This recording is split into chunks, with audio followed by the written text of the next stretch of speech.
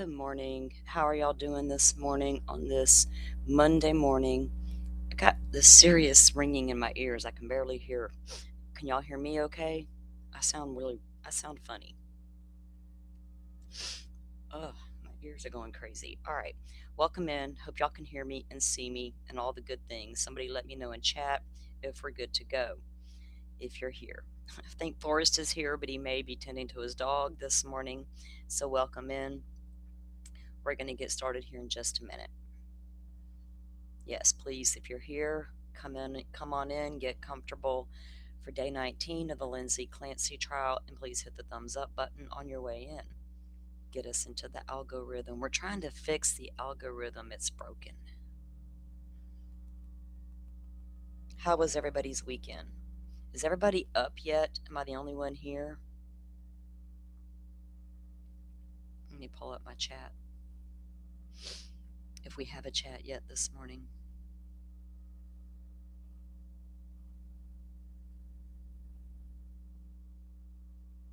Cool. Thank you, Forrest. Okay. Before we get started, I may have triggered a couple of people from my show the other night. Um, Sorry, it happens. Also, um, everyone's entitled to an opinion. Everyone's entitled to come on the internet and speak on their opinion, apparently, allegedly, according to a lot of people. So, all we did was cover what's out there, share an opinion about it, and we're moving on. Y'all have fun with it. Okay, enough said. But if trolls come into the chat because they feel some type of way, you won't even be dealt with. You'll just be gone. Okay, we're not here for all that. We weren't trying to trigger wars on the internet or start a fight with anybody. It's called opinions, and we all have them. All right, enough said about all that. Oh no, I hope you feel better, Faye. We don't like you being sick all night.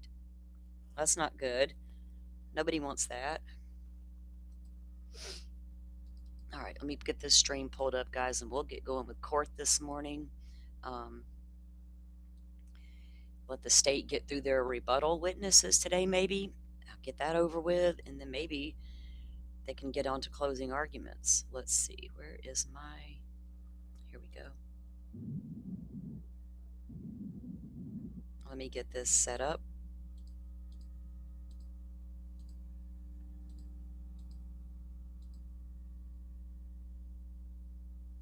Oh, God, they got that crazy doctor back. I shouldn't call him crazy. That's not nice. They have the what's the exact word we're going to look for? Unqualified doctor back on the stand. He's from the children's clinic and all. That guy. He's back.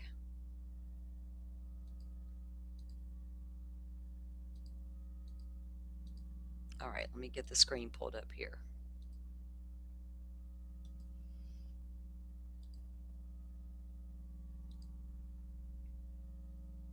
Get the crazy chat down. We don't want to look at that triggering mess. I'm not going to look at it. I only get triggered if I allow myself to be triggered. Okay, enough of that.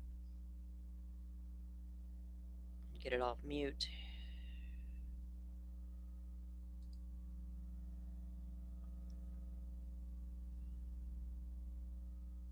Oh, good deal. That my daddy's go-to was the Sprite. I don't blame you. Get those crystals and minerals in that Sprite and get on the couch and listen. And rest today, Faye. Get your rest in today. Get your recovery on. So, sir, your opinion Welcome on in, this very Sips. trial Happy Monday. is that at the time of the incident, Okay, cool. that Lindsay Clancy was suffering from a mental disease, What and then you have the opinion, however, she retained substantial capacity to appreciate the wrongfulness or criminality of her conduct. Is that correct? Wait, did we? Did I read that right? And the mental disease from which she. Hang on, guys. Let me make sure I got it at the very beginning. I think that was a break and then something had happened. Let me get it to the very beginning. So we are totally caught up. I didn't listen in to any of the court this morning, like a little pre-gaming like I do sometimes, because I was editing a video. Okay, here we go. My bad, guys. Sorry. We didn't get to the hear ye part. Okay, now we're cooking with Crisco. All right. Sorry, guys. I tried to start y'all mid-trial or some shit this morning. Good morning, Simi. Welcome in. Oh, we always care. We don't want you to don't worry about being a baby. We're at this stage of our life, we don't feel good. We're big babies now. We babied everybody our entire life. We're the babies now. Leave us alone. We're sick. Like, I don't feel good. Y'all get away from me. I got to take care of myself. Hold on. This person ain't commenting back and forth with me, are they?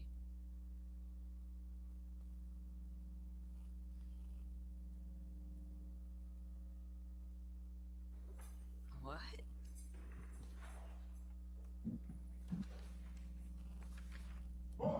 All right. What's the next exhibit? What's the next exhibit? 292. MBBB.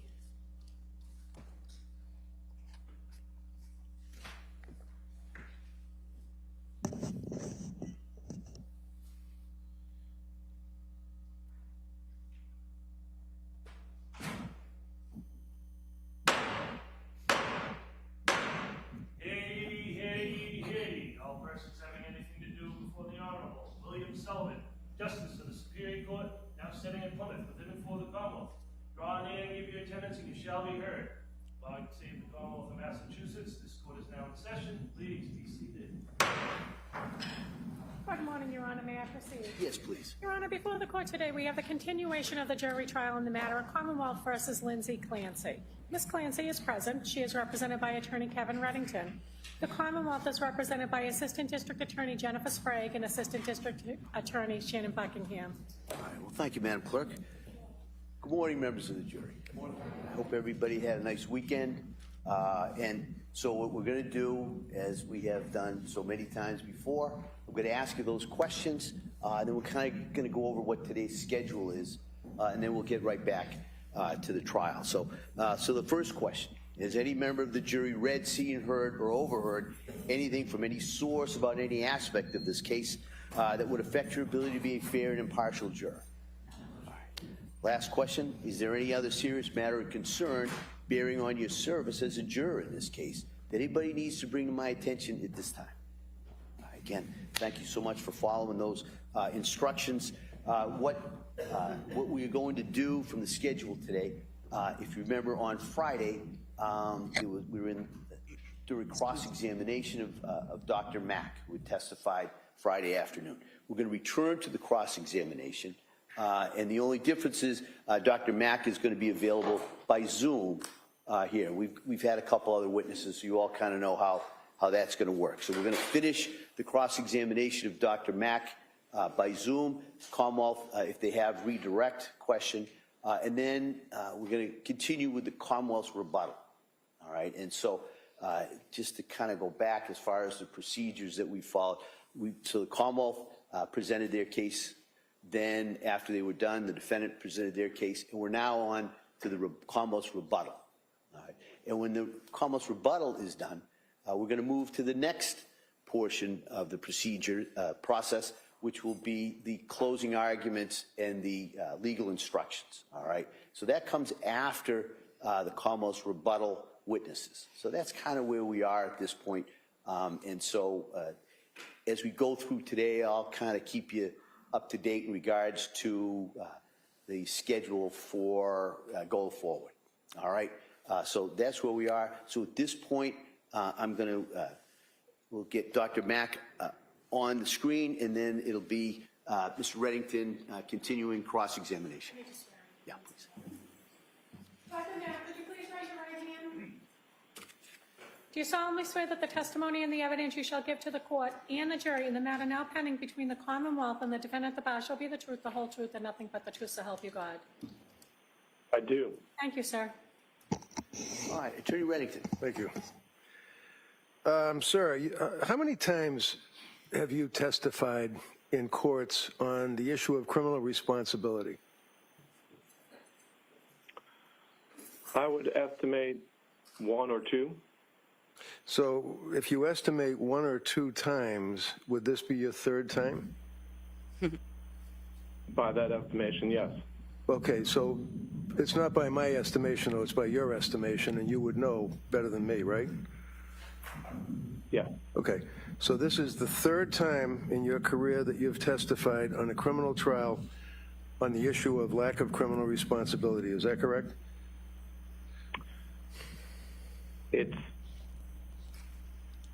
I know there are other times that I've created opinions. Oh, I'm sure. I'm not sure how many. I'm just asking about criminal responsibility. That's it. I'm talking about criminal responsibility.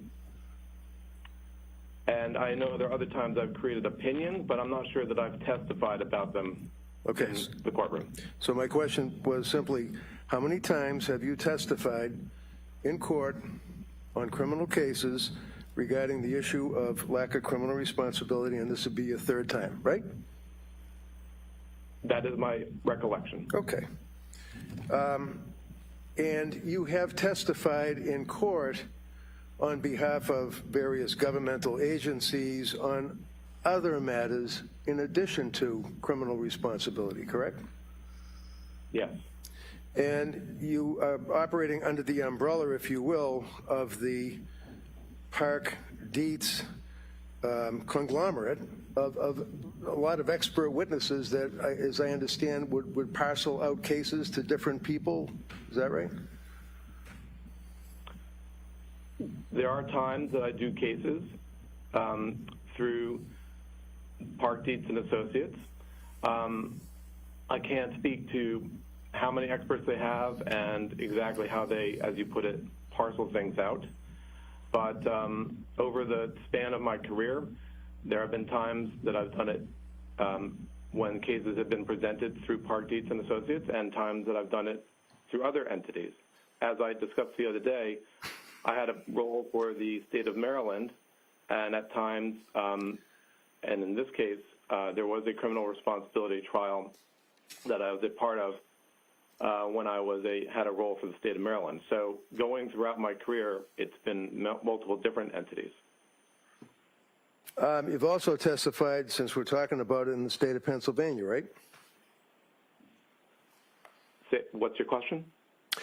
You've also testified, since we're talking about it, in the state of Pennsylvania, right? I believe I have. Was that at Park Dietz, or was that you individually, or one of your other entities? You'd have to specify which case. Commonwealth versus Torres, 342 MAL 2021, Pennsylvania. Can you cite that case again, please? Sure. Commonwealth versus Torres, 342 MAL 2021, Pennsylvania, where the court held that that would be Abram Mack, was apparently certified only in child and adolescent psychiatry. You lacked forensic certification to testify in the field that you were ostensibly going to testify in. Does that refresh your memory? No. Did you testify in? Did you testify in Commonwealth versus Torres in Pennsylvania? I don't remember. How about Commonwealth versus Carter in New Jersey? You remember that one? No. Do you recall that the court held on an appeal that you used an approach that fell below the standard of forensic practice? No. How about Feder LeBron versus the Secretary of DCF, 710 Fed 3rd, 1202 in Florida? You remember that case, I'm sure, right? I do. And in Feder, there was a gentleman, Mr. Feder LeBron, who was a Navy veteran, who was a single father and had a child. And he was a member or a person that was able to get benefits from what's called TANF, T-A-N-F, Temporary Aid to Needy Families. You remember that? I do. And the state of Florida decided that because needy families consisted of either minorities or drug users or people that would not be reliable to work in the confines of working underneath the TANF, So they wanted to have blood testing and drug testing of all the people that were temporary aid to needy families, right? That's your conception of what was happening with that. Well, it's my rule or conception law. from reading the case, sir.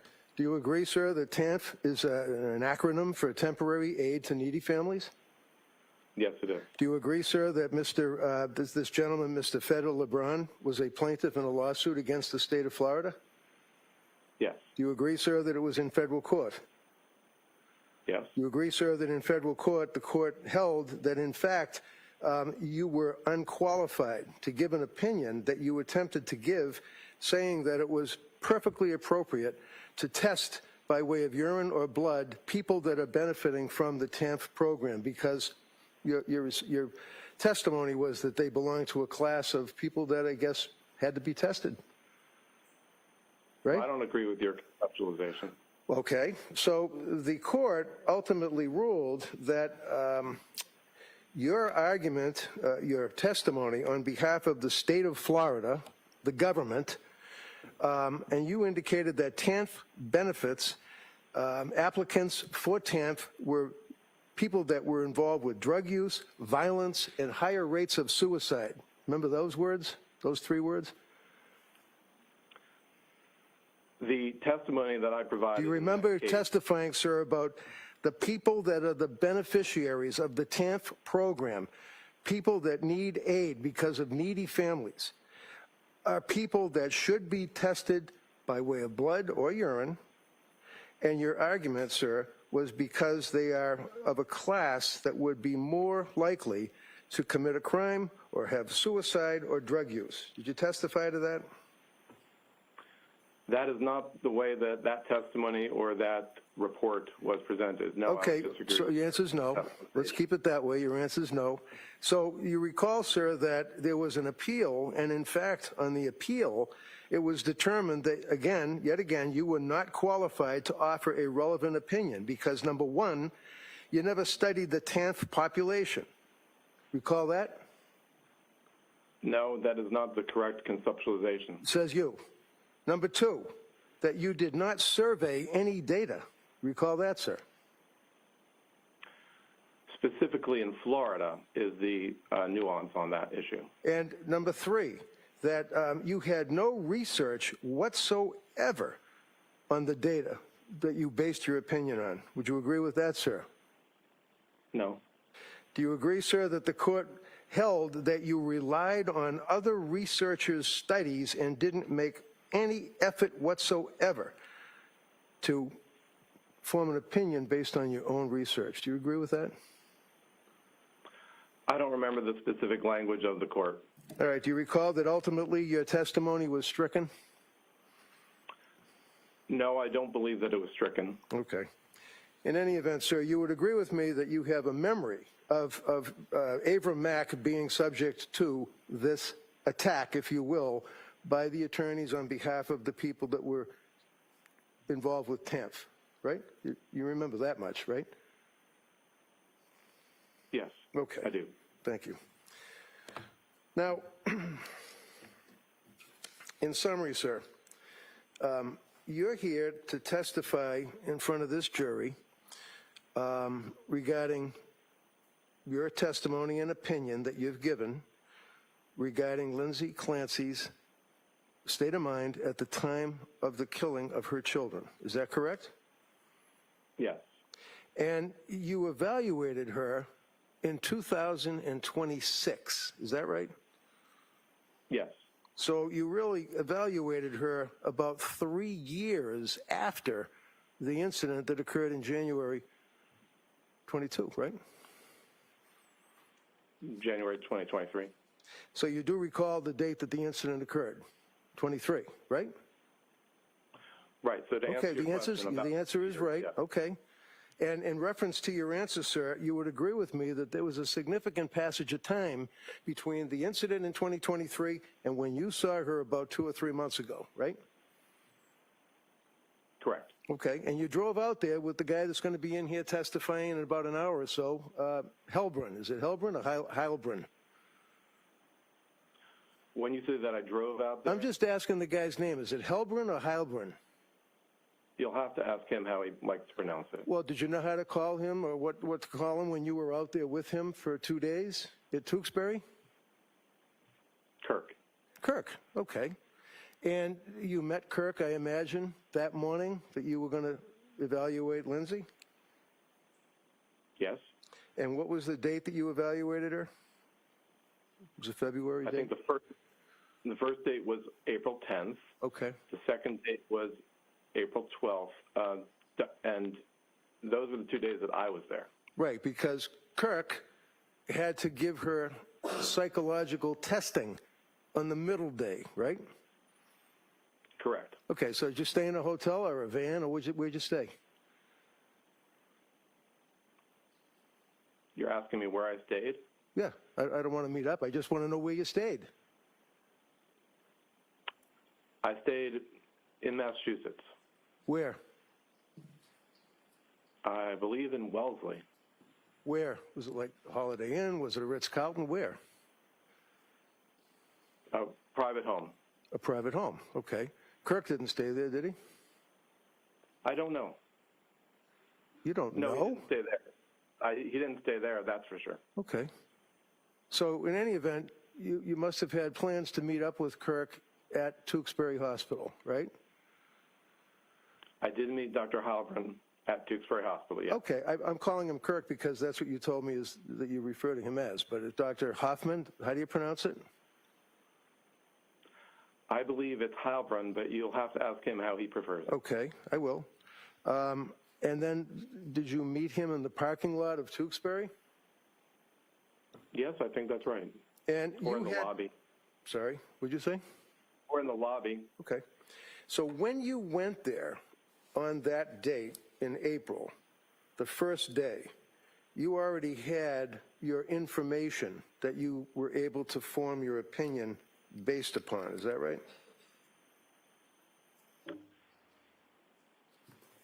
At the time that I initiated the examination, I had reviewed records related to Ms. Clancy, but creation of the ultimate opinion. No. ended up- I'm asking about the records, sir. Real simple. The records that you reviewed. You had already reviewed them before you went to Tewksbury Hospital. Is that fair? Yes, Okay. And the records would be, obviously, cell phone extraction records, yes? I don't know exactly when I reviewed the cell phone records. How about defense expert forensic psychiatric evaluations? Dr. Philip Resnick, Dr. Margaret Spinelli, you reviewed the reports that were already prepared by my experts, is that correct? And also Dr. Zeisel. Zeisel, yeah, thank you. Okay, because I had sent them to you, isn't that right? You had sent them, I believe, to Dr. Heilbronn. To Dr. who, I'm sorry? I think Dr. Kirk Heilbronn. And I think he was able to give them to me. Okay, fine. So you also were able to review Division or Department of Children and Family Records dated February 3rd of 2023, correct? Correct. And those would be records that pertained, obviously, after the death of the children, but it was just an interview of Patrick, the father, and Lindsay's husband, right? That's what those were. That was a substantial component of that, but that was the DCF evaluation that occurred, and they, I believe, interviewed him when he was at Boston Children's Hospital. Okay, all I'm asking is that the DCF, in other words, there's no DCF records that shows that Lindsay was abusive to her children, right? I don't think that that was necessarily the conclusion of that report. Well, it wasn't a conclusion of any report. There were no other reports other than February 3rd, correct? Yes, that's right. Okay. And that would be interviewing Pat, the father and the husband, right? As I said, I think effectively that Okay. is the So- core component of that report. Okay, that's a component of the report. The answer is yes. You also had medical records from Astor Mental Health Records, right? Yes, That would be Jennifer Tufts, yes, Jennifer McAllister, right? I'm not sure if that's the name of another doctor in that practice, but substantially Astor Mental Health included the work of Dr. Tufts. Dr. Tufts. And how about nurse practitioner Gelada? Did you review her records as well? The records of hers that came from the organization that she worked in, yes. What organization was that, do you know? I'm not exactly recalling the title of it, but I believe it's South Shore Mental Health, but I'm not exactly sure of the exact title. Boston Children's Hospital, Brigham and Women's Hospital, and McLean Hospital records. You reviewed them, correct? Yes. Spalding Rehab, right? Yep. Tewksbury Hospital from March 27th of 23 up through April 1st of 26, which is a little bit before you saw Lindsay, right? Correct. They were about 7,000 pages, a lot of paper, right? Yes. Toxicology records, police reports, grand jury testimony, you read all that too, right? Correct. Police interviews of witnesses, right? Correct. And you had met with, I imagine, or spoken to, by telephone perhaps, with the district attorneys, the prosecutors here. Yes. And where did you meet them? The prosecutors? Yeah. Only by phone. Okay, so you met them by phone. When was that? I don't know offhand when that was. How long was the conversation?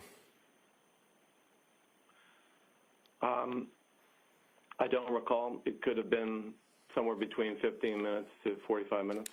And basically they told you that they wanted you to evaluate a defendant who had been indicted for triple homicide of her own children by the name of Lindsay Clancy. You knew that from speaking with them, right? Effectively, I knew that, yes.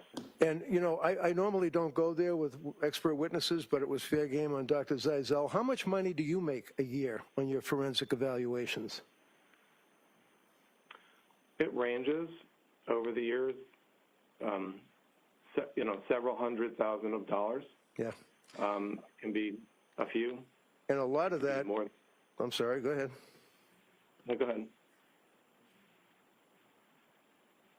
So a lot of that would be appointed cases or cases either from Park Dietz or some other warehouse that asks you to evaluate people and testify in the court, right? Or over the years, people contact me directly. Really? We're talking about over the last 15 to 20 years. Right. So when you were contacted by, strike that, did the DAs here call you or did you call them? I don't recall. Do you recall that they told you what a horrible case this was, that this woman killed her 3 children by strangling them? Did they tell you that? Sustained. Next question. Well, did you know what the factual allegations were of the case? Yes or no? Well, all the factual allegations, yes, I believe they were conveyed to me during a phone call. Yeah. Okay. And when you were engaged or retained through Park Dietz and Associates to work for the Plymouth County District Attorney's Office, I mean, that's fair to say. You were working for them, right? Effectively, I was retained by the district attorney's office, yes. All right. And let's talk about confirmatory bias. You know what that is? Well, you were asking me the other day about the cognitive bias think tank, and we talked about how, as a part of my work in patient safety. No. This is Dr. I would like to be able Hold on, doctor, please. Listen to the question and answer the question. Go ahead. This is confirmatory bias, sir, not a think tank talking about safety of anybody, okay? Confirmatory bias. Have you heard of that term? I have. And what does it mean? Well, if you're talking about the work in diagnosis in medicine, as I was getting at before, it refers to the idea that an individual has an idea as to what they're aiming for, and they gather information that accedes to that and that brings that point together. Okay, so would you agree with me, sir, that when you are retained in your practice, working whether it's for Dietz or somebody else, and you are engaged by a prosecutor, such as the Plymouth County DA's office, is it fair to say that you go into your work and your evaluation, and I hesitate to use the word investigation, but you have a confirmatory bias? You're hoping that you're going to be able to help them out, right? No. No, okay. So you had read all this material, you had spoken with the prosecutors, and I imagine you had done a team back with Kirk Heilbrunn, right? A what? You talked to Kirk Heilbrunn about the fact that you guys were going to go in and evaluate Lindsay, right? We had worked with the prosecutors, and I believe them with you. No, you didn't. Excuse me. You didn't work with me. What do you mean? You didn't work with me. I imagine there was interactions in terms of setting up the dates on which this would occur. I had nothing to do with it. My office manager, Laura Mather, would have done that. I had nothing to do with it, sir. Yeah, okay, next question. So when you went out there on the 2 days that you went out, forget the middle day, because that's when Kurt was by himself. When you went out there, the two of you met in the parking lot or the lobby, one or the other, correct? Yes. Yes? I said yes. And the purpose was to go interview her, right?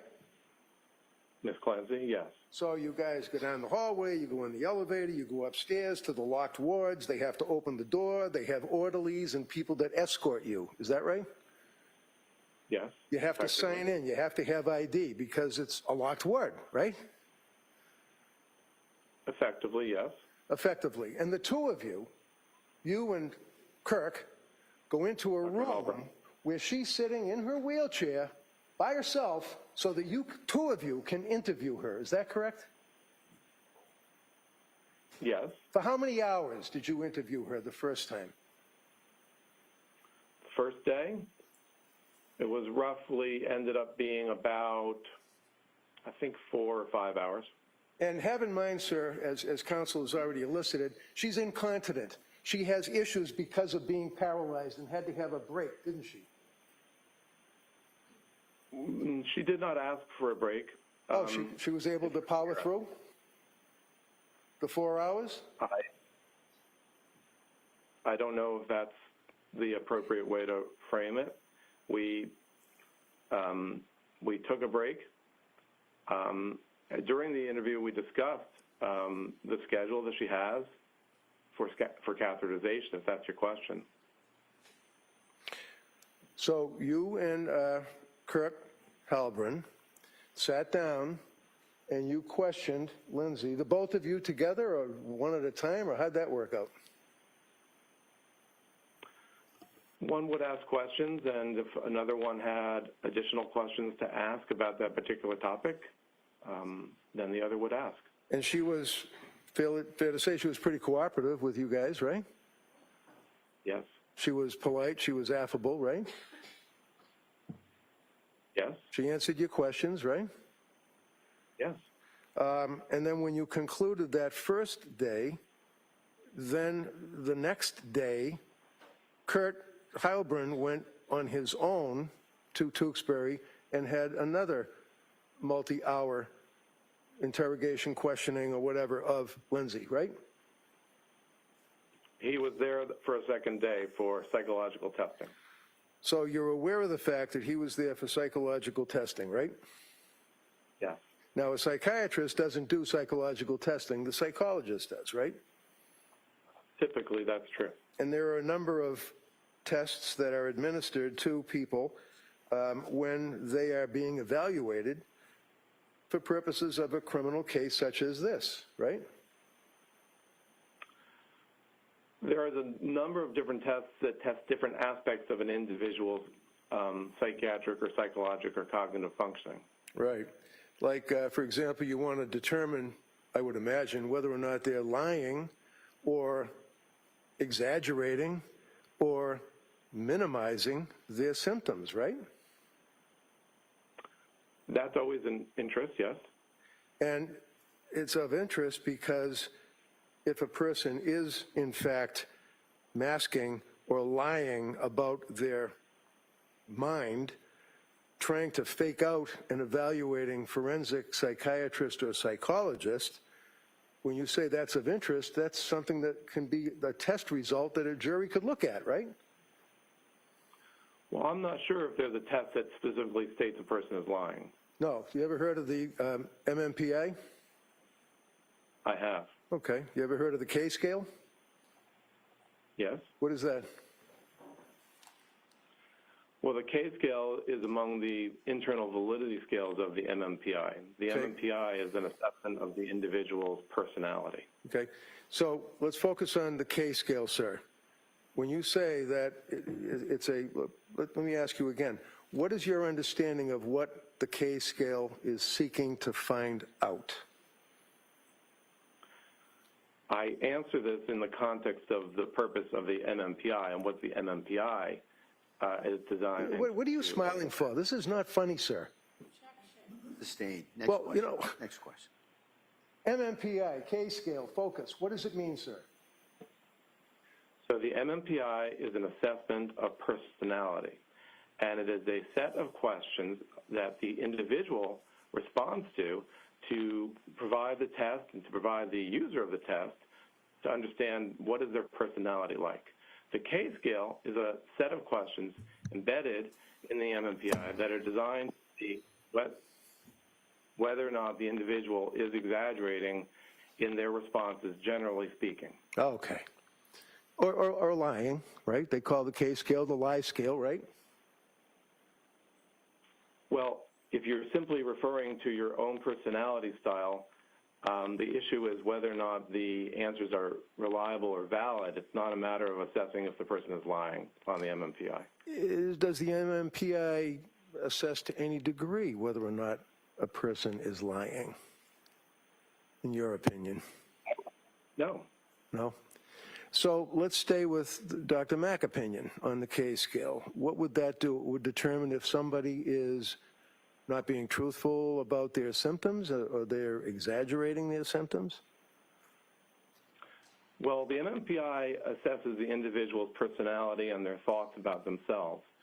So the question is how to get an accurate reading of the person's personality. If it is the case that they are having a deviation on the K-scale, then you might not utilize the MMPI as a whole. But So the MMPI is not designed in a sense as a lie detector. So what does that mean, sir, when you say if there's a manipulation of the K-scale? What does that mean? I don't think I used the word manipulation. What word did you use? I may have said deviation. Okay.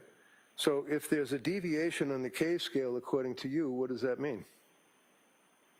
It may come to a threshold that the MMPI is not usable, and Because the users cannot gather information about the individual's personality as a result. Because they're lying, and it's not a reliable test, right? That's the ultimate consideration, right? Right. So it's not saying that Okay. the person is lying. It's saying that the test is not reliable. Because the person who's the subject of the test is not being, let's say, forthright. Is that fair? I don't know that it's always necessarily a conscious act. An individual, it simply reflects the tendency the individual has when answering the questions that are on that subpart of the test. Okay, so if somebody has been indicted by the Plymouth County District Attorney's Office for triple murder, and you are working for the DA, evaluating whether or not they are suffering from a mental disease or defect, would you agree with me, sir, that there may be a tendency for somebody to exaggerate their symptoms to try to paint a positive picture of themselves?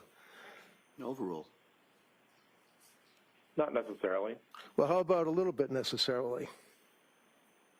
I don't know that there's a relationship. Okay. So you are aware, regardless, that when Lindsay took the test for Dr. Kirk Heilbrunn, that there was no indication whatsoever of any malingering, exaggeration, or anything along those lines in that test. Would you agree with that? If you're talking about the MMPI, correct. That's what we've been talking about.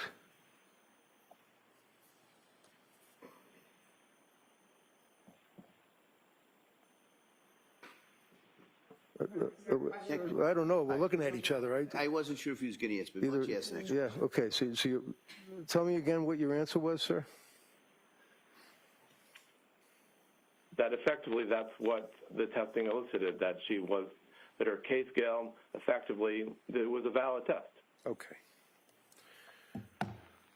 Now, you, in your review of all of the records, Tufts, Gelada, McLean, you knew that one of the health care providers, which would be Gelada, was focusing on the possibility that Lindsay could have been suffering from bipolar 2.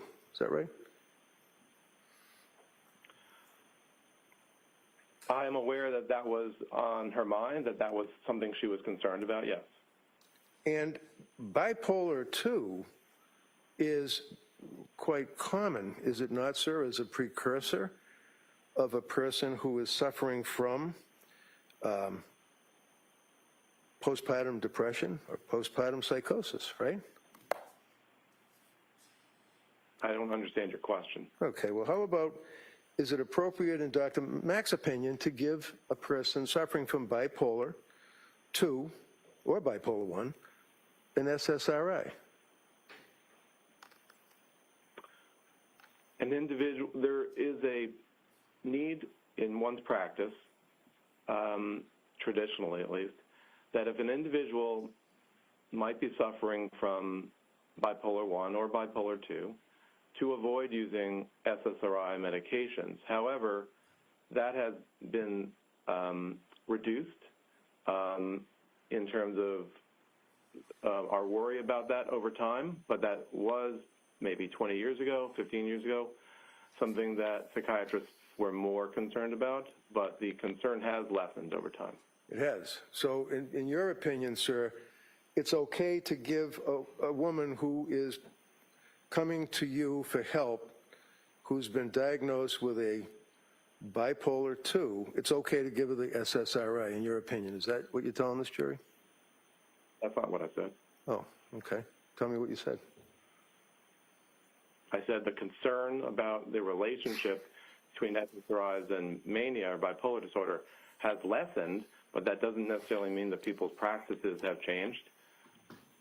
And when you say mania, what does that mean to you, sir? Mania is a state defined in the DSM. I believe we discussed this the other day. Well, go ahead. What is it? What are the symptoms of mania? So mania is a condition, and it's defined not only by the symptoms that I'm going to mention, but also by a time frame. And as we discussed the other day, it is a mood state that is used as a building block for bipolar type 1. So one would need to see 7 days consecutive and where the following symptoms, 4 at least of the following symptoms are present most of the day for all of these days. And that would include a thought process called flight of ideas. Secondly, distractibility.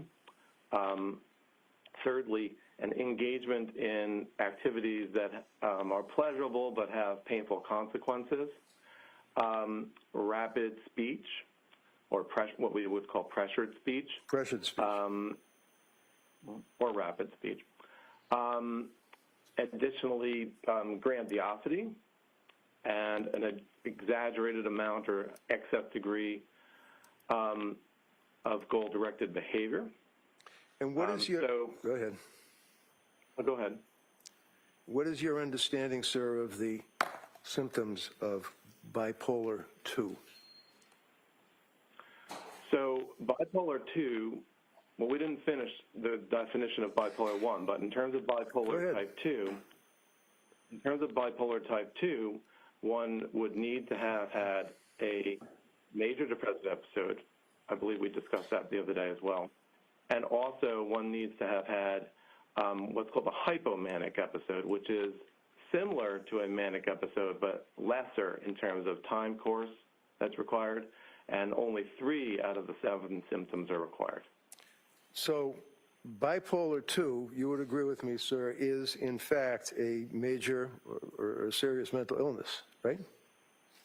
Yes. And your opinion, after you had your opportunity to go back again with Kirk on the 3rd day and interview Lindsay in Tewksbury Hospital, and how long did you interview her for the 3rd day, asking her questions? I'm not sure I remember. It was perhaps 3 hours.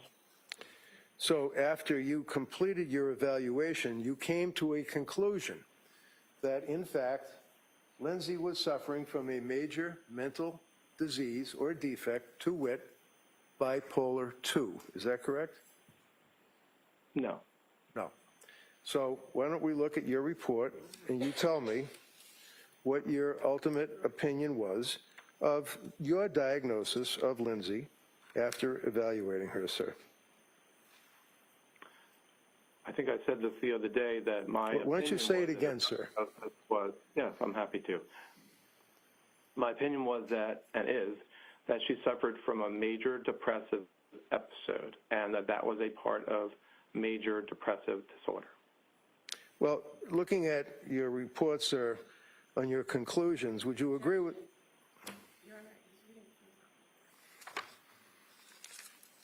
Do you have your report? He's reading from the wrong report. Do you have your Hi, report, sir? Counsel, can I see it sidebar just for a second? Take our ass to the sidebar.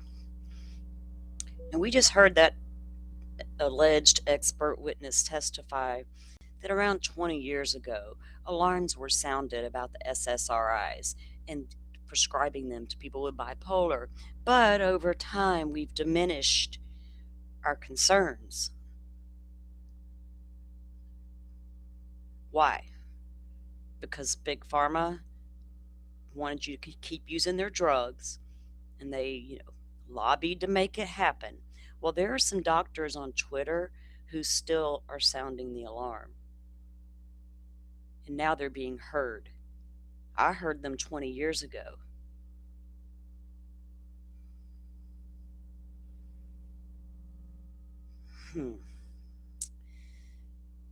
He's up there. Yeah, 20 years ago we were concerned about it, but hell, we've squashed those concerns. What changed, I wondered, to make them squash the concerns?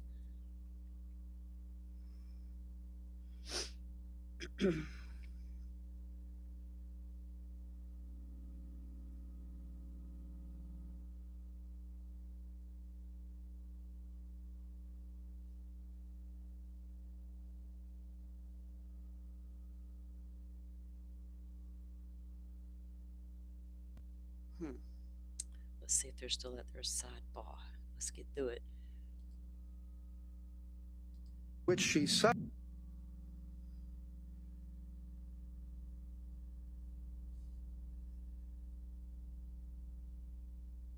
Goodness.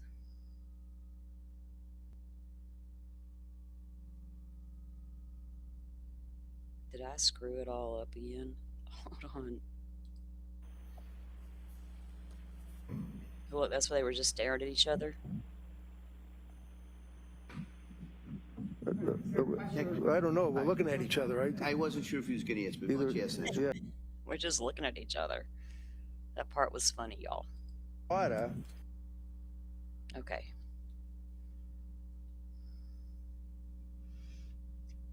Those extra pills have always been there, Simi. I know. Did I read that right? And the mental disease from which she suffered, in your opinion, was a mood disorder, major depressive episode. Is that right? Yes. And you further opined that she may have also had an anxiety disorder that preceded or continued to be present while the major depressive episode proceeded through January 24th. Is that right? Yes. Okay. Now, you're aware that she has been at Tewksbury under a particular diagnosis of a mental disease or defect, right? Yes. What is that? I believe it's adjustment disorder. Adjustment disorder. Is it not your understanding, sir, that she's suffering, according to diagnosis, bipolar disorder? I think well, you'd have to show me where you're referring to. So, did you have a chance to review Dr. Helbrin's report? I did. And do you know what Dr. Helbrin's opinion was of a In terms of, diagnosis? yes. What was it? I think he made a diagnosis of bipolar type 2.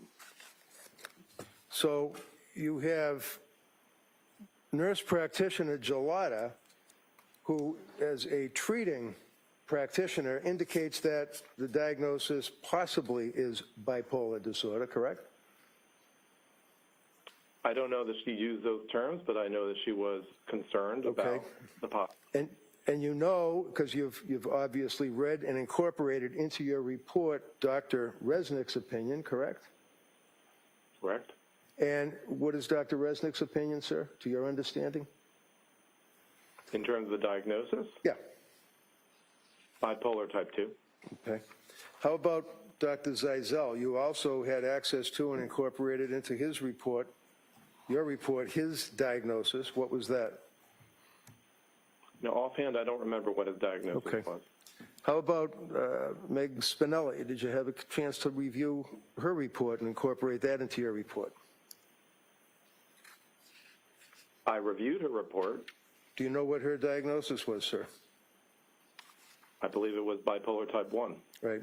So with all of the various healthcare providers that have an opinion of bipolar type 1, would you agree that that is a very strong indicator that a person could very well be suffering from postpartum depression?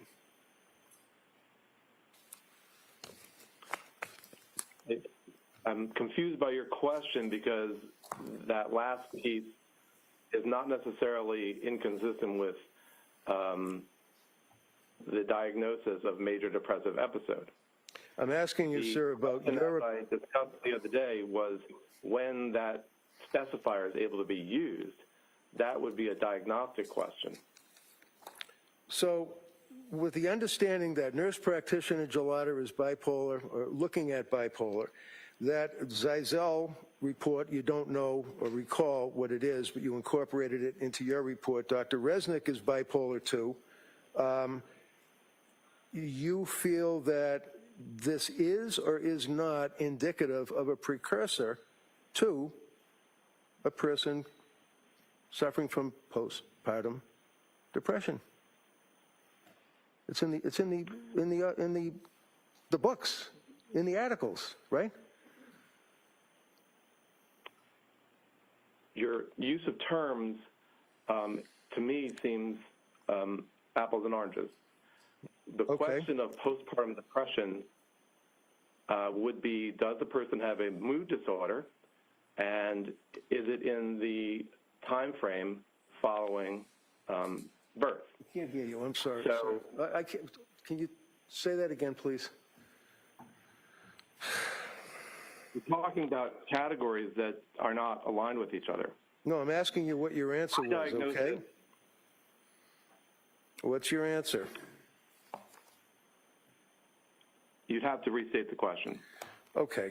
You recall Friday, sir, that you were talking about onset of postpartum depression symptoms occurring within a particular time frame. Do you recall that, sir? The diagnosis would No, be my a question is depressive simple. Do you episode. recall saying what the time frame was Friday? I'm trying to answer your question. What is the time frame? The time frame designated for the diagnostic specifier called with postpartum onset is 4 weeks. Okay. And that's your opinion, right? Well, I believe that's what the DSM says. It's a Okay, 4-week so period let's in talk which- about, The 4-week period in which that specifier may be added. okay, you recall saying The that, diagnostic rule. you recall saying that a person can be postpartum and it has to be within 4 weeks. You recall saying that Friday? What I would have intended to say. No, which I believe what did you say to the, come on, what did you say to the jury Hold on, last hold on. Friday? Doctor, please listen to the question and just answer the question as asked, okay? And then if the Commonwealth has any redirect, they can follow up with their questions. Go ahead. Thank you. Do you recall saying that a person has to be postpartum within 4 weeks, according to the DSM? Recall saying that? To meet that specifier, yes. Right. Well, do you understand, sir, that every woman that has a baby for the rest of their life is postpartum? Because postpartum, quite frankly, means having a baby, right? Sure. So, But that wouldn't be the specifier of with postpartum onset. yeah, but you in the can't, DSM. postpartum is not a disease, doctor. Right, Postpartum, it's an appellation that is defined in terms of 4 weeks. okay, according to you, right? You understand that World Health Organization is different, right? If you're talking about the ICD, What is that time frame, sir? I'm not sure what it is. I think you said it was 12 weeks. How about the proposal to amend the DSM-5 text revision, or TR? What's the proposal for that? Well, there's a proposal specifically around the proposed diagnosis called postpartum psychosis, and for that, it's a 6-week period. So you've got 4 weeks, you got 6 weeks, you got 12 weeks. Would you agree, sir, that postpartum depression, postpartum psychosis can occur up to a year or even a year or longer? I don't know, but I am telling you what the DSM says in terms of how to diagnose it and how to code it. Okay. You would agree, sir, that she is at Tewksbury with a diagnosis of bipolar, right? That may be among her diagnoses. Okay. And she's on medication, right? Yes? And she hasn't had, over the past 3.5 years, any problems with sleep, anxiety, depression, symptomology of the same while she's been medicated at Tewksbury, right? She has not demonstrated any signs of mania. And she hasn't demonstrated any signs of anxiety either, has she, while she's been on the medication, the right medication, right? I note that she's complaining of anxiety. I'm not sure she's demonstrating signs of anxiety. Other than the fact that she's paralyzed and has to be in a wheelchair, she's not exhibiting the inability to bathe, the inability to emote, to have feelings, to talk to people. She's able to communicate with people, right? Yes. Okay.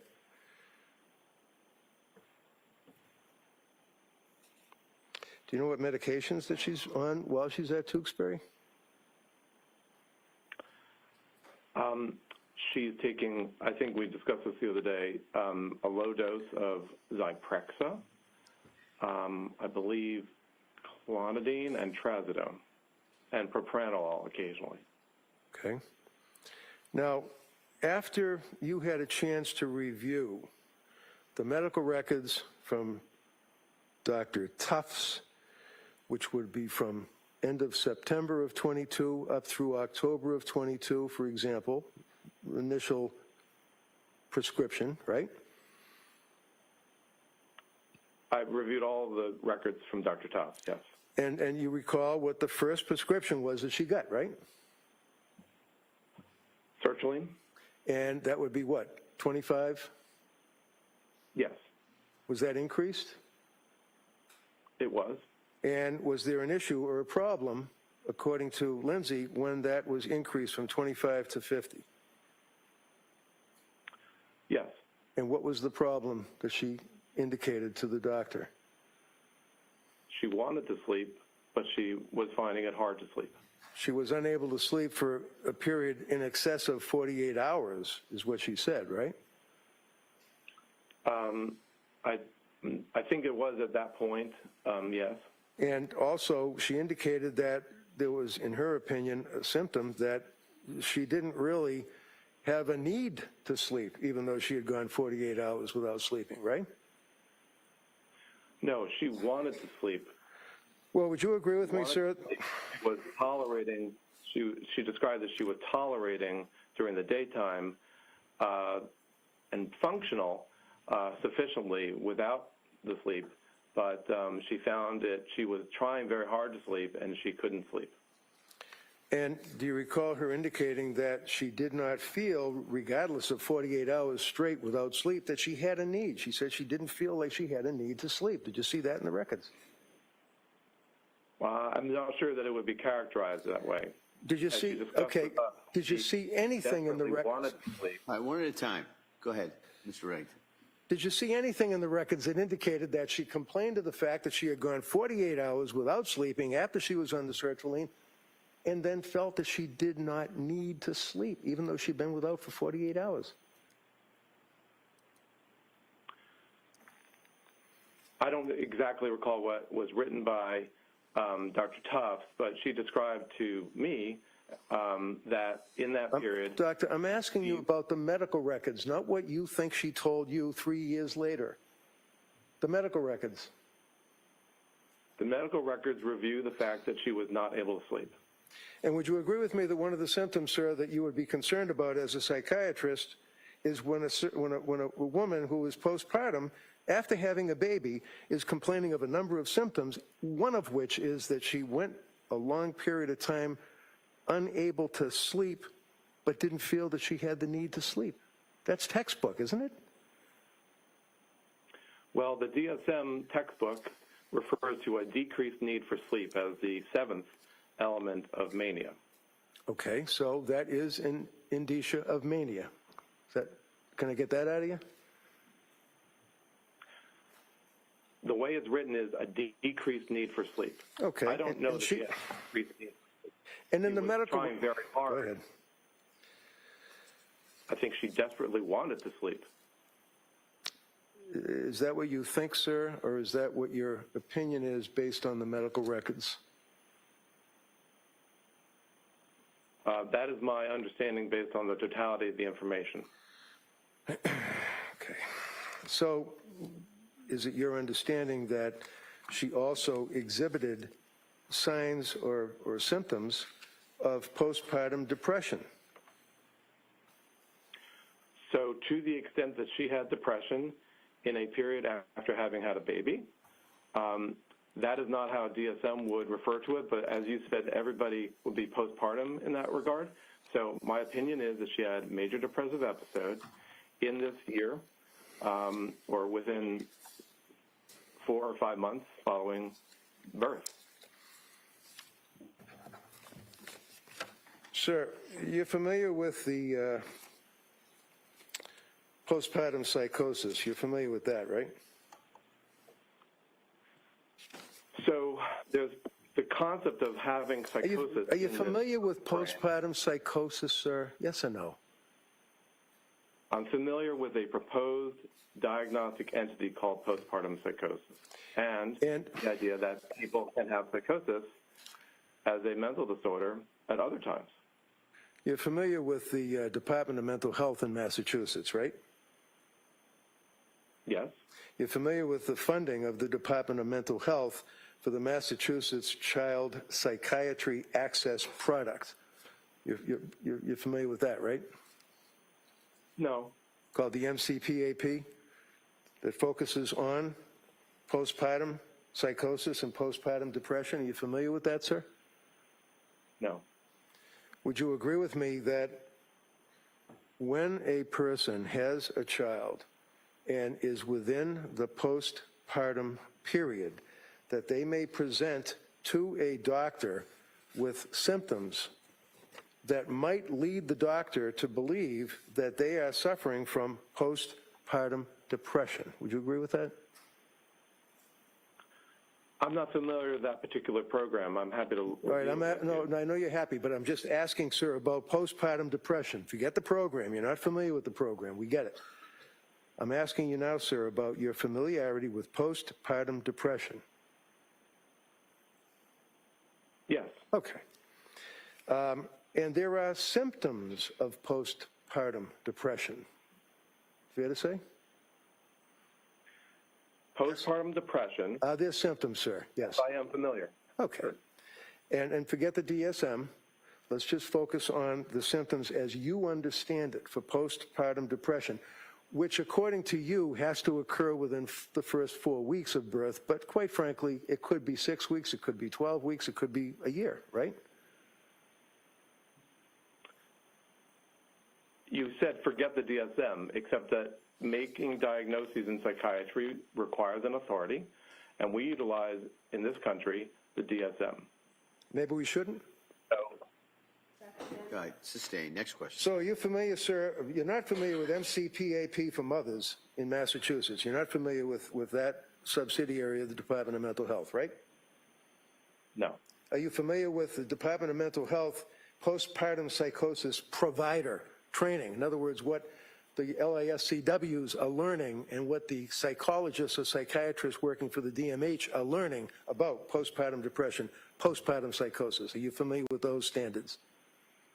No.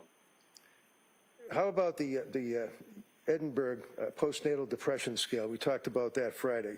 You're familiar with that, sir? I am.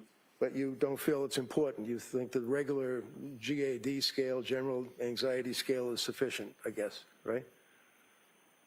I don't think I said that. Oh, okay. So do you think that the Edinburgh postnatal depression scale is important as a tool for a diagnosing physician dealing with a woman that's within the time frame and exhibiting symptoms of postpartum depression? Yes. Okay. So what was Lindsay's scale, if you know now? You had the weekend, I imagine, to look it up. I don't offhand know what it was. Okay. So if I offhand told you that it was pretty much off the chart, would that have any impact on your opinion as to the utility of the postnatal depression scale that was administered to her? Actually, the form of the question. No, sustained. I mean, overall, to me, yes. Sorry. It's a scale that elicits distress, which she had, and it elicits depression, which she had. And it's not just limited to distress and depression. It's focused on, and again, I'll read it, the Edinburgh postnatal depression scale, right? Right. So, no, the answer's right. She had diagnosis of depression. She was being treated for depression. All right. So you, in any event, you don't utilize, apparently, the EPDS, right? You don't utilize it in your practice, whatever that may be. Correct. Okay. Not that I'm against it. I just haven't had the opportunity to use it in some Right. time. Just like you think that, you know, an episiotomy is a tear, I guess, when a person has a baby, right? I'm sorry? You remember Friday you said that when a baby is born and the woman suffers a tear, that you called it a particular name? An episiotomy. Right. When there's a need for a tear, there are several different degrees. No, wait a minute. Hold on now. Hold one on. can have. Excuse me, sir. Friday you said that the episiotomy is, in fact, a tear. Do you remember saying that? I'm not sure exactly the wording. Did somebody tell you that you were way off base on that testimony Friday, sir? I'm not sure what you're referring to. I'm referring to you saying that an episiotomy is a tear. And it's not.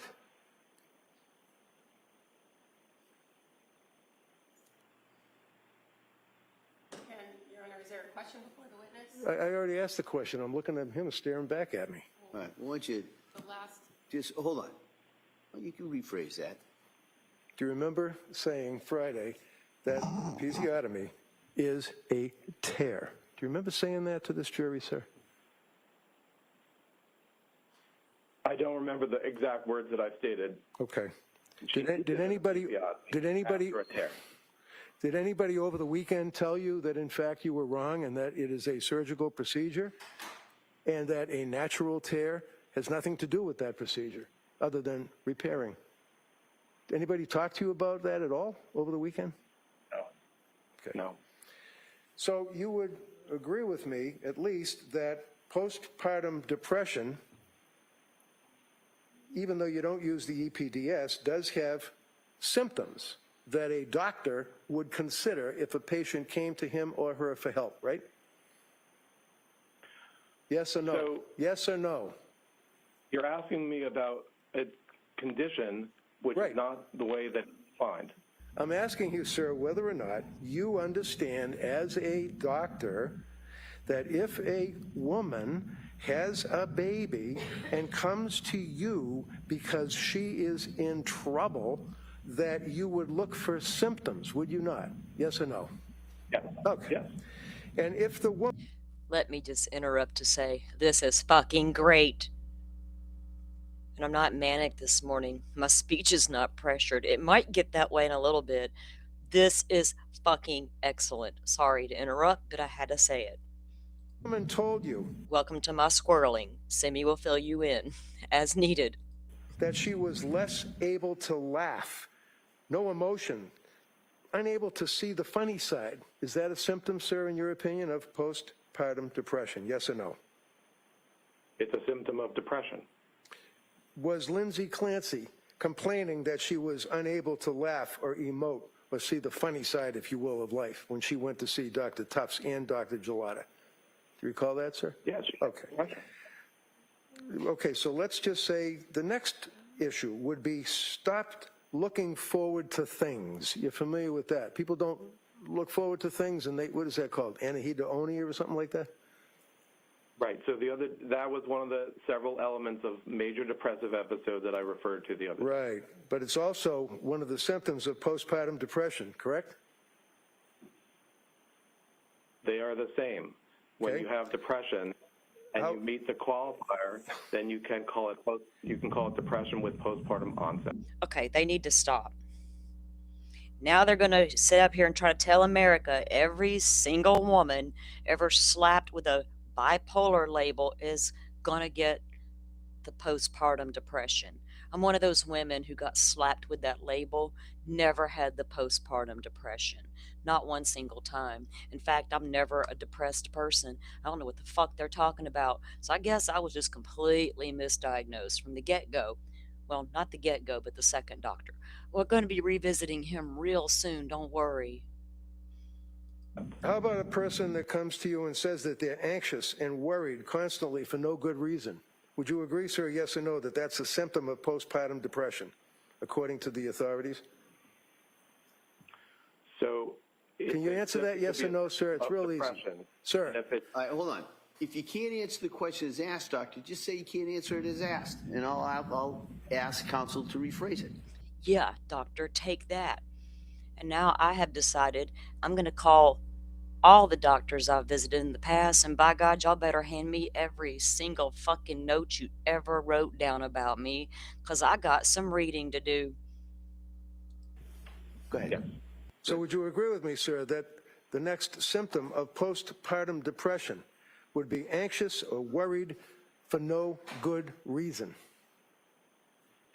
So I can't that- answer that question. You can't. You can't? I said I can't. Okay. Was Lindsay Clancy expressing to the doctors and the nurse practitioners and the LICSWs or whatever on the medical records that she was anxious and worried on a daily basis for no apparent reason? Yes. Did Lindsay Clancy also indicate that she would have episodes of fear or panic for no good reason? Yes. Did she also indicate, sir, that she was overwhelmed by life, basically, overwhelmed? Yes. Did she also indicate that she was so unhappy and worried and anxious that she had trouble sleeping? Yes. Did she indicate that she was sad or miserable and unable to enjoy things like family, friends, society? That is a symptom that progressed as those months moved on, yes. Sure did. Does she also say that she's unhappy? She was so unhappy that she was crying on a daily basis. Yes. Does she also indicate that she had thoughts of harming herself? Well, or suiciding. Yes. So if she's successful in harming herself and she dies, then it's suicide. Either way, it's a thought of harming herself, right? I don't think she had the interest of harming herself simply for the interest of harming herself. She had the interest of suiciding. And she wasn't successful, obviously, right? Interest in suiciding is, I'm going to get in trouble with YouTube for saying a grown up word, but is that what they're calling it now? It's suiciding? Okay. All right. Good morning, Rachel. Welcome in. It's got a little spicy. If you're just joining, you might want to catch the replay and catch up to us. Are you referring to January 24th? So the postpartum depression, sir, which invariably involves the EPDS, which you don't use, consists of 1 to 10 symptoms, and she hits every one in the medical records that you reviewed. Is that correct?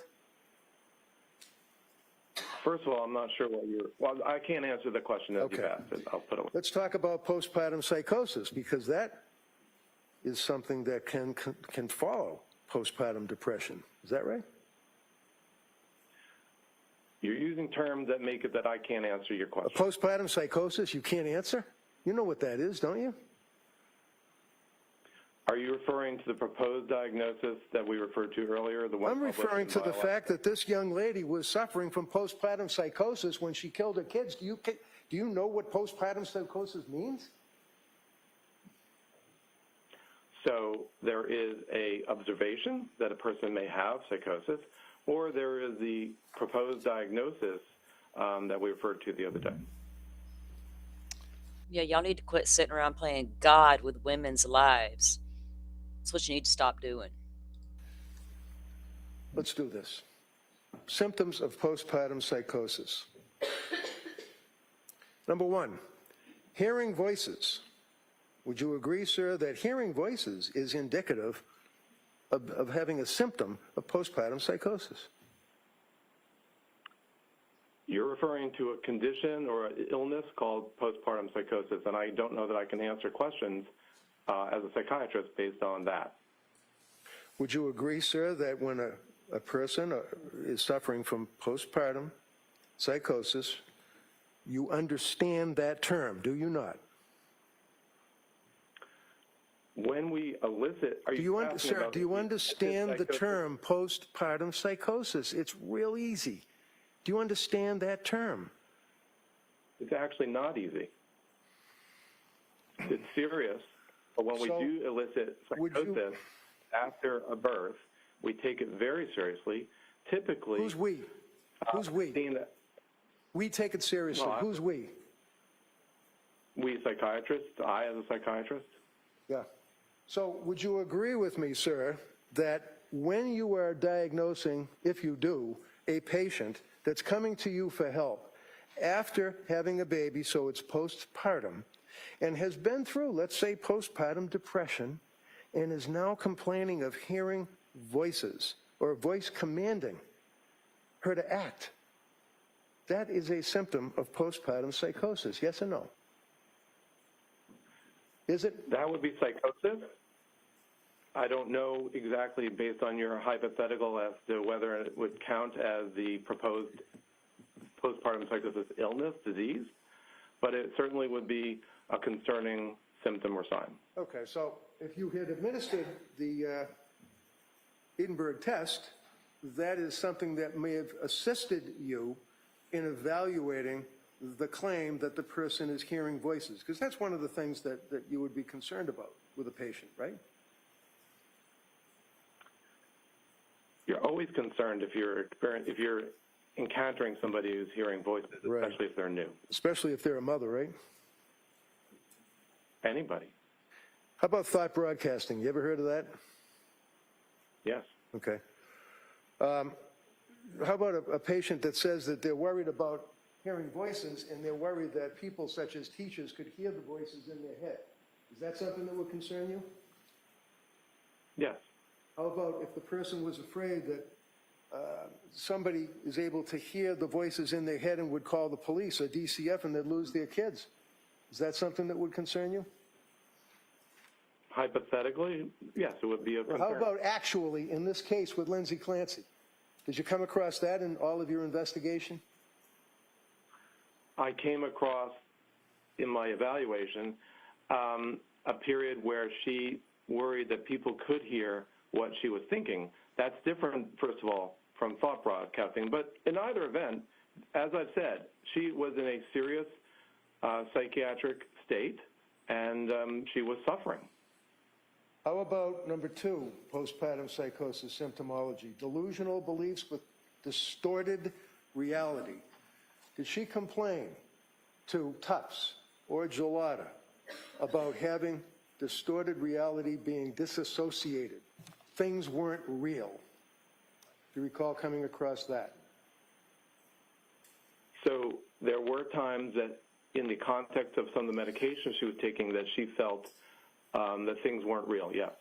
Okay, so Or that my she felt, question, sir, uncomfortable. my question, sir, is whether or not she complained of that to her health care providers. You'd agree with me Yes. that she did, right? Yes. Okay. How about appears normal in between episodes, calm, even laughing? Would you agree with me, sir, that postpartum psychosis waxes and wanes? It comes and it goes, right?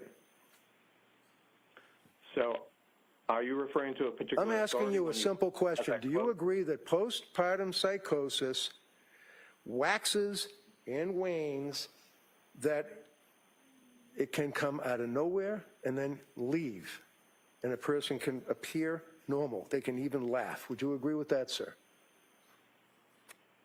Are you referring to postpartum psychosis and illness, or the findings of psychosis in somebody who's postpartum? I am asking you about Lindsay Clancy, the young lady that's sitting right here that you're testifying against in front of this jury, telling this jury that she was responsible for the death of her children. You with me? I'm not sure I understand exactly the context that you just stated. Okay, But the if your context I'm question giving it about is, the natural course of an illness called postpartum psychosis. That illness has not been refined. It's not something that we in psychiatry, at least as far as I'm aware, can talk about as an illness where we understand its typical course and we okay, understand time what out, time out. All right, hold on. Are you Let him telling, finish. Doctor, you done with that answer? I'm done. Okay, go ahead. you're telling me, sir, that you don't, basically, you don't believe or buy postpartum psychosis? Is that what you're telling me? I didn't say that at all. Okay. So you do believe that postpartum psychosis is a serious mental illness? I don't think it's a matter of belief or not belief. I'm aware of how to elicit the symptom or sign of psychosis.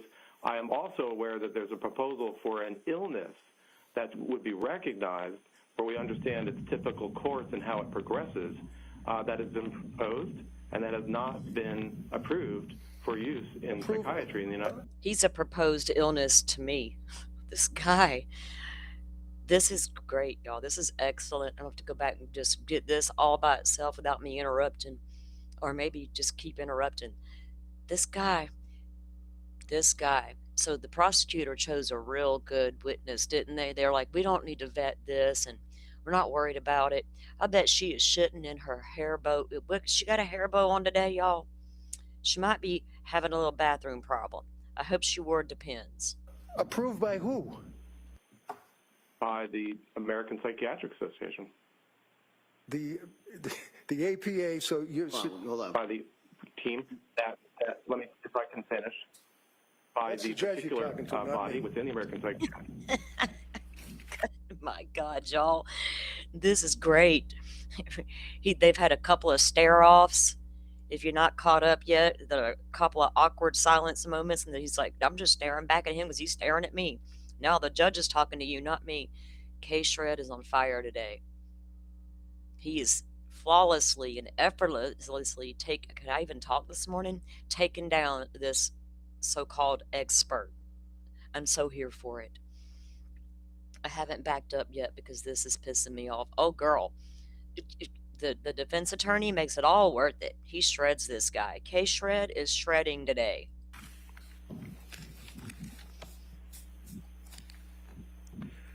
Do you agree that postpartum psychosis is a legitimate disease or defect?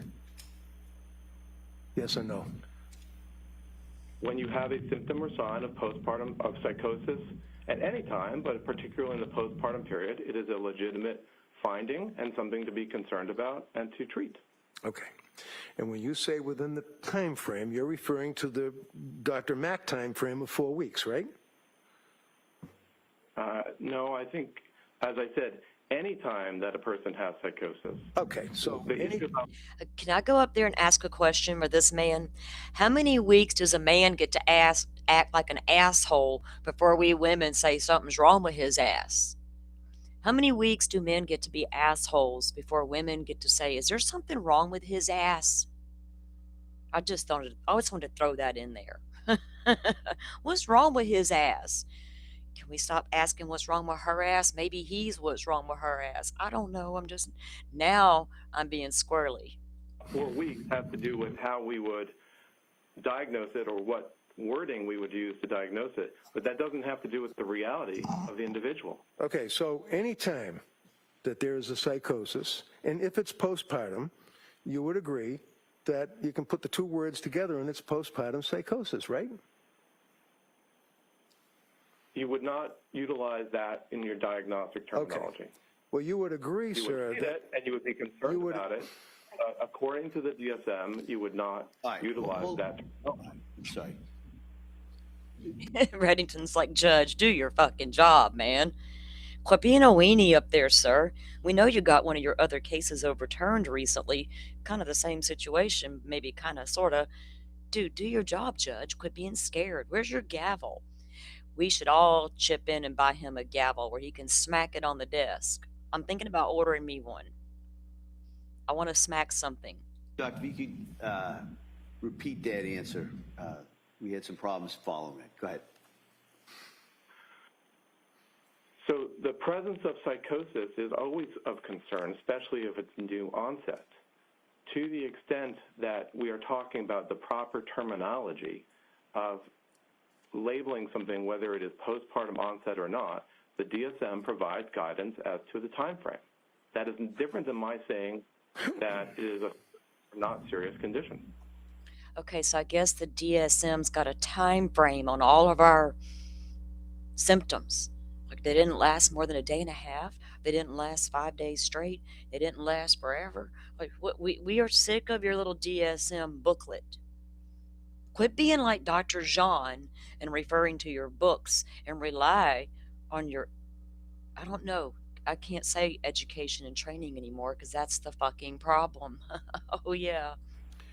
So, symptom number one, complaint, according to the Mass General Hospital, major research project, along with the Department of Mental Health, dealing with postpartum psychosis, would indicate that hearing voices, a voice commanding her to act, is a symptom of postpartum psychosis. Do you agree with that? Yes or no? Just give me a yes or no.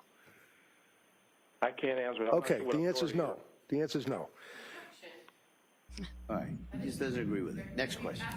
You answered these questions several times now. Really? Overruled. We'll let him ask that question. God dang, this is too good, y'all. Reddington's like, oh, really? That's how I felt this morning. People leaving comments on my shit. Oh, really? Oh, goodness gracious. If you want to ask that again. So let's move on, sir, so we don't fight over number one. How about number two? Delusional beliefs, distorted reality. Would you agree that that's a symptom of postpartum psychosis, sir? Yes or You no? said number one, number two. I don't know what authority you're referring to. Do you agree, sir, that a symptom of postpartum psychosis, in addition to the hearing of the voices, would be delusional beliefs and a distorted reality?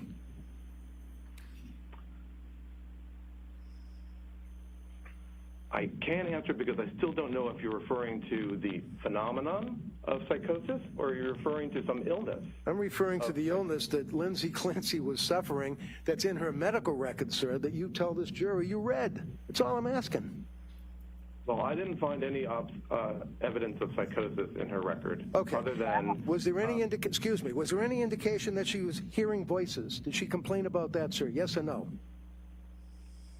she complained about intrusive thoughts, Okay. if that's where you're referring. How about the delusional beliefs and distorted reality? Do you recall her complaining about distorted reality, sir? Yes or no?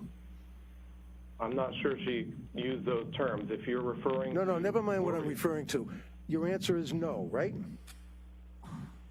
No, she did not display psychotic features. I didn't ask about psychotic features. I'm asking you about delusional beliefs and distorted reality, doctor. That is a type of psychosis. Okay. So I didn't see any evidence of any psychotic features throughout the medical records. So it's your understanding from reviewing her medical records that Lindsay never indicated that she was not participating in reality, that she was in a disassociated state, that she was out of touch with reality. You're telling this jury you never saw that? I did see that evidence, that component that you discussed with their physician. Great. I don't see that as a sign, strictly speaking, of psychosis. It may have been in some cases, but Right. Like I don't see any signs of psychosis or delusions. Like in this postpartum psychosis, sir, you'd agree that delusional beliefs, distorted reality is a symptom, yes or no? Not waxing and waning with your answer, yes or no? Are you referring to an authority there? Doctor, Not waxing or waning with your answer. The judge is about to say, Doctor, stop it. Stop it. Indy, the research is amazing that some of the ones who care, who are conducting all the latest research, because I'm keeping up with it all. But the one thing they need to stop doing is putting it out there. Like some of these doctors are trying hard. If a woman is diagnosed with bipolar, she will end up with postpartum, and it's not true. Or their diagnosis is completely wrong. I'm not sure which I think the diagnosis is wrong, honestly. There's so much they got to learn from it, because they absolutely slapped me with a bipolar label, and I never had postpartum anything. I didn't even come close to having anything postpartum, ever. My problems occurred nowhere near the pregnancies or right after the pregnancies, right? It was always to do with something different. So there's still a lot to understand there. But I don't want them to scare society by saying if a woman is diagnosed bipolar, she's going to harm her kids one day. Because I don't think that's fair. There's a lot of women out there who are labeled bipolar who never consider hurting their kids. Maybe some adults around them, like in my case, but never a child. Agree. Doctor, hold on. Here's the way this works, all right? You don't really ask a lot of questions. You answer the questions, all right? If I told you before, if you can't answer a question the way it's framed, just let me know, and I'll tell counsel to frame it in a different way, all right? So that's the rules. That's how it works here. So go ahead, Mr. Reddington. Thank you. About time he took control of his damn courtroom. Judge Gull and Judge, what's that, Canoni? They would have had them women don't mind controlling the courtroom, but these male judges, well, this one, he's just like, I don't know what's going on here. I don't want to get in trouble later. Would you agree, sir, that a symptom of postpartum psychosis with a woman who is coming to a physician for treatment indicates that they appear to have normal periods between episodes of disassociation where they're calm, they're even laughing, and they can drive cars, they can talk to people, they can use telephones, all of that, right? It would be, that description may be of other things, but it's not necessarily of psychosis. How about severe sleep deprivation, sir? Do you agree that severe sleep deprivation is a symptom when you're considering the whole of the patient complaining of various symptoms? Severe sleep deprivation is a symptom of postpartum psychosis. I can't answer the question the way you phrased it. Okay, so let's say postpartum psychosis, you're somewhat familiar with it, and would you agree that severe sleep deprivation is a symptom of it? I can't answer the question. Okay, you can't answer it, okay. How about rapid mood swings? Would you agree that rapid mood swings are a symptom of postpartum psychosis, sir? I'm not sure I understand your question. Okay, how about a person saying that they're not herself? I want to be myself. I want to go back to being myself. I can't be myself.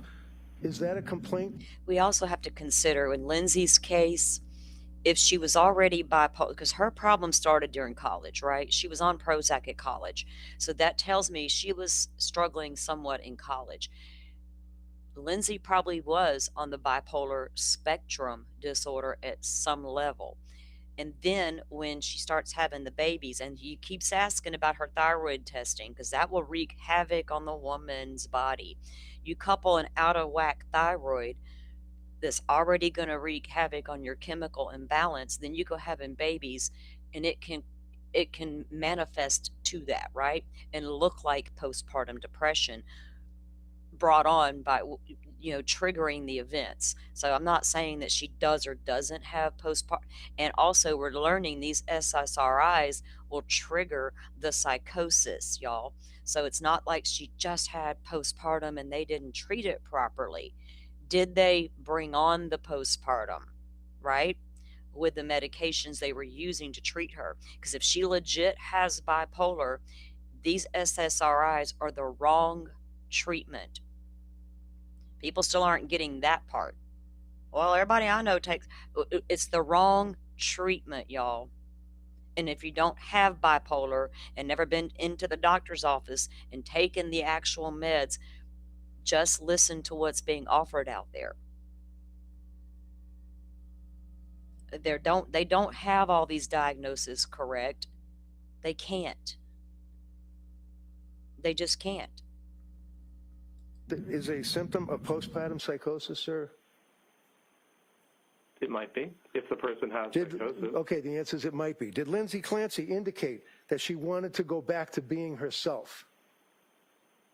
Yes. Now, did she also, was there any evidence, sir, of thoughts of harming her children? There were periods when she had impulses or intrusive thoughts about harming her children. And when you say intrusive, if I come to you and if a person comes to you and postpartum psychosis is on your...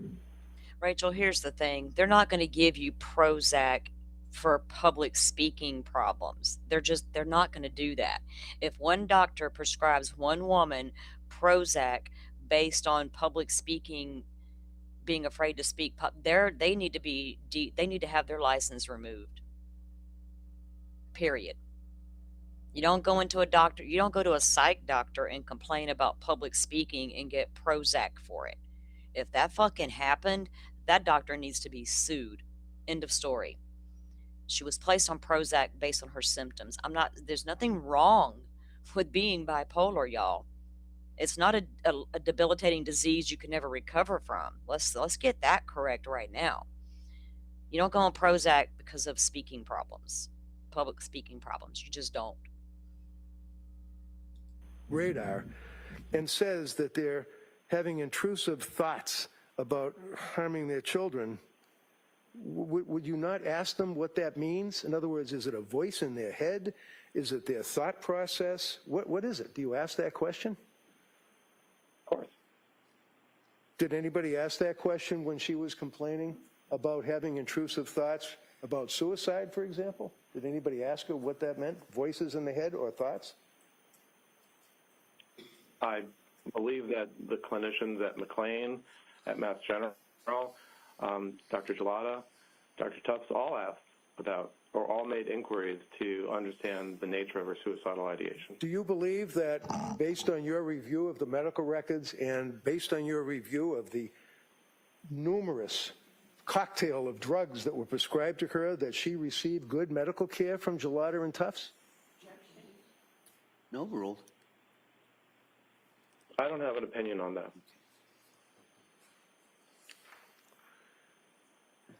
Did she complain that she was not herself and her family could see the change? Yes. Okay. Did she also complain of thoughts of suicide? Yes. Did she also have poor insight? I'm not sure that she had poor insight. Well, if you are looking at postpartum psychosis and the symptoms are 1 through 10, if a person is complaining to you as a doctor, and when I say complain, I don't mean complaining, I mean that's medical language, that they're complaining or giving you a symptom, of 1 through 9, that is a very, very strong indicia that the person is suffering from postpartum psychosis, is it not?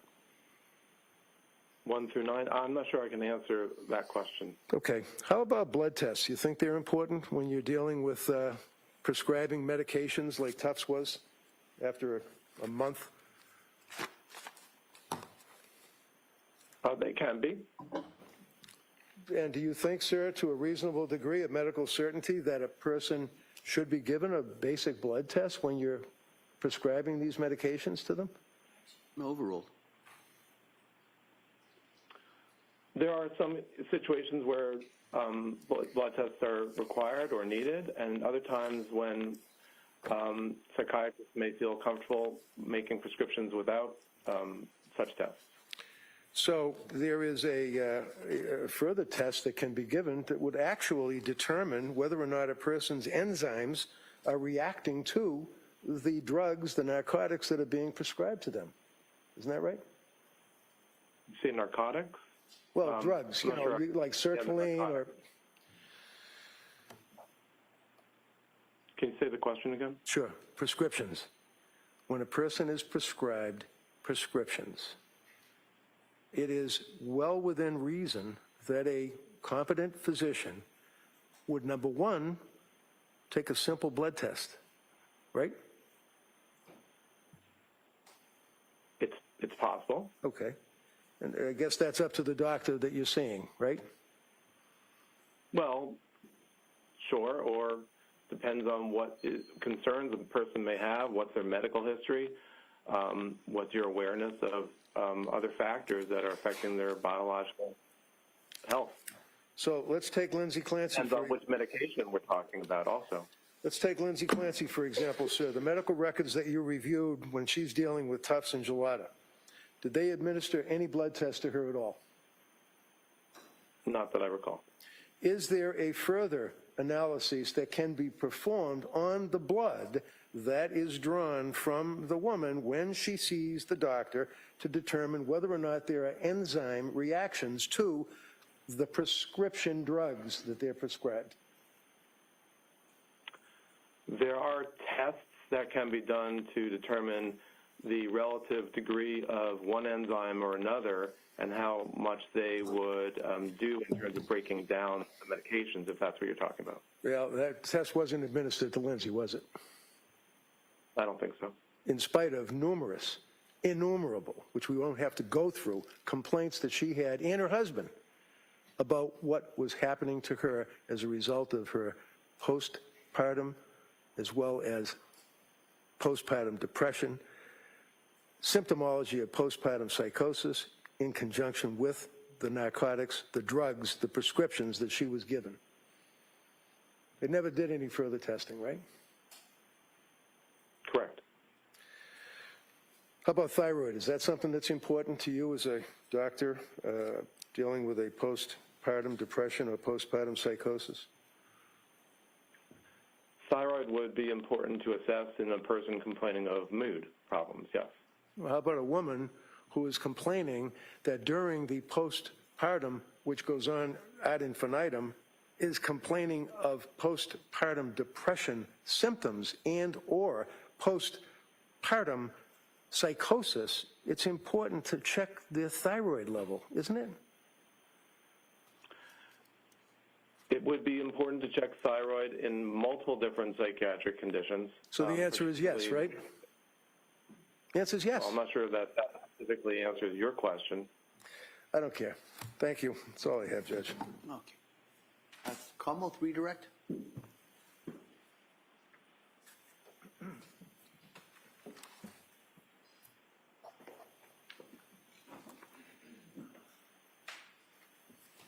Good morning, Dr. Mack. Now, defense counsel kept referring to your investigation in this case. Do you see your role as an investigator when you're retained to do these evaluations? No. And in fact, you are evaluating for a specific question, correct? That's correct.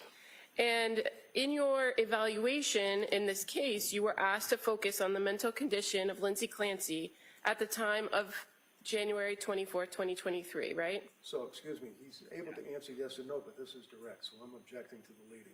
I'm going to allow just to kind of focus to the area, and then we'll go from there. Go ahead, counsel. Thank you. You can answer that question. Yes.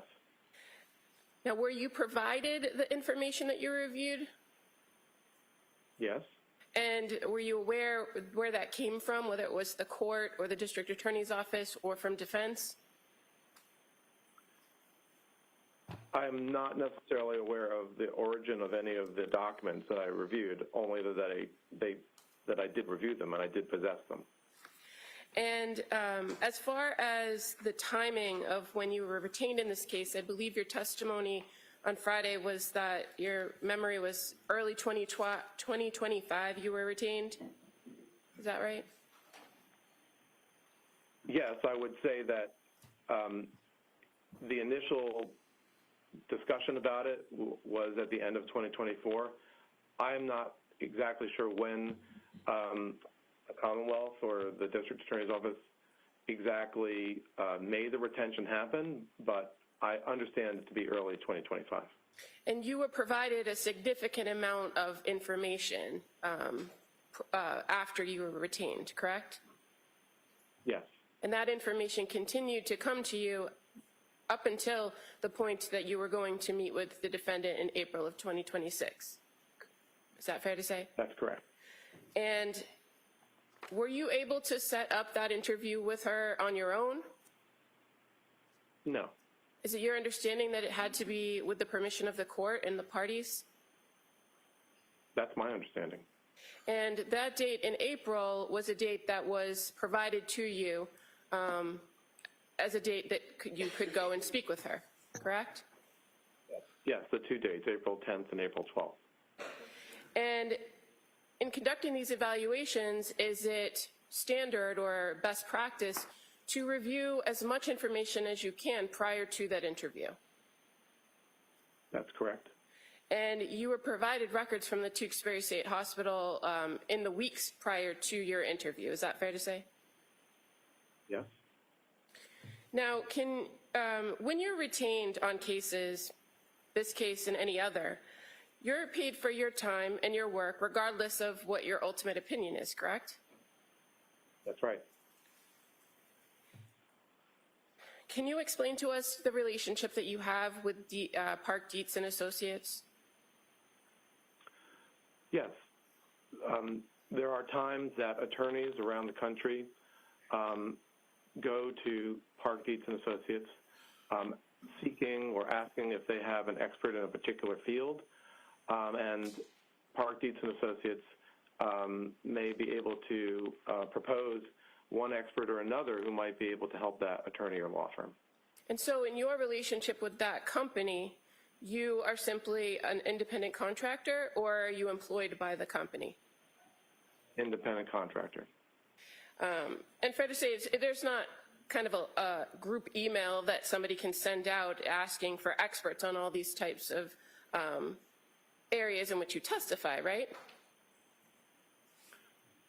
No, the Park Dietz and Associates would go to individual experts that they think might be appropriate for one or another case given the topic. Now, you were asked some questions about Dr. Halbrin, and I think last week on Friday you indicated that you didn't know him prior to working on this case. Is that correct? Correct. I had never met him. And so is he a name that was familiar to you in your area of general psychiatry? I knew that he was another expert that works with the Park Dietz and Associates group, but I had never met him. And in fact, he's not a general psychiatrist, is he? I believe he's a psychologist. Okay. And so your focus is different than his focus, correct? To some degree, yes. Now, how did it come about that you and Dr. Halburn ended up going to Tewksbury at the same time?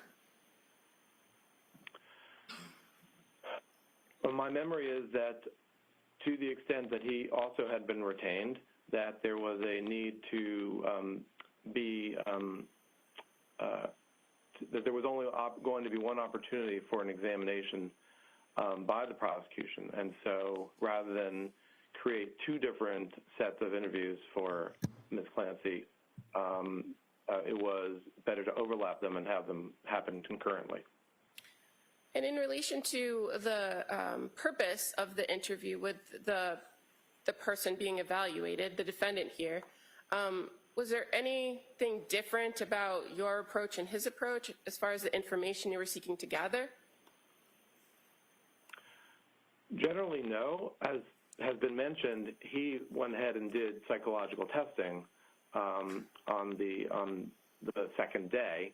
But other than that, it's still the same topic, the individual's mental health. And in regards to that particular, those days that you were there, it wasn't just you and Dr. Halburn in the room with the defendant, correct? That's right. Who else was in the room?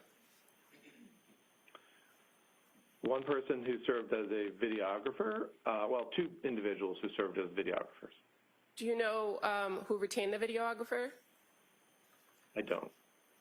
And you're aware that Ms. Clancy was also on a one-to-one, so was there a staff member from Tewksbury close by, if not in the room? Close by, but not in the room. And the person who was conducting the video, they were in the room running the video the whole time? That's correct.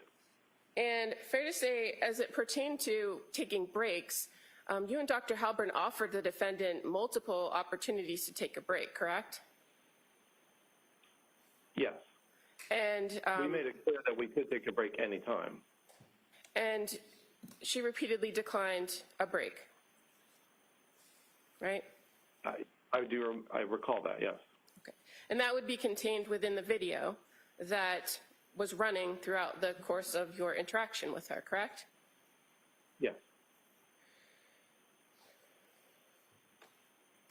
At this time, Your Honor, I'd like to present as the next exhibit the recorded interview with the experts. Oh, Miss Ma'am. Leslie, let's listen in to the experts. This lady, how does she... Okay, I'm trying to be nice, but I don't know if I can be. I don't know if she can recover from this either. We don't know what she's doing at the moment, but we're going to let her have at her little try-hard moment. All right, let's listen in to the interview. All right, I see counsel at sidebar. Oh, sidebar. Judge is like, wait a minute, Heifer, what you about to do? Indy says, I think this is what happens when you are so rabid about the defendant being guilty. It clouds your judgment on things like experts.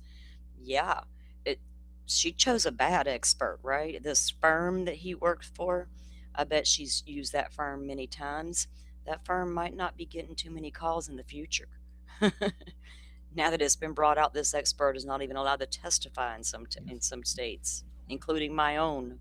And I read through that Florida case yesterday evening, because that was a big hot button topic here in Florida, wanting to submit all these people on food stamps to drug tests. I don't agree with it myself. My personal opinion, don't agree with it.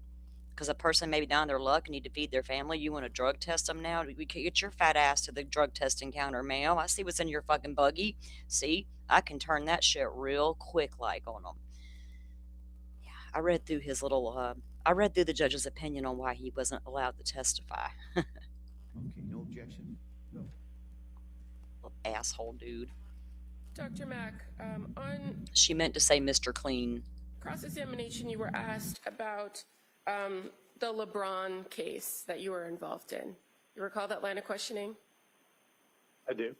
And in that case, you were retained by the state of Florida, is that right? Yes, the executive office of the governor.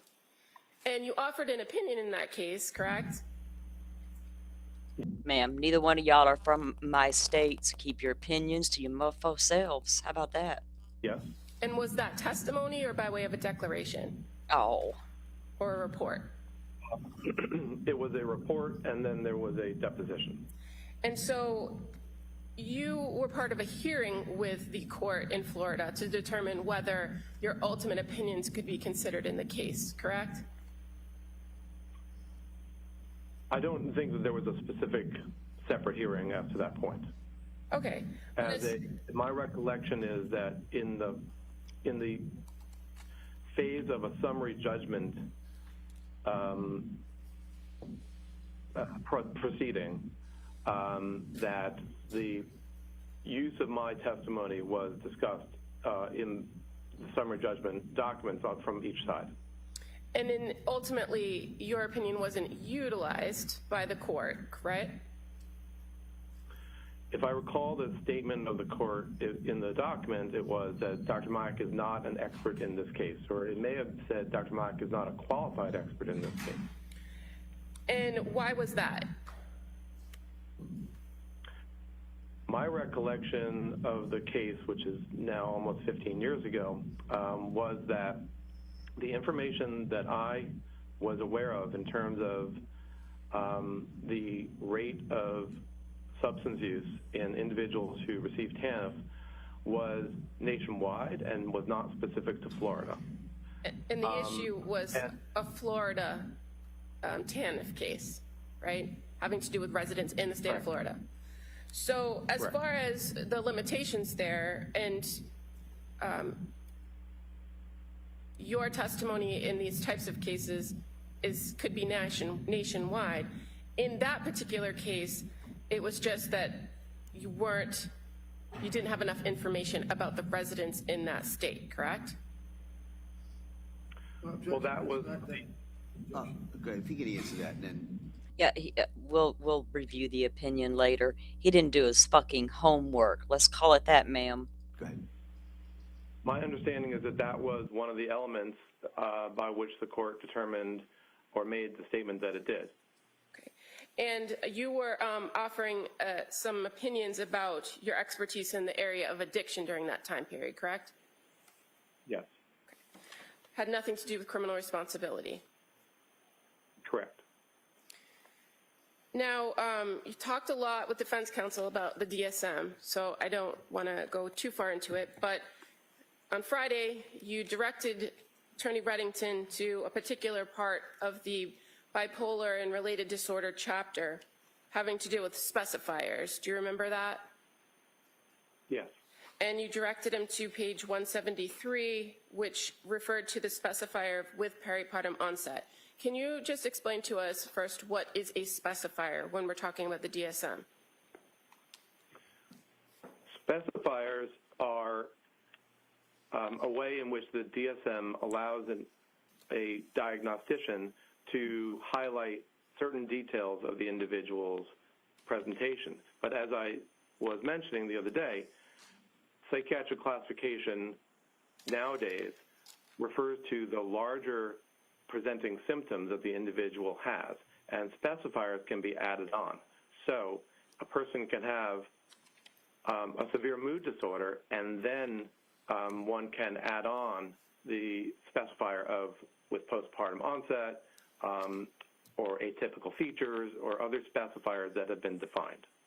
And so when you were referring to page 173, where it starts the long paragraph about with peripartum onset, is that the portion of the specifier categories for bipolar-related disorders where we're talking about postpartum periods?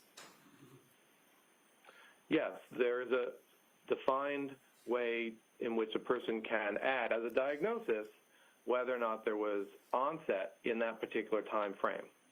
And that's where we find the four-week timeline, correct? Correct. And it also talks about different mood episodes, including manic and depressive episodes in that section, right? That's right.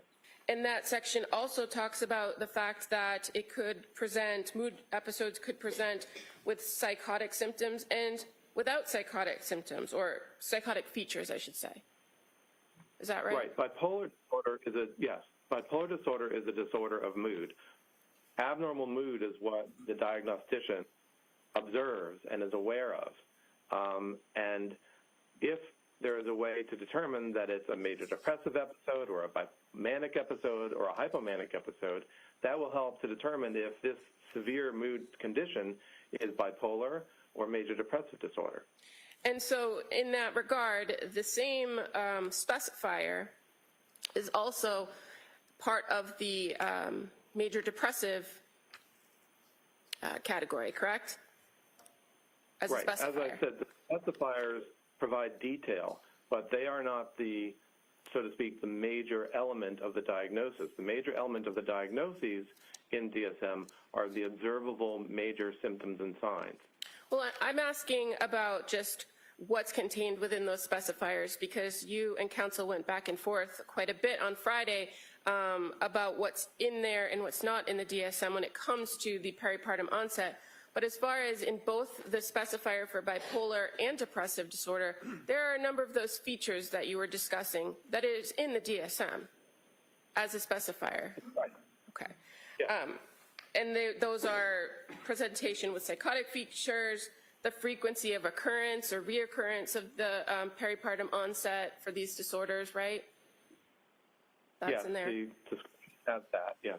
As well as the risk of postpartum episodes being greater when people have history of depressive disorders or bipolar disorder. That's within that specifier for each of those two chapters, is it not? Yes, that portion of the specifier is a description of what's been observed over time. It's not necessarily the criteria, but it's the observations that have been so commonly observed that they were able to write that in the manual. So this concept of a peripartum onset, or we've been using it as postpartum interchangeably, it's within the DSM-5, right? Yes, the DSM-5 provides a manner by which to make a diagnosis that provides this specification or highlights this detail of the individual's illness. And as far as your conclusions, again, when you're asked to do an evaluation, do you rely on other people's conclusions about diagnosis when making your own diagnosis? It's important to understand what others have observed and what they're concerned about, and then as a physician, one will make one's own diagnosis. And so in this case, you came to the conclusion that the defendant presented with a major depressive episode, right? Correct. And you relied on diagnostic criteria in the major depressive disorder category. Is that fair to say? Yes, that was the diagnostic criteria that I used to support that diagnosis. And counsel went through with you today a number of different I think he called them symptoms of postpartum depression. But as far as major depressive disorder, what are the 9 general symptoms that you see, or you can find 5 or more of, to find that somebody suffers from a major depressive disorder? So a major depressive episode is defined, and this is parallel to the description I was giving earlier of a manic episode. They're both problems of mood. They're both discrete periods of mood problems.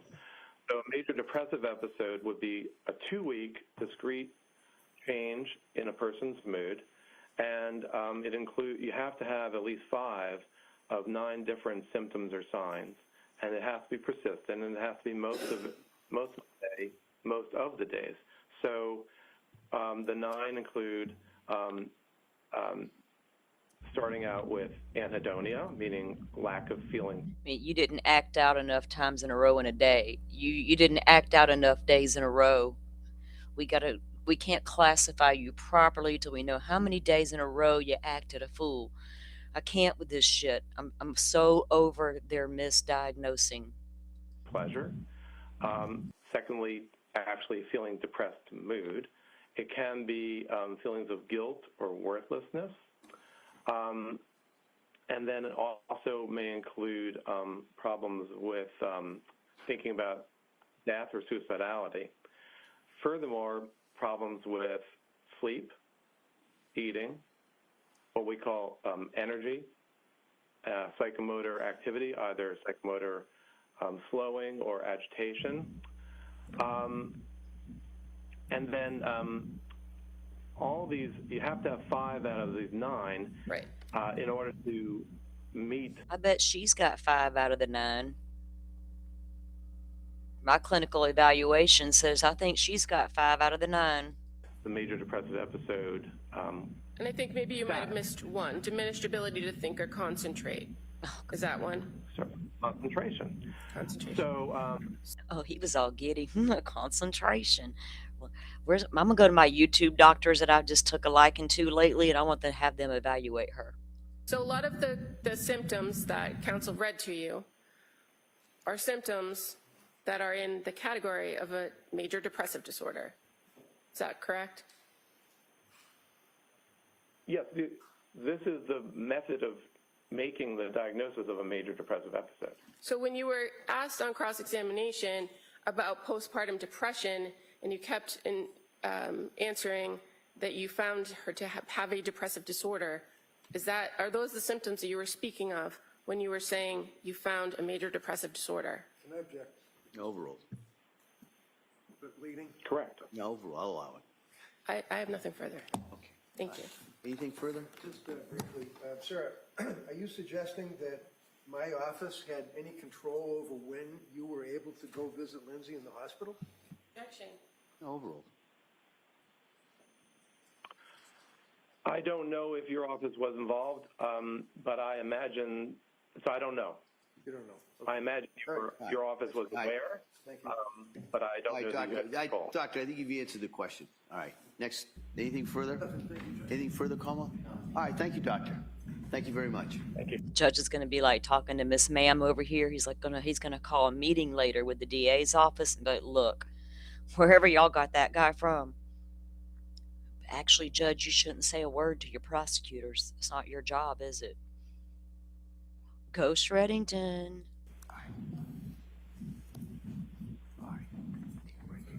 All right, so members of the jury, we're going to take the morning break at this point.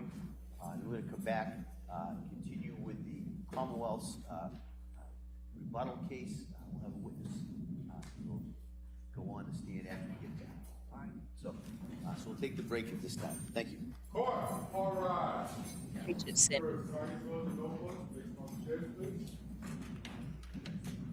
they almost were matching colors today.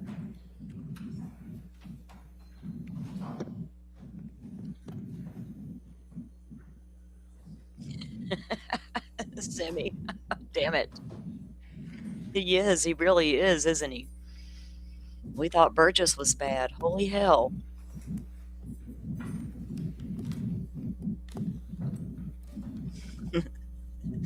Slither. A slither, Semi. Anything we need to discuss before the break, Como? No. All right, so we'll be in the morning recess at this time. Thank you. Thank you. Okay, so when the good doctor, or whatever the hell he is up there, psychiatrist, whatever Mac is, we know what he claims to be, he was disqualified from testifying in that Florida case. He had a lack of qualification. The court found that Dr. Mack's background was in clinical psychiatry and drug abuse treatment, not social science, statistics, or demographics. No field studies were conducted. The judge noted that Dr. Mack had not personally collected data or conducted any studies specifically on Florida's TAMP population.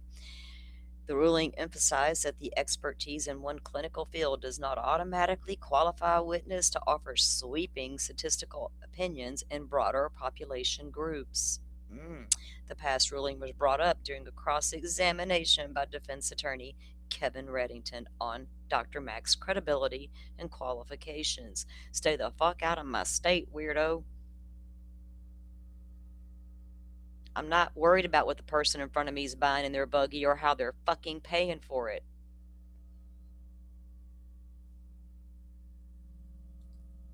I don't know. Let me look it up. Was Mac licensed in Florida? I mean, I don't know why they would try to bring in a guy who's not. I mean, if that's what these people are doing anymore, bringing in unlicensed people, you know what I mean? Like, duh, red flag. You require me to get a license to drive in your state, don't you? Legally, without just visiting.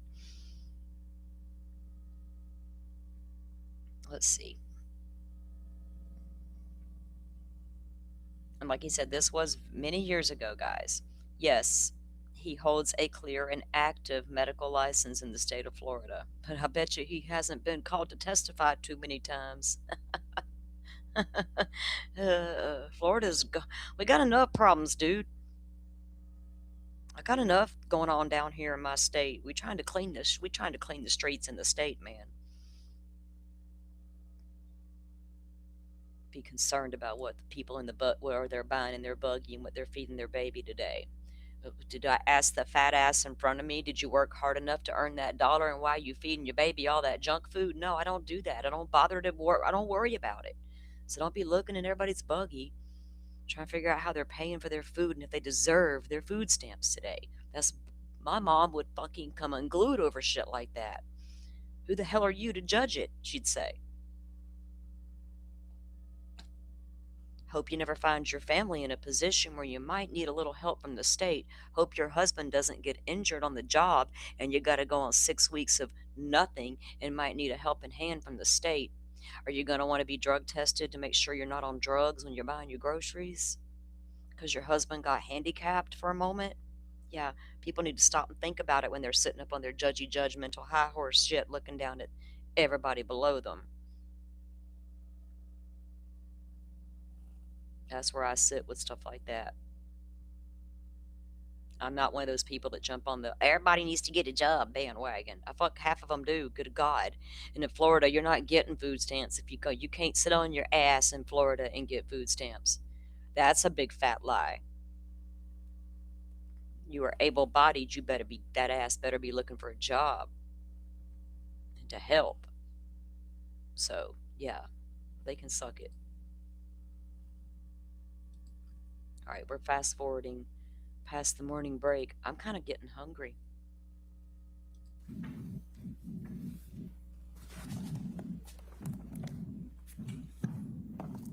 Yeah, nobody wants to willingly go on that crap.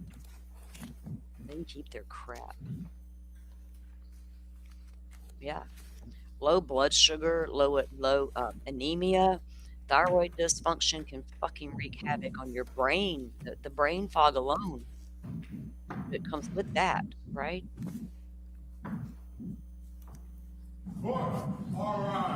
Diagnosis diagnosed at the wrong time. It's about a bad fucking field, y'all. Of science. Hey, Lauren and Defense Diaries guy. That was Lauren Conlon from LA Mag, and of course y'all all know Bob Motta from Defense Diaries. I have not peeked in at Bob's tweets this morning, nor... This court's now in session. Please proceed. Back to the trial of Commonwealth versus Lindsay Clancy. All parties are present, including the defendant and including the 18 jurors. All right. Okay, so I have to... Sorry, Bob, I didn't mean to freeze you on wiping your nose off there. We won't say nothing about it. Y'all, I'm not picking on Bob Motta. I'm really not. In fact, Allie has been on fire. I've seen a couple of clips on X where she's going off about doing Allie. That's what I love about Allie. I've seen a couple of good clips from Allie losing her shit a little bit over this testimony going on. All right, I'm going to let this play. You guys, I'll mute out for a few minutes. I'm going to walk out back again. I got to take this puppy out, and I'm going to go sit at the table in the yard and watch this shit show. And I'll comment. Y'all fire off in the comment section. Thank you, Madam Clerk.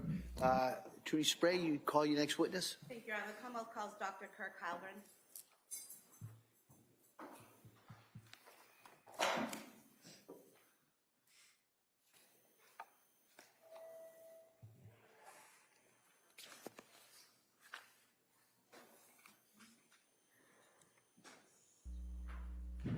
No way.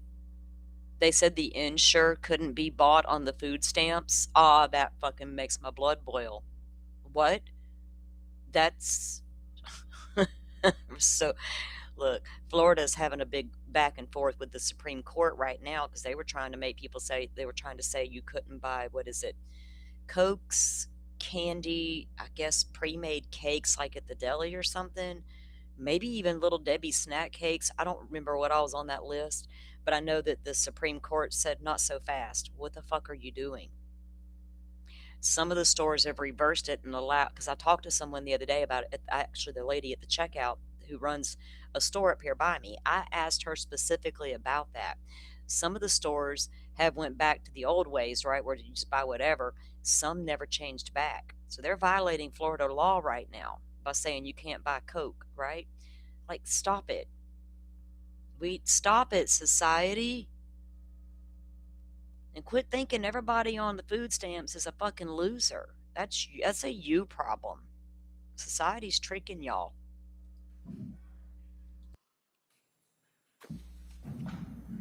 Now, of course, we know people will fraud the government, but you don't get to do that in Florida. They have too many safeguards in place. And if you get caught scamming them, you're never going to get the benefits back again. So people can stop it with what they think they know about the food stamp program. If you aren't personally on it or don't know someone on it, you probably shouldn't weigh in with your, well, I go to work and my tax filers are supporting you. Bullshit. That's surface level, and you go ahead and live in your own space if you need to.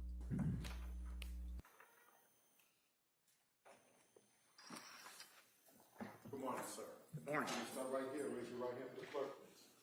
Good morning. Do you solemnly swear that the testimony in the evidence you shall give to the court and the jury in the matter now pending between the Commonwealth and the defendant will be the truth, the whole truth, and nothing but the truth? So help you God. I do. Thank you, sir. You may have a seat. Watch your step, please. All right, good morning, Doctor. Good morning, sir. All right. I'm going to ask you to keep your voice up so the jury can hear you. And with that, Attorney Sprague. Thank you, Your Honor. Good afternoon. Can you please state and spell your name for the record? Yes. My name is Kirk Heilbrunn. That's Oh, God. I'm not going to be able to make it through old Kurt here. All right, he's their next rebuttal witness. Let's see if the state did any better by getting this guy. What's old Kurt? Kurt, that's his name, Kurt? All right, I'm going to have to mute out and go smoke a cigarette with old Kurt. I can feel it coming. I'll pop off in the comment section. Whoa, Kurt. He got a... Okay, I could be real shady here. He's got a Kermit the Frog voice already coming into this. And Cindy, good on you for buying that insure. God bless you. spelled K-I-R-K and then Heilbrun. What is your occupation? I'm a psychologist. I am... Look, I get it. I know it's about sugar content. I don't give a fuck what people consume.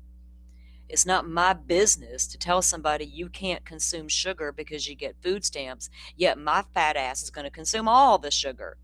Stop it, right? Same thing in Idaho, Rachel. It's ridiculous. I don't think any of us should be telling people what to fucking buy with their food money. If they qualify, they qualify. Keep your nose out of what's going in the pantry. No one's telling you what to buy. Just because you got it the hard-earned way means you get to fucking look down your nose at people. That's got to fucking stop. in the Department of Psychology at Drexel University in Philadelphia. And as part of that, I run two clinics. One is a clinic where I conduct psychological evaluations for, thank you, sir, for courts and attorneys, and the other is... Oh God, a Dr. Jean. He evaluates for the courts. Dr. John only do that once or twice. What we call the reentry project, where we provide assessment and treatment services to individuals who are either returning from federal prison or under the jurisdiction of a federal mental. Okay, this guy evaluates the people they're about to turn back on the streets to walk among us. Just keep that in mind. He gets to determine if they get to walk among us or not. Health court or have been exonerated following a false conviction. And do you specialize in certain areas of psychology?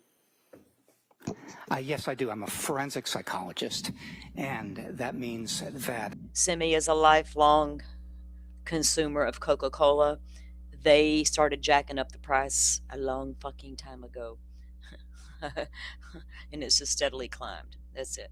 I don't know if it's because of food stamps. They just did it all on their own. Right after the pandemic. Trust me, I've been clocking the fucking prices for a long time, and it's ridiculous. I take the application of clinical psychology and I apply it to legal proceedings in criminal and civil matters.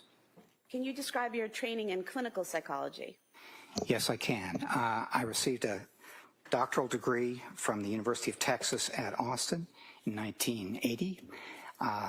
And as part of that, I received training in various sorts of assessment and treatment and therapy and research and things like that. And then also as part of that, I was involved in a full-time internship between 1979 and 1980 at the University of Texas Health Science Center at San Antonio. And did you receive specialized postgraduate training in forensic psychology? I did. I received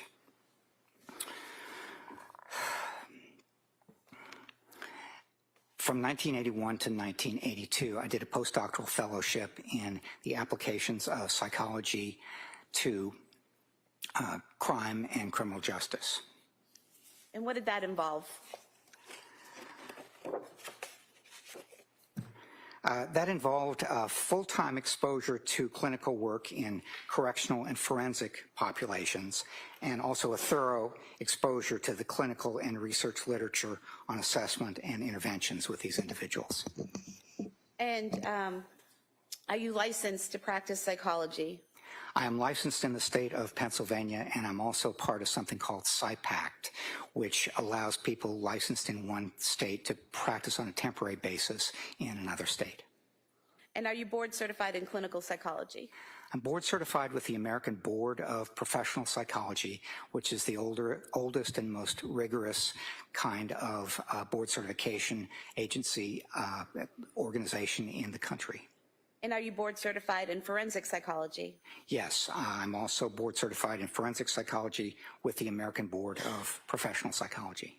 And do you have experience in the treatment of individuals found either incompetent to stand trial or not guilty due to lack of criminal responsibility? I do. Between 1982 and 1991, I was first a staff psychologist, then a chief psychologist at the Florida State Hospital in Chattahoochee, Florida. And then between 1991 and 1994, I served as the clinical director of the forensic unit at Central State Hospital in Petersburg, Virginia. And at that time, I was also serving as an associate professor in the Department of Psychiatry at the Medical College of Virginia in Richmond. And as a part of these positions, I had responsibilities for providing assessment and treatment services myself, and also for supervising such services provided by others. And could you describe your job responsibilities at Drexel University? I could. I teach graduate and undergraduate courses in forensic assessment and law and psychology. My God, I gotta look this up. You worked how long at Chattahoochee? How fucking long did you work there? Are you one of the ones evaluating Brandon Adelot every 6 motherfucking months, sir? Stay the fuck out of my state, you and your weirdos. Now I got some research to do. Okay. Huh. Interesting fact.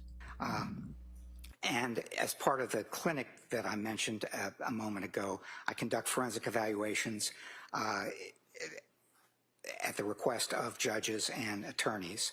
And I supervise individuals who are providing services to the individuals who are either coming back to the community from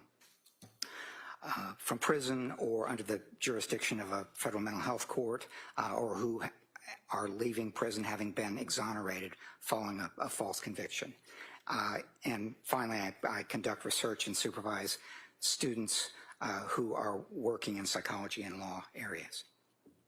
And have you conducted research in the areas of abnormal behavior and criminality? I have. Over the course of my career, I've published about 240 articles, chapters, and books in the areas of aggression and violence, juveniles, mentally disordered adult offenders, forensic assessment, ethics, and malingering and deception. And two of those interests that are particularly applicable to the present case are risk assessment, which helps us understand the influences contributing to violent behavior, and also forensic mental health assessment, where we consider the important principles and steps that are connected with psychological and psychiatric evaluations in legal contexts such as criminal or civil proceedings. And are you involved in providing continuing education to mental health and legal professionals? Yes, over the past 15 years, I've presented about 50 lectures and workshops in the areas of forensic assessment, risk assessment, treatment, sexual offenders, and ethics. And Doctor, in your experience in doing forensic evaluations and in teaching people how to do forensic evaluations, would you call someone you're doing a forensic evaluation on your patient? No, I would call them perhaps someone who's being evaluated or an evaluee or something like that. They're not a patient because the role of therapist in treating a patient is different from the role of a psychologist or psychiatrist in conducting a forensic mental health assessment.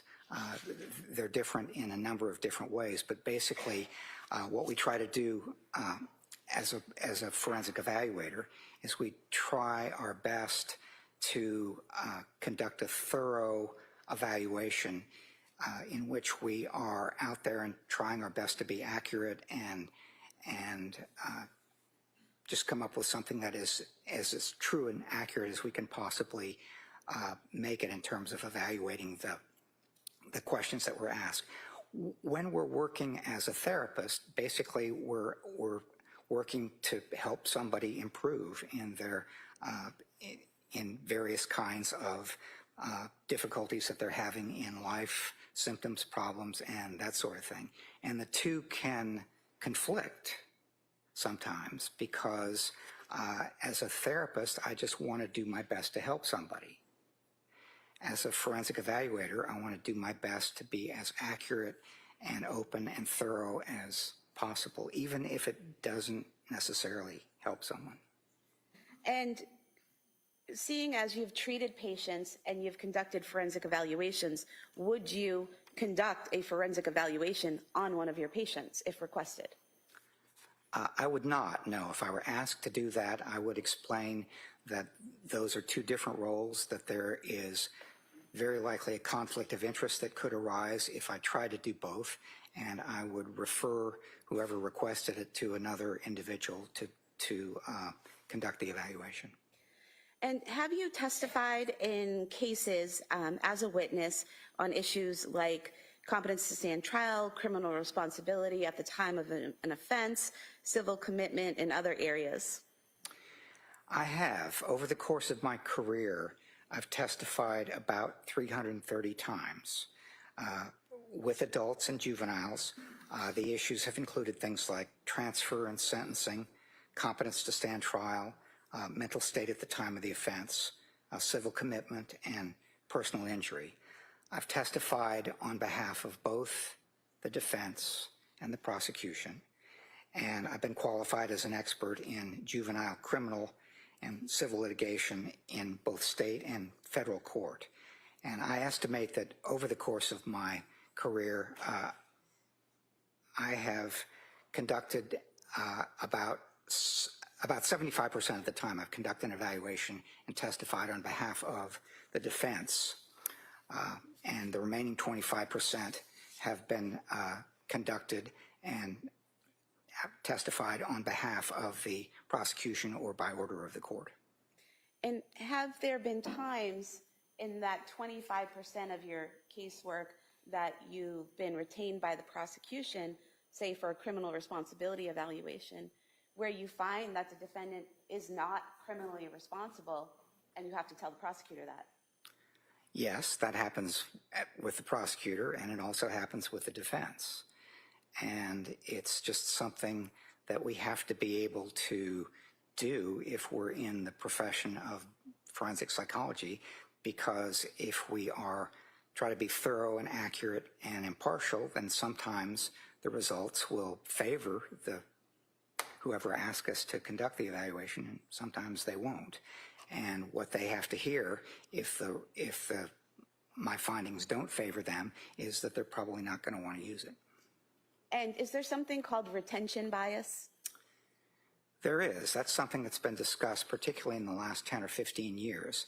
And there are a number of different kinds of biases that the field has paid particular attention to, potentially, over the last 20 years or so. And retention bias is the bias that is a part of what we can experience when we want to or inclined to favor the side that asks us to conduct the evaluation.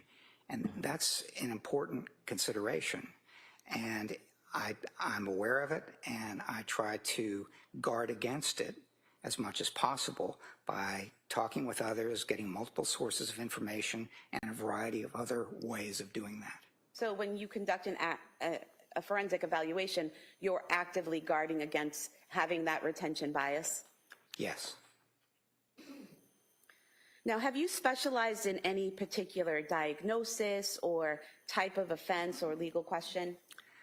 I have not specialized in that way. Most of my forensic evaluation experience has been with criminal and juvenile matters, and they have often included alleged crimes of violence, but I haven't specialized in any particular kind of mental or emotional disorder, any particular kind of crime, anything like that. And when you say criminal and juvenile matters, are you referring to adults as the criminal portion and juveniles as juvenile? I am, yes. Okay. And do you find that there's a benefit to not focusing in on a particular illness or diagnosis or type of offense? Yes, I do. Among the biases I talked about a minute ago, there's something called confirmation bias.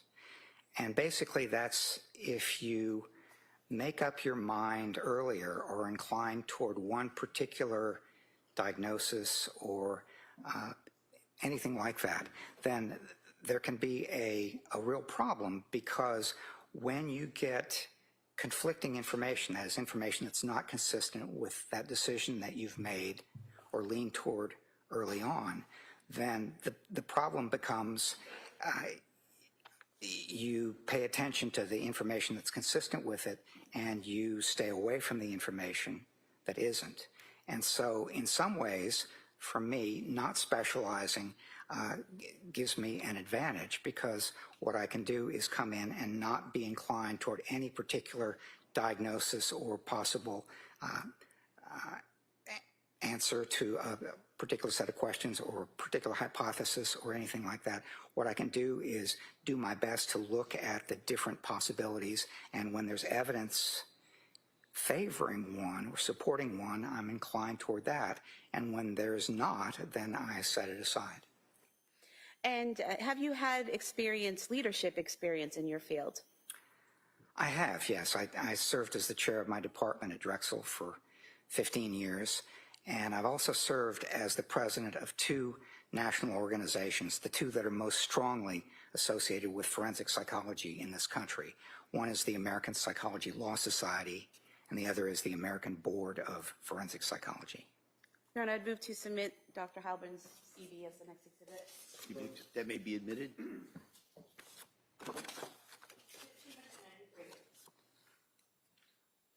Doctor, were you asked to conduct a forensic evaluation of Lindsay Clancy?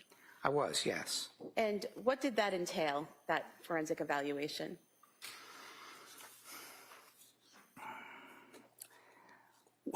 One of the things it entailed is doing my best to review a lot of information, to meet with Ms. Clancy in an interview, to speak with her in particular about what happened around the time of the alleged offense, to conduct collateral interviews with other individuals and review a wide range of documents.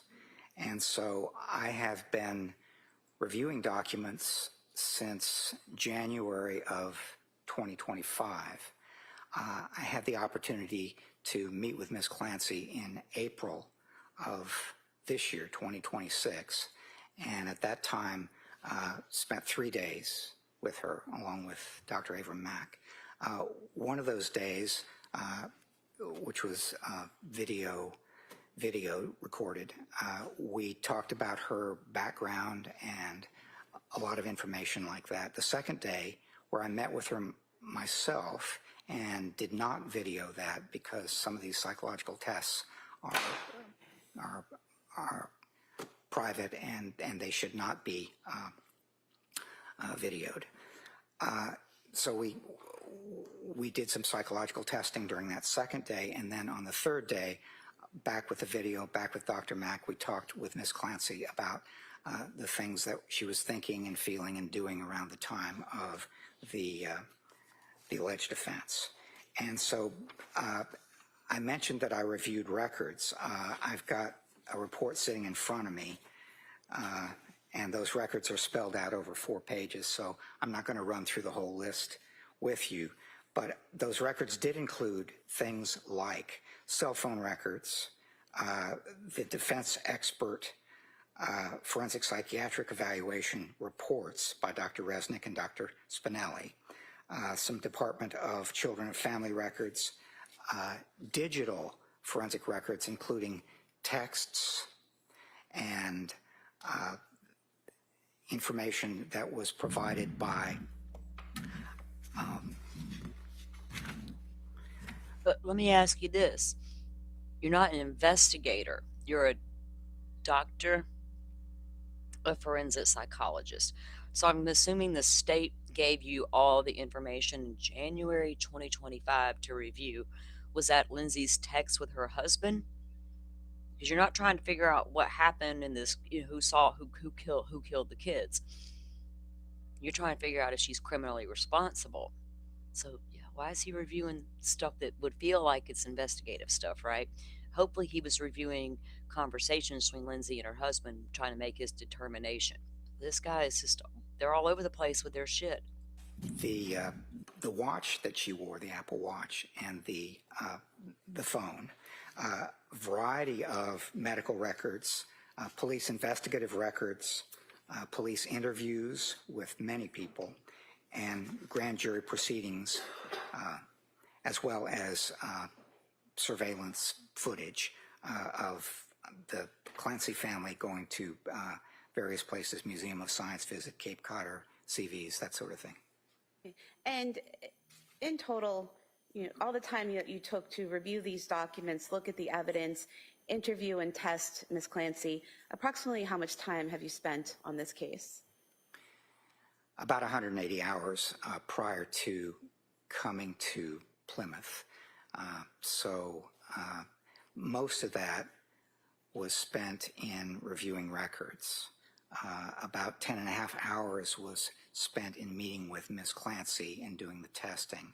And then another hour and a half was spent in collateral interviews. And who did you interview in collateral interviews? I interviewed her former husband, Patrick Clancy, and his mother, Ms. Clancy's mother-in-law, Sue Clancy.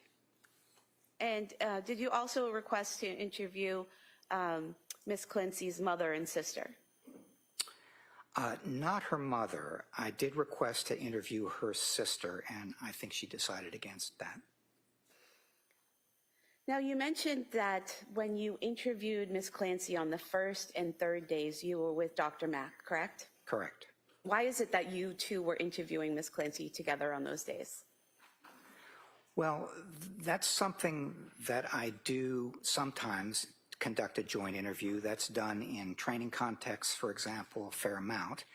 And in this case, many of the questions that we were going to ask her, a large number of the questions that we were going to ask her about her background and her history were going to be similar. So we were able to conduct those, ask those questions in a way and save some time, keep her from having to go through and ask and answer them twice. Then the third day, again, many of the questions that we were going to ask had to do with her thinking, feeling, and behavior leading up to the time of January 24th. And basically, it involves kind of a step-by-step process, going very slowly, getting a lot of detail. And we expected that many of those questions, sort of step-by-step detail, were going to be things that we would be able to work on, or they were going to be things that we could ask twice, or we could ask once and see it on the video. And in terms of your interviewing Ms. Clancy together, after that was done, did the two of you come up with a joint opinion on a diagnosis? We did not, no.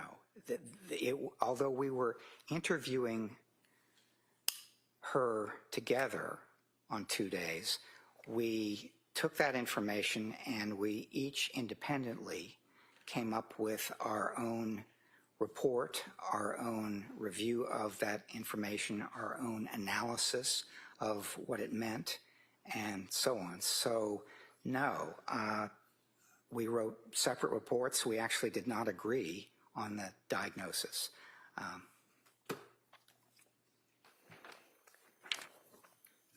Now, if we could have the... They didn't agree on a diagnosis? Oh, tell us more. In terms of your evaluation of Ms. Clancy, including the records and the collateral interviews and your interviews of her, did you form some main conclusions? I did, yes. And if you could tell us, what were your major findings regarding Ms. Clancy's mental health history before September of 2022?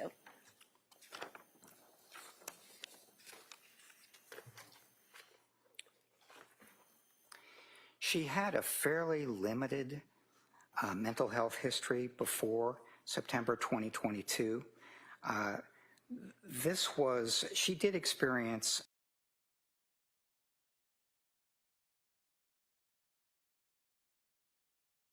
some anxiety related to achievement. She's a very strong student in school, and she got straight A's, basically. She experienced some anxiety while in nursing school doing case presentations because you have to stand up in front of a group, and that made her kind of anxious. And then she had some anxiety connected with her 3 pregnancies, some in the beginning about the ultrasounds and so on, and some sort of as she was returning to work. So after each child, she'd have some time off with the child, and then after several months she would return to work. And on each of those occasions, with Cora and Dawson and Callan, she had some anxiety because she didn't like to leave her children. That was an important consideration for her, whether it was dropping them off at school or returning to work or leaving them with a babysitter or going out with friends, going out on date night. She didn't like to leave them. And so those were some of the... Oh, that makes her a horrible mom. Worried about her babies constantly. She's horrible. The things that were connected with her mental health history before September of 2022. And this was in the context of her growing up as a highly achieving individual, getting very strong grades, competing in sports and competitive cheerleading. These are all things that the anxiety probably pushed her a little bit more in the direction of doing this very well, because she was a very hardworking. He just, oh my God.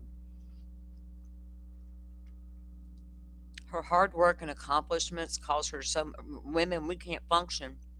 The second we take on a little bit, we're going to have all that anxiety, and these men are going to tell us we just full of anxiety. All that pressure. The fuck, this dude. And highly self-disciplined individual. She also grew up in a family that was close and comfortable, and So maybe she grew up always feeling pressure to be perfect. Is that what you're trying to say? Perfect to get it all right and don't look like you got a problem? Could that be the case? Possibly. I hear a lot of women claim that's how they were raised. and had a number of friends that she spent time with, both as a girl and a teenager and so on. But she was very highly achieving, and I think one of the important aspects of her mental health history before September of 2022 is that she really did not experience anxiety in a way that interfered very much with her functioning. She had a little bit of she had about 6 months worth of treatment for the anxiety connected with the nursing school.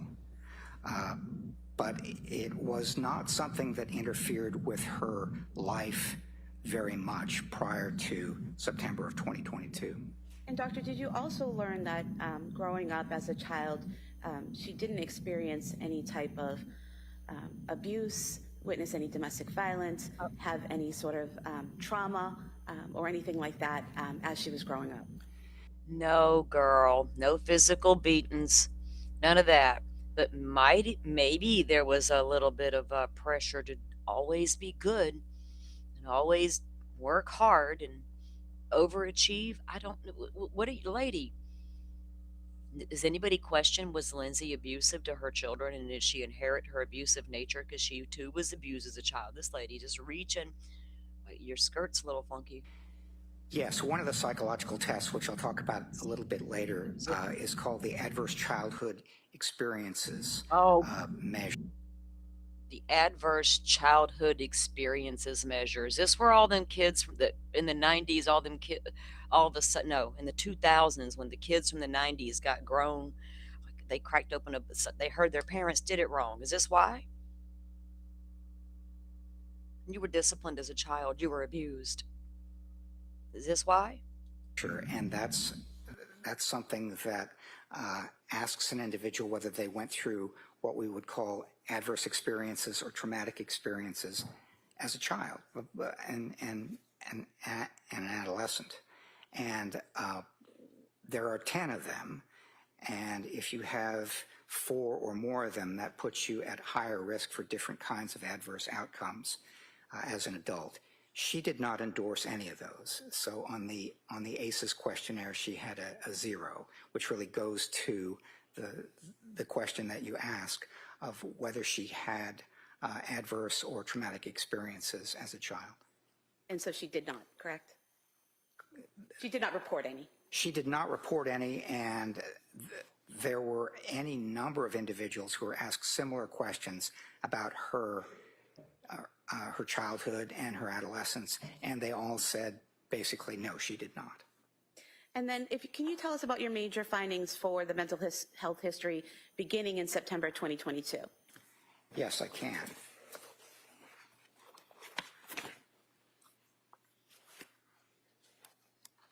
You made me laugh out loud, Cheryl. Stop it. Oh my God. So it was about 12 weeks after her son Callan was born, and she was feeling very anxious and sometimes depressed about having to leave him. Why can't they get the big picture about that? Her worsening, heightened anxiety. She did not want to leave that baby. But the clock was ticking. Get back to work or lose your job. I'm pretty sure the bank account might have been feeling it too. Get back to work. And she's feeling the pressure. And she don't want to go back to work. Society also says, you'll feel better, girl. Get out of that house and go to work. Leave the babies will be fine at the daycare. That didn't help either, does it?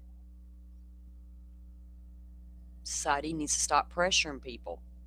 I think she felt all that pressure and then some. And you couple that with somebody already having some struggles and anxiety and constant worry about her children. Now she's hopped up on all these different random SSRIs. Try this one this week. Try this one that week. Try this with that.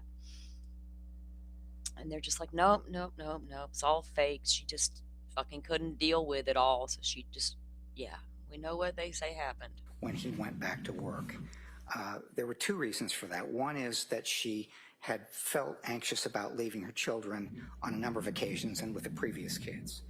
But the second reason was she was breastfeeding and Callan was not taking the bottle.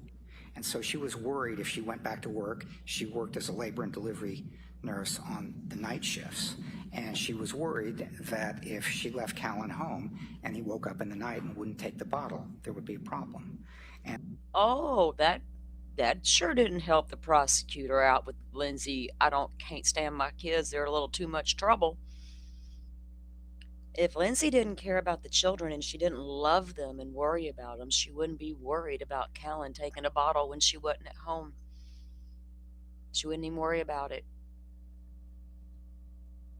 And so that was what got her particularly anxious.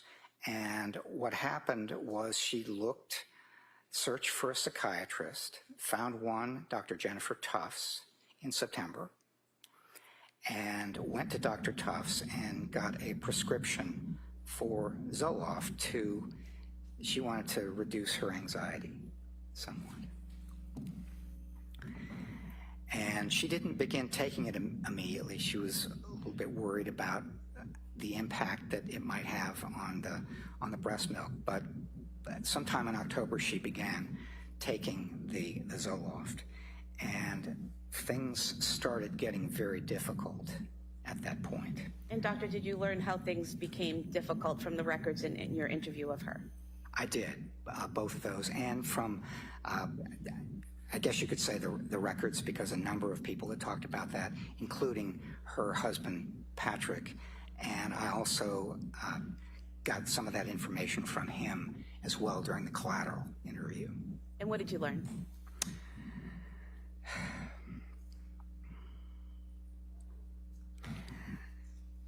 What was happening toward the end of his 12-week paternity leave is that she was getting more anxious when she started in mid-October taking the Zoloft. She immediately began to have some difficulty. The anxiety did not get better. In fact, it got worse. There were some symptoms of depression. She immediately started having some really difficult insomnia and felt a lot of stress and so on. And so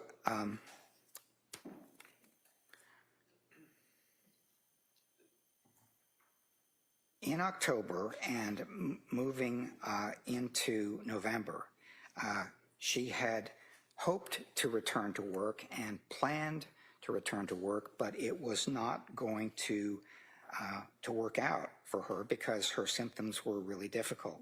So in the middle of November, she texted her mother-in-law, Sue Clancy, who was at work, also a nurse, and she was in the emergency room at South Shore Hospital. She felt unwell. She was having problems sleeping. She had a racing heart.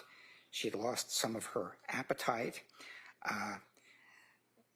Continuing into November, she was struggling with anxiety, severe insomnia, palpitations.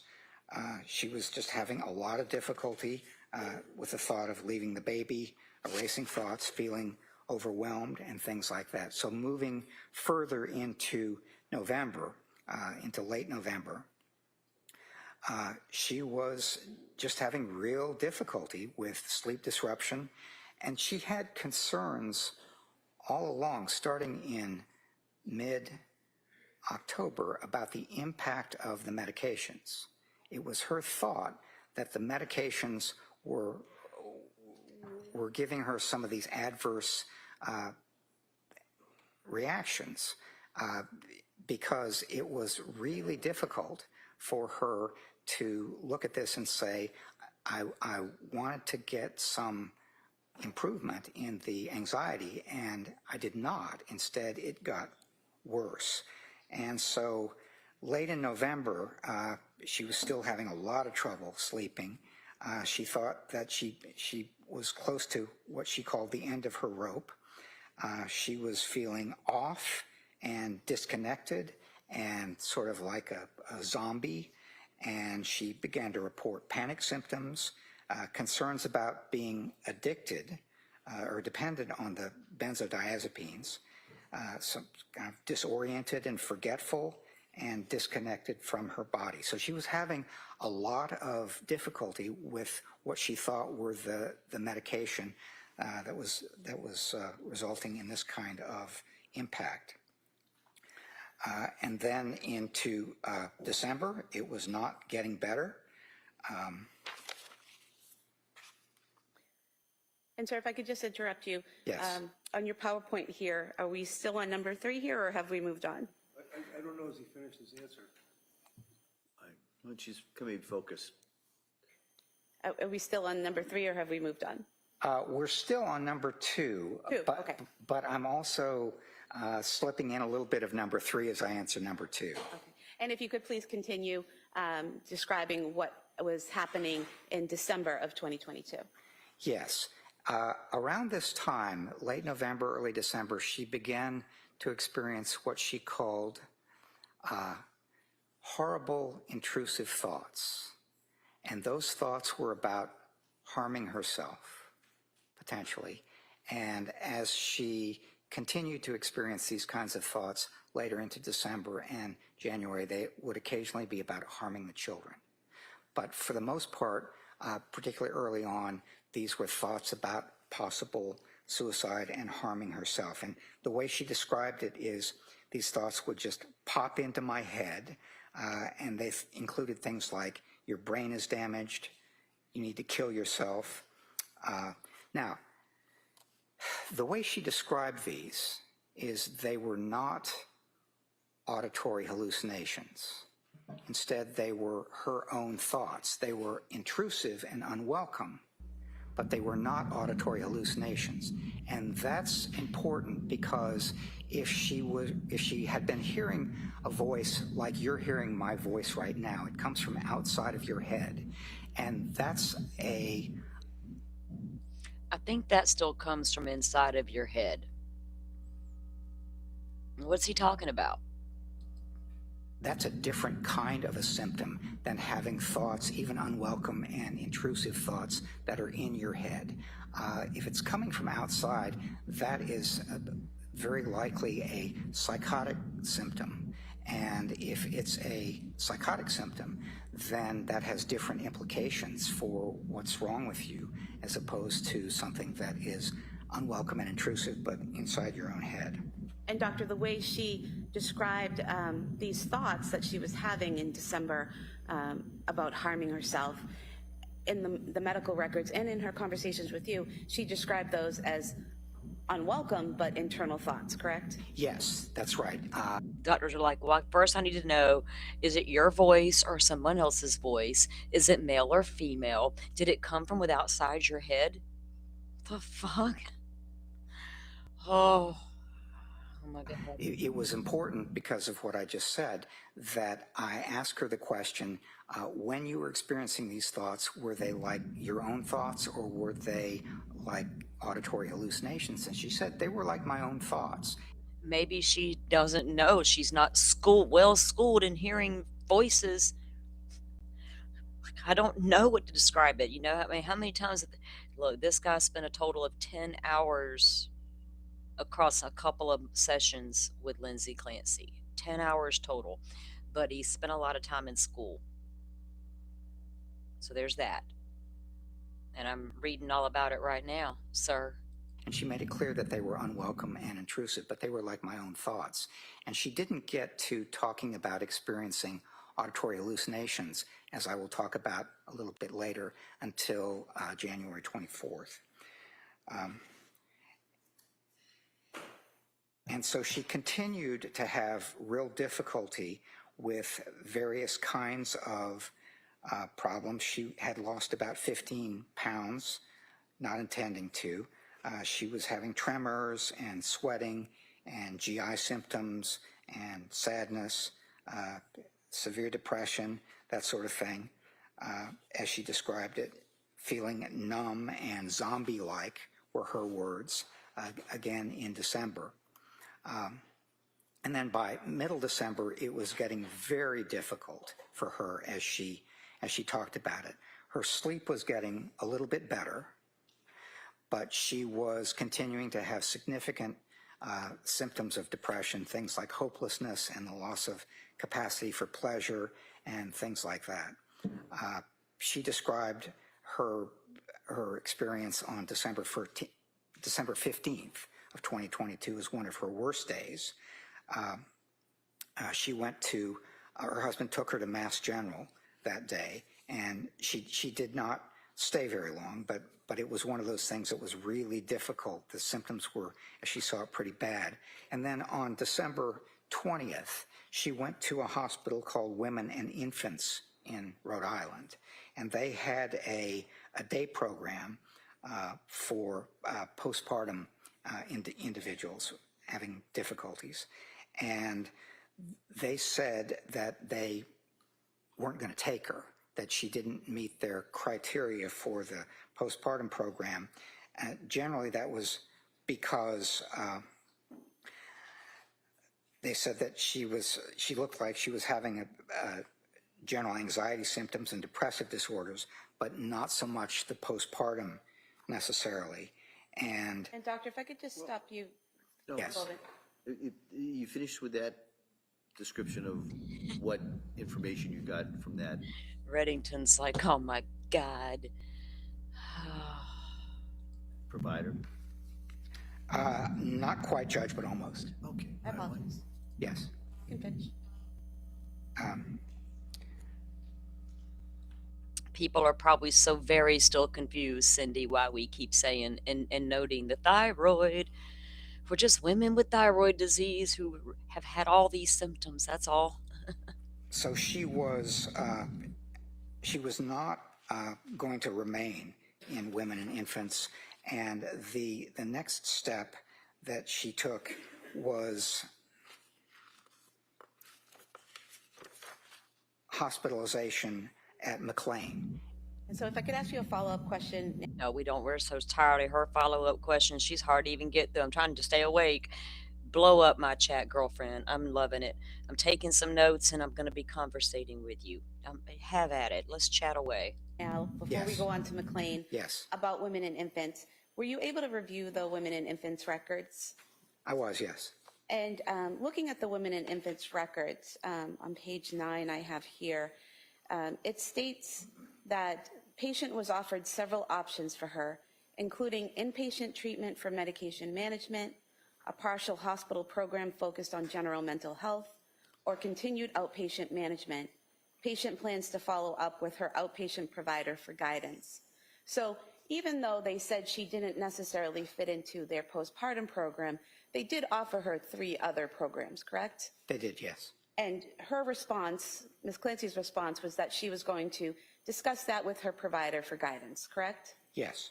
And in reviewing the records of Dr. Tufts and Rebecca Gelada, did you ever see any mention of the defendant actually following through with that and discussing with them those 3 options that were offered by Women and Infants? No, what I saw is that they were back to being treated according to the plan and the medication and so on. But she was back to being treated, discussing with Dr. Tufts what the what the best implications were for treatment. Okay. And then you were about to talk about what happened at McLean. So if you could please tell us what you learned about McLean and how that was impactful to your analysis or your evaluation. Yes, she was admitted to McLean on January 1st of 2023, and what got her there was suicidal thinking.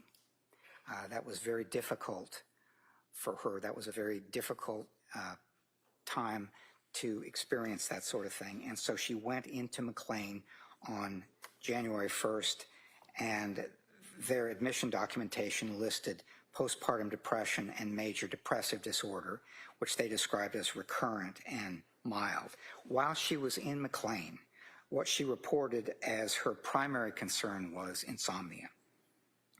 And she said that while she was hospitalized, it actually made her more anxious than being at home. And when she was asked about the suicidal impulses and thoughts, she said that she would not commit suicide because of her children and her mother. So she had some, but they asked about reasons for living, among other things, and those were some of the ones that she cited. Doctor, would that be called a protective factor? Yes, sometimes it's called a protective factor. And that's something that protects you or prevents you from committing suicide? Yes, would keep you from doing something like that. And then what were your further findings? So she stayed at McLean for 5 days, and she was documented as not having safety concerns and at minimal risk for returning to the community by January 3rd. She described her mood there as numb, but she denied things like delusions or hallucinations or suicidal thoughts that were continuing or homicidal thinking. And at the time she was discharged on the 5th of January, she was described as cooperative and pleasant, with no psychosis, no suicidal or homicidal thinking. And she said, when I was asking her about it, that when she left McLean, she had what she described as a small shred of hope after discharge, because she was off of medication, Seroquel, which she thought was causing her a lot of trouble. But the intrusive suicidal thoughts returned, she said, within a week or so following her discharge from McLean. And would we be moving on now to number 3 on your PowerPoint? Yes, we are. Symptoms following the beginning of medication. So what were your major findings in that area? Well, I have, I think I've combined 2 and 3 as I've talked about this, because one of the things about this is after she started taking the medication in October, the Zoloft, she had, the anxiety didn't get better. She had great difficulty with insomnia. And she said she was numb. She felt like a zombie. It wasn't something that she was able to see any improvement in. In fact, she thought it was getting a lot worse. And so basically, what she thought is that the symptoms that she was experiencing following taking the medication that was prescribed beginning in October, she said the symptoms were getting worse, particularly a new symptom, which was insomnia. We could move on to the next slide. Doctor, and does that bring us to number 4 on your PowerPoint, the adverse response to medications, including bad insomnia? Yes, and I won't take nearly as long in talking about that, because one of the things that she thought was happening when she began taking that medication in October is that the medication itself was far from making the anxiety better. It was making it worse and keeping her from sleeping, and it was, she thought, making it difficult for her to she thought that the medication was actually making it a real problem for her to to sleep, to feel. She felt emotionally numb and that sort of thing. And so accompanying the bad insomnia with the apparent adverse responses, producing the insomnia and other things, was a real problem for her as she saw it. And it's one of the things that she continued to emphasize to providers, whether it was Dr. Tufts or Ms. Gelada, a nurse practitioner. She said basically, I think these medications are making me worse. But one of the things, moving on to number 5 there, one of the things she also said is that she was focusing on making the anxiety, helping the anxiety get better through medication.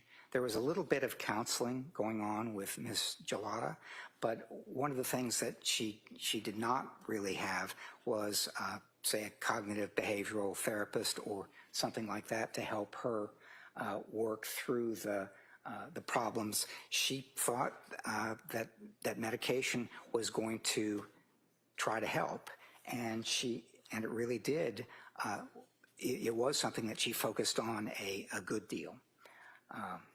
And when you say she was focused, the defendant was focused on medication resolving her problems, would that include talking to doctors about different medications to try, researching medications on her own, asking friends and family for tips on medications, things like that?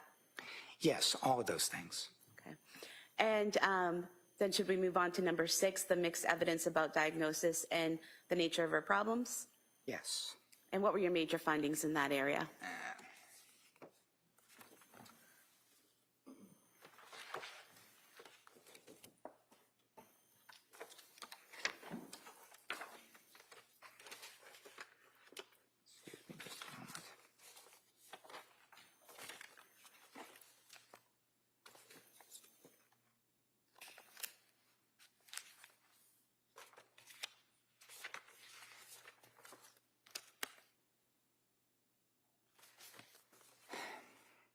Over the course of the time that she was going through these experiences between mid-October and late January, she'd had a lot of providers offer a lot of diagnoses, and there were a lot of complicating considerations. So among some of the diagnoses that she'd been given were adjustment disorder with anxiety and depression, generalized anxiety disorder, major depressive disorder, bipolar disorder 2, postpartum depression, postpartum psychosis, post-traumatic stress disorder. That last one was not before January of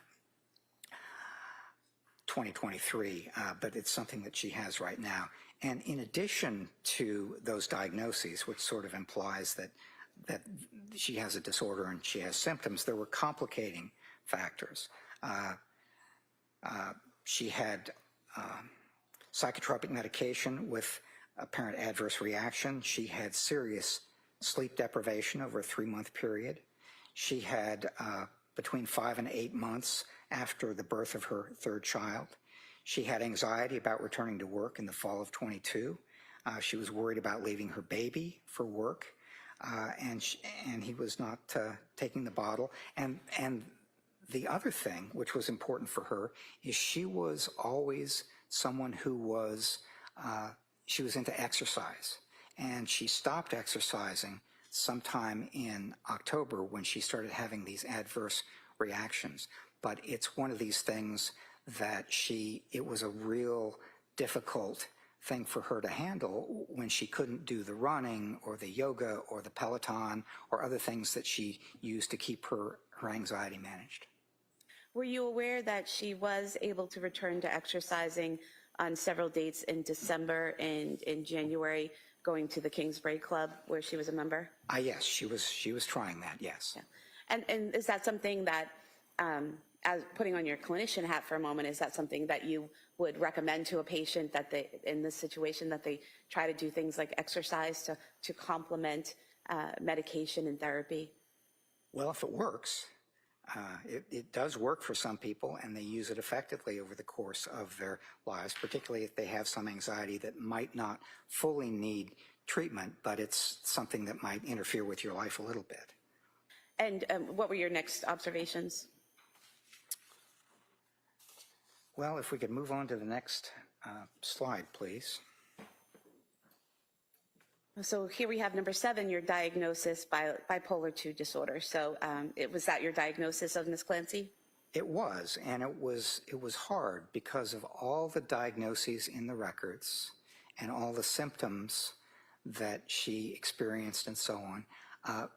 To make a diagnosis of bipolar disorder or bipolar II disorder, which is a kind of a less serious way of experiencing bipolar disorder, you have to have identifiable mood swings, and one is a period of depression, which she certainly had, but a period of depression, and that was something that made a big difference over a certain period of time in depressed symptoms and sadness and not having much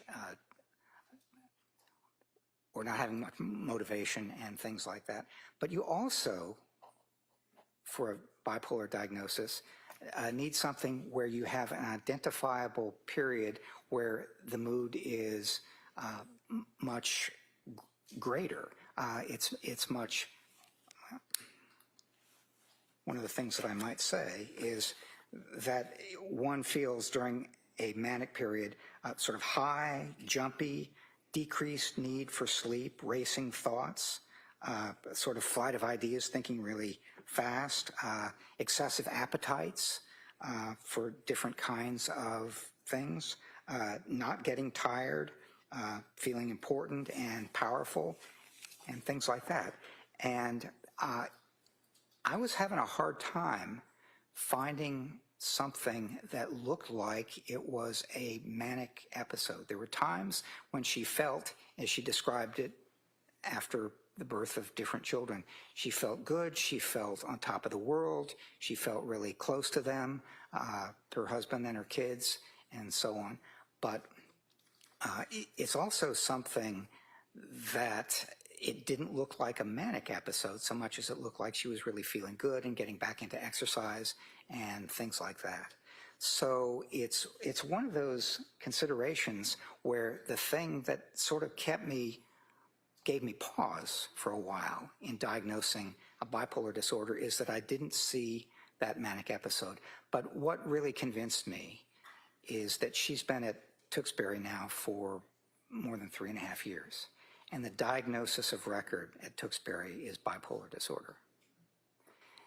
And they are, as I read the records, very careful about what they prescribe and how much, and various other kinds of considerations. And one of the things that the records reflect is that when she was on some medication that's prescribed to help stabilize her mood, and it was discontinued for medical reasons, she had a kind of immediate response to that, which is to say, she noticed it, and that's a consideration as well. So I ended up with making a diagnosis of bipolar II disorder, which is a slightly less, not slightly, it's a less severe form of bipolar disorder. And doctor, why did you diagnose with bipolar II and not bipolar? Because bipolar, as I said, is a more severe kind of diagnosis. It's more noticeable. And if you had a bipolar diagnosis, then I would want to see something that clearly and definitely looks like a manic episode. And I did not see any evidence of that before January 24th of 2023. And there were some incidents that have been described by witnesses who have testified and in the medical records, things like the defendant cleaning out her garage with her husband at one point in time. Was that something that you did or did not see as manic, and why?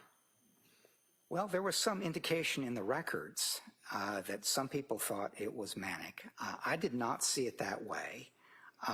She did not describe, when I asked her whether, she did not describe that as a manic episode. She didn't think it was. And when I talked to Patrick Clancy, he said he didn't think it was either. And basically it was cleaning out the garage and getting a lot of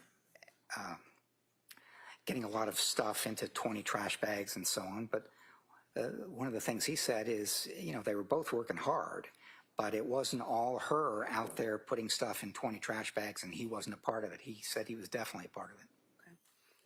And would it be accurate that bipolar disorder requires that period of mania for, I believe it's 7 days, where bipolar 2 requires hypomania for 4 days? Is that right? Yes, that's right. Okay. And so did you see signs of hypomania?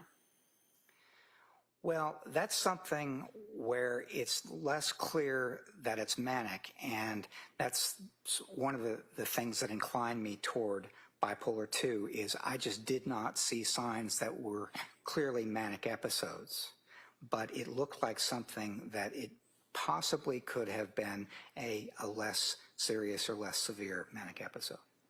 And in terms of this diagnosis, this bipolar 2, is there a way to determine whether she always had this disorder or if it's something new, and if it's something new, when it appeared? It's a disorder that typically comes on in adulthood. It's not something that you have as a kid or even for the most part as an adolescent. It's something that you start to show the signs of when you are in your 20s or 30s. Okay. And so at this point, would it be time to move on to number 8 on your PowerPoint? Yes. Which would be criminal responsibility evaluation, so mental state and legal standard are relevant. So what were your findings on number 8? Well, one of the things that I wanted to say about number 8 is that I wasn't called up here just to make a diagnosis or talk about symptoms. This is a criminal responsibility evaluation. And one of the things that I take a look at very carefully when I'm doing something like this is what's the standard for criminal responsibility in the jurisdiction. Now, I'm aware that the court will instruct the jury about the standard and how you apply it and so on, but my understanding of the standard for criminal responsibility in Massachusetts. Oh, why don't you let the court do the directions, sir? Objection. Is that a person is not criminally responsible if at the time of the offense they suffered from a mental disease or defect and as a result lacked substantial capacity either to appreciate the criminality or wrongfulness of their conduct or to conform their conduct to the requirements of the law. So there were really 3 parts. There really are 3 parts to that criminal responsibility standard. The first is mental disease or defect, and that's one of the reasons why I've paid so much attention to the symptoms and when they began and things like that. But the other thing that I try to do is take those symptoms and see how they affect somebody, in this case Ms. Clancy's, capacity for knowing that something like this was illegal or wrong, or how they affected her capacity for conforming her conduct to the requirements of the law, which I think of as kind of controlling her behavior. And to determine, is that something that those 3 elements are those things that you kept in mind throughout your evaluation of the records and your interview of the defendant? But yeah, they know that a patient may diminish their symptoms because they don't, a little afraid of what they may be thought of. But over here, I can tell when she's not being truthful, and when she's now you know when she's being truthful. They're trying to hone it down to that little bit of time frame where Lindsay was alone with those kids. At that point in time, was she manic? Well, she was the couple days before that, but not during that day, but maybe the day after. Every day, it could have been all the times, but not that day. Does she understand how word salady she really has become? and the psychological testing that you did? It is, yes, and it's something that I put on page 1 of my report because I always try to do that to try to make it as clear as I can that this is something I'm paying attention to throughout the entire evaluation. So that's your mindset when approaching the evaluation of Ms. Clancy? It is, yes. Okay. And so what types of psychological testing did you do with Ms. Clancy?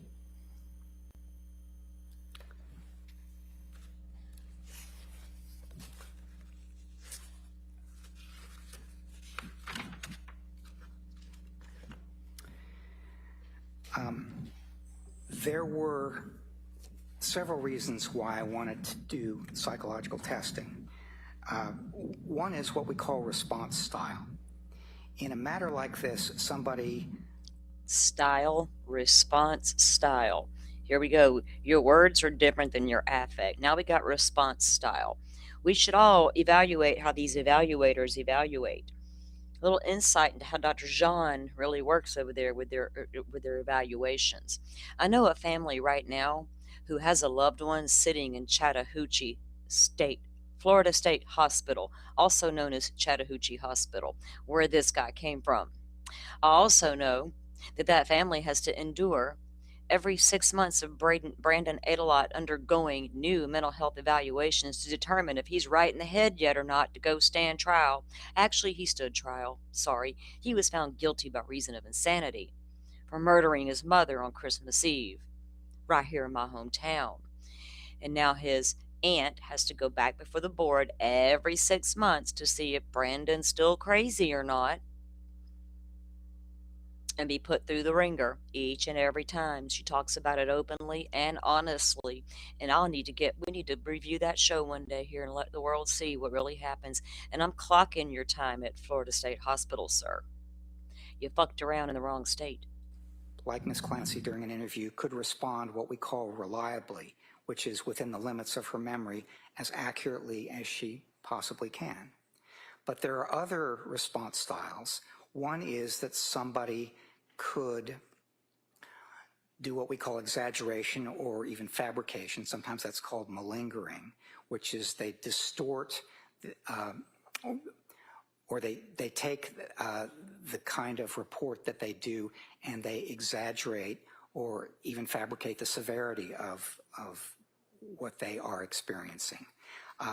And then the other kind of response style is to underreport, basically to say... now they're mind readers. Now they can determine which ones are lying and exaggerating about their mental illnesses and which ones are holding back about their mental illnesses. Really? Oh, all right. I guess they're the experts. I'm going to minimize or even deny things that I actually experience. So response style is always important in doing a forensic evaluation like this, and I paid attention to it. And one of the psychological tests that I administered, something called... Thank God he paid attention. Isn't that what he's supposed to do? Not just get paid to testify, but pay attention when you're evaluating your patient. Yeah, he saw her years later for a total of 10 freaking hours, Rachel. January 2025, he receives his first reports from the prosecutor. He evaluates his first evaluations done 1 full year later for 10 full hours. The Minnesota Multiphasic Personality Inventory has scales that allow me to look and say, is she being kind of reliable, or is she exaggerating or fabricating, or is she minimizing or denying? A liar scale, kind of like when you go to the ER and they're like, what is your pain today between 1 and 10? You're like, let me think about it. Can I fail this test if I give you the wrong answer? It's fucking pegged out, or I wouldn't be here, right, bitches? So that was one of the reasons that I wanted to do these tests. The second is I wanted to pay attention to possible symptoms of what we call severe mental illness, things like hallucinations or delusions or mental disorganization. I'm guilty. Sometimes I get the mental disorganization, but I'm cool with it. I live with it. I'm not out here hurting folks. Let's give him some shock therapy, electroshock therapy. Indy Cindy, he needs it. Let's dust off the old machine today. They can't really kind of focus on what's being discussed so much as you tend to get off track or have tangential speech, which is kind of running off the topic and going to different. Oops, he just described me on occasion, y'all. Oops. We call it squirrely, sir. That's what we call it. That's all. Different ways and so on. Cognitive disorganization is another speech.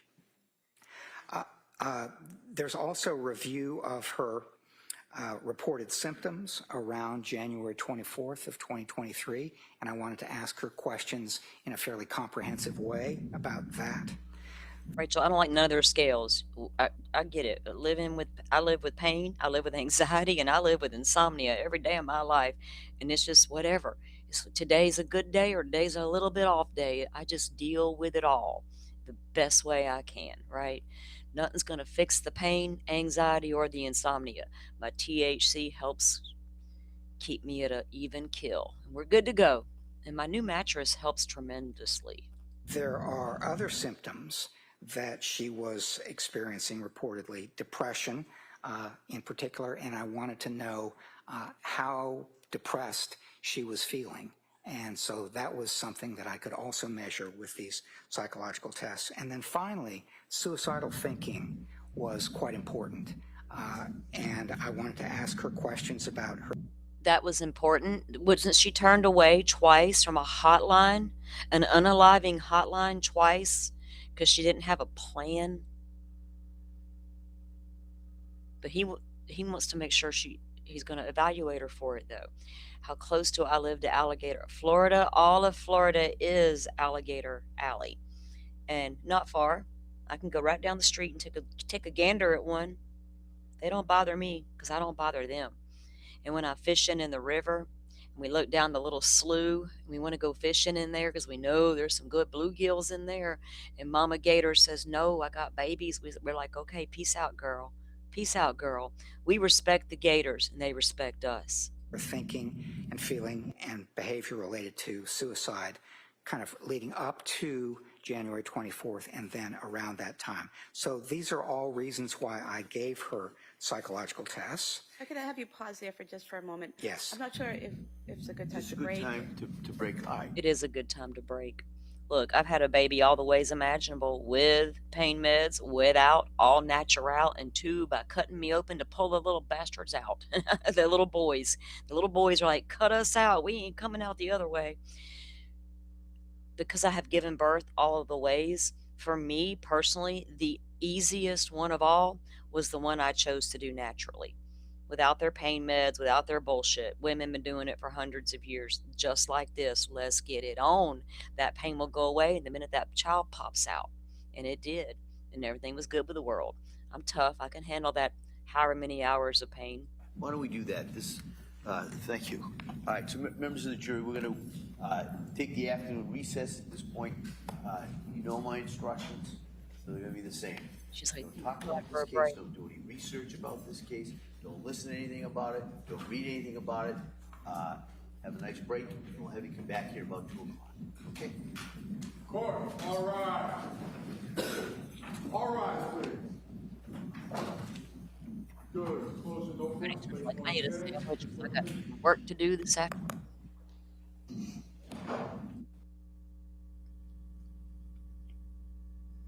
Got some work. We got a gator in the garden, says Simi. We named him Hal. He eats rodents who try to eat our veggies. I have a field, I have the pole barn kitty out here who eats our field mice, who tries to eat the farmer's crops. But the gator, he's down the road at the... We had some fools kill one here recently for no reason. A weirdo landowner. This gator's literally been swimming in that pond forever. She never leaves, none of that. She don't bother nobody. She's completely fenced in. And it was a whole big thing here. Like, people were fucking livid. Like, why'd you kill the gator? It was never bothering. People would stop and be like, hey, gator, right?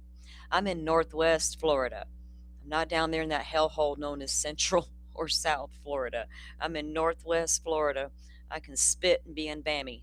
I can spit and be in Bama. Born and raised.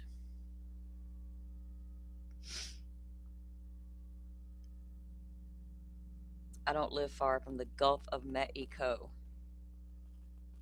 And I feel like I'm entitled to call it whatever I feel like calling it because I'm a native, born and raised, and can't change my ways. And I learned from when I was in school, it was called something else. Some guy says it's called something different now.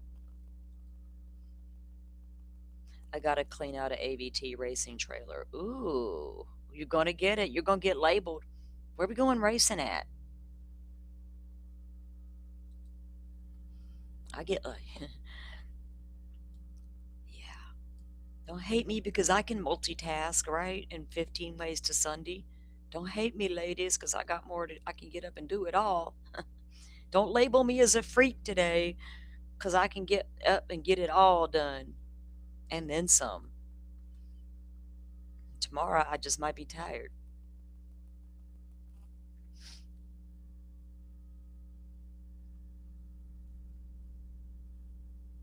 So Rachel found a PDF where we have got some, hang on a second. Oh, good Lord. Did y'all watch, did these people commenting on my video actually watch my video? Hold on a minute. Really? Even you are asking me questions? Good God Almighty. Let me answer it.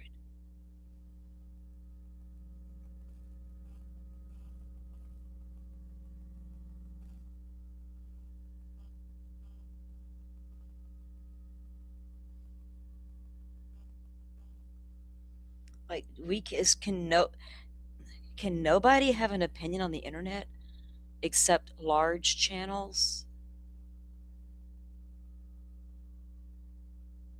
You can't take a show about what's out there, reporting on what's out there and a little bit of personal opinion mixed in with, and just let it be? Okay. Noted. Noted.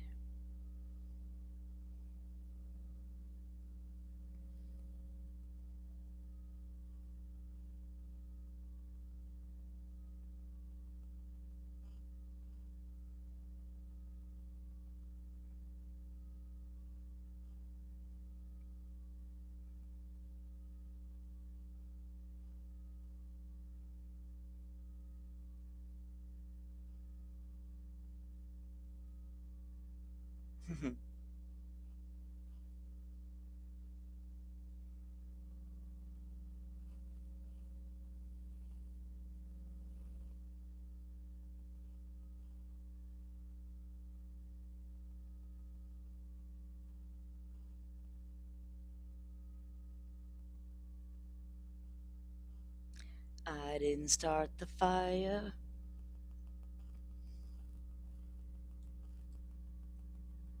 They are still at it. Okay. I'm refreshing the screen to see when they come back in. All right, as I was trying to say, let me see if I can pull this up, Rachel, or we can view it the right way. No, that's the wrong way. Oh, shit, I still did it wrong. I think I threw it over here so I can grab it and pull it up easy. Did I? No. Okay. Anyway, it's a Google Drive with, new documents in it with the civil suit, guys. I gotta go get it. Hold on.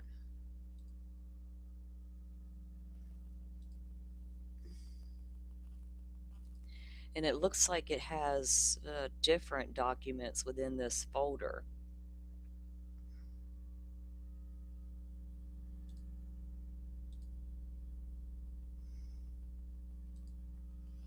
Let me see if I can, oh wait, is it gonna let me view it this way? Oh hell, Rachel, it wouldn't let you view it on your phone, but it would me, but it doesn't want me to view it on the PC. That's really weird. What's going on here? I'll have to figure out a way to get those uploaded so that we can view them properly.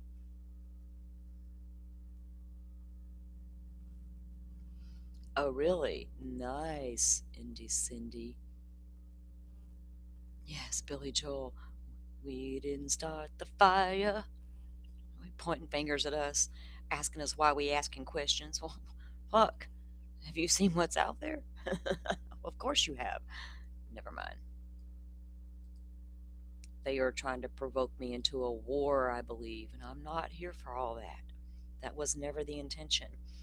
I knew it when I did the show. That was going to be, we're going to try to make it about that. We're not. We're going to maintain the focus. In fact, crime, drama, trauma, y'all have at it. Rip each other to shreds. We're going to come. I'm not watching. I'll just be here with the popcorn. You got a mini split fridge microwave. Oh, nice. 6 fold down wall bunks and 2 queens. Girl, sounds nice. We get a lot of the guys at the racetracks have those, though. We get a lot of nice haulers at the racetracks. They're nice. I'm like, I could live in your hauler there. Dude, I could live in I could do camper living. I could do van life. I don't need much. I am such an easy peasy kind of person. It don't take much to please me. The simplest things in life please me more than anything. More than the big house and all the bells and whistles and all the shiny toys. And no, oh, I'm good to go with very simple stuff. Now, you give me something good to ride on in the woods. Hey, that's fun. No, I'm going to figure out a way to get it pulled up, Rachel. Hang on, let me try one more thing. Let me see. Actually, let me do it this way. Let me get off the computer and try it. Let me go grab it and send it to myself a different way, and then I can try to pull it up into a PDF form that I can view.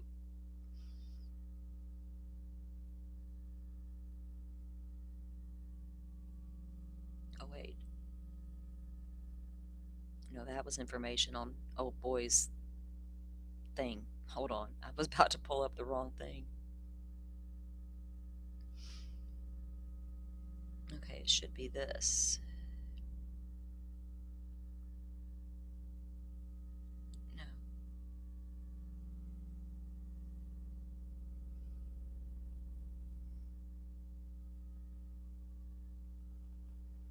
Okay.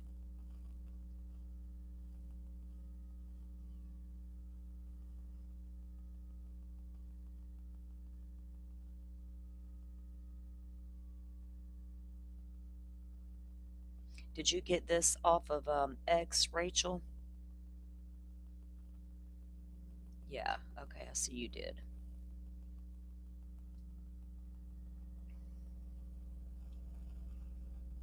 Oh, okay, I got it. Let me see if I can get it to work this way. If not, I can just read it off, Rachel. We'll do that. Because this is new. Let's see. Go back one more. I'll tell you guys what this actually is. Oh, hell.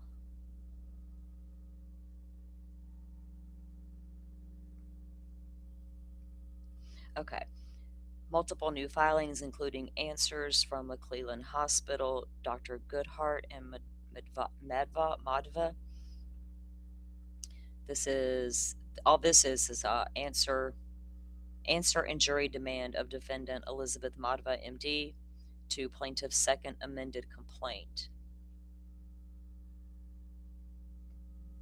To the extent of the first 6 paragraphs under the heading Introduction contain introductory statements, no response is required.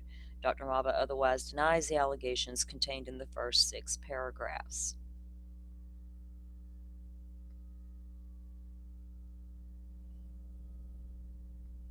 And then the other one looks like answers and jury for McLean. To the extent for the first 6 paragraphs under the heading Introduction contain introductory statements, no response is required. McLean Hospital otherwise denies allegations, of course they do, contained in the first 6 paragraphs of the heading.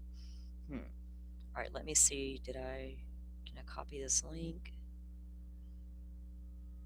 Because I want to be able to look at all the documents they have within this and see what's there. Okay.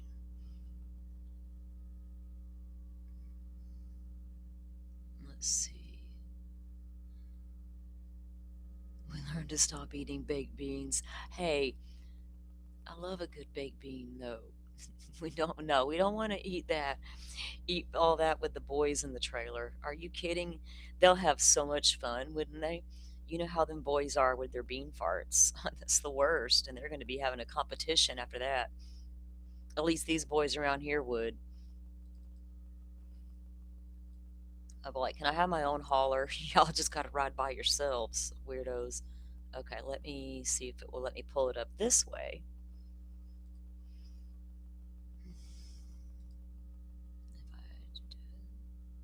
What is this? Oh.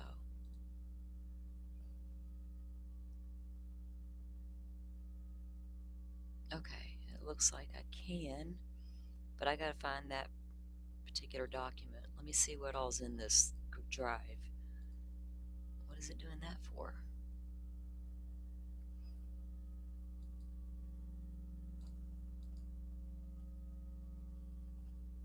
Original complaint, amended complaint, motion to amend, motion to extend. These are all pretrial stuff. Second motion to amend, Madava opposition is in there. So that's one we haven't reviewed yet. Second amended complaint, Tufts answer. Oh. Astor Mental Health's answer. Gelada Paul South Shore answer. Stipulation. Tufts demand MED malpractice tribunal. Whoa. Another stipulation PDF. Goodhart's answer. McLean Hospital answer. God, we got to come back and do some reading, y'all. Madava's, okay, let's see. Emergency extension filed. When was that filed? Stipulation, and then this other one here looks to be Gelada Paul Malpractice Tribunal.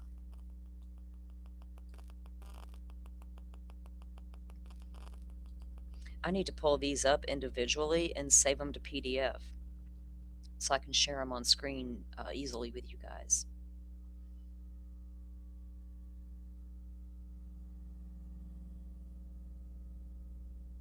Okay, you caught back up now?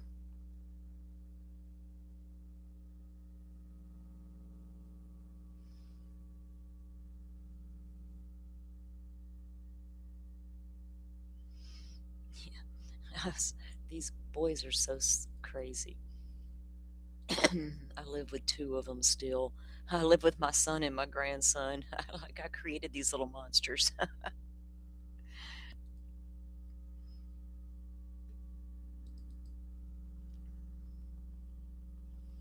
Boys will be boys.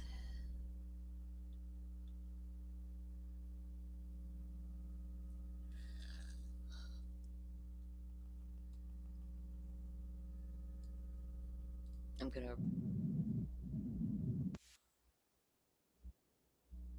Okay, I think they just came back in, so let me get it refreshed and brought back up. Yep.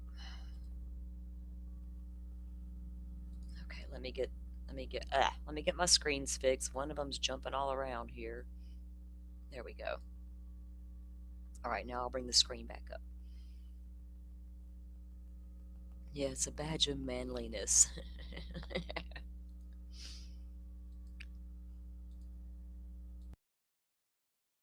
I tease my grandson about weird stuff. Like if he doesn't do something I say and he could get injured by doing it, I'm like, look, dude, you don't want to be known as Nub Boy. You know, that Nub Boy from up there in the country. He's like, Grandma, no. I'm like, they're going to call you Nub Boy your whole life. They're going to go, hey, y'all remember that Nub Boy from school, that one that lost his leg that one time? And he's like, he face palms like Judge Hitler. And I'm like, that's your sign to be careful, son. You don't want to lose a limb and be known as Nub Boy. Okay, I'm just, my grandbaby thinks I'm funny, y'all. He laughs at me. He thinks his grandma's not right in the head sometimes, and he would be accurate. According Court is back in session. You may be seated. Commonwealth versus Lindsay Clancy, all parties are present excluding the jury. All right, counsel, we all set for the jury? Yes, Your Honor. All right, yeah, bring him in.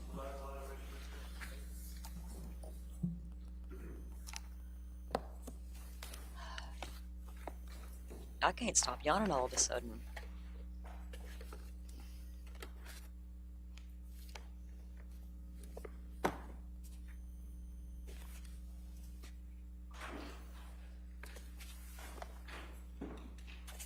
Court, all rise. Jurors entering.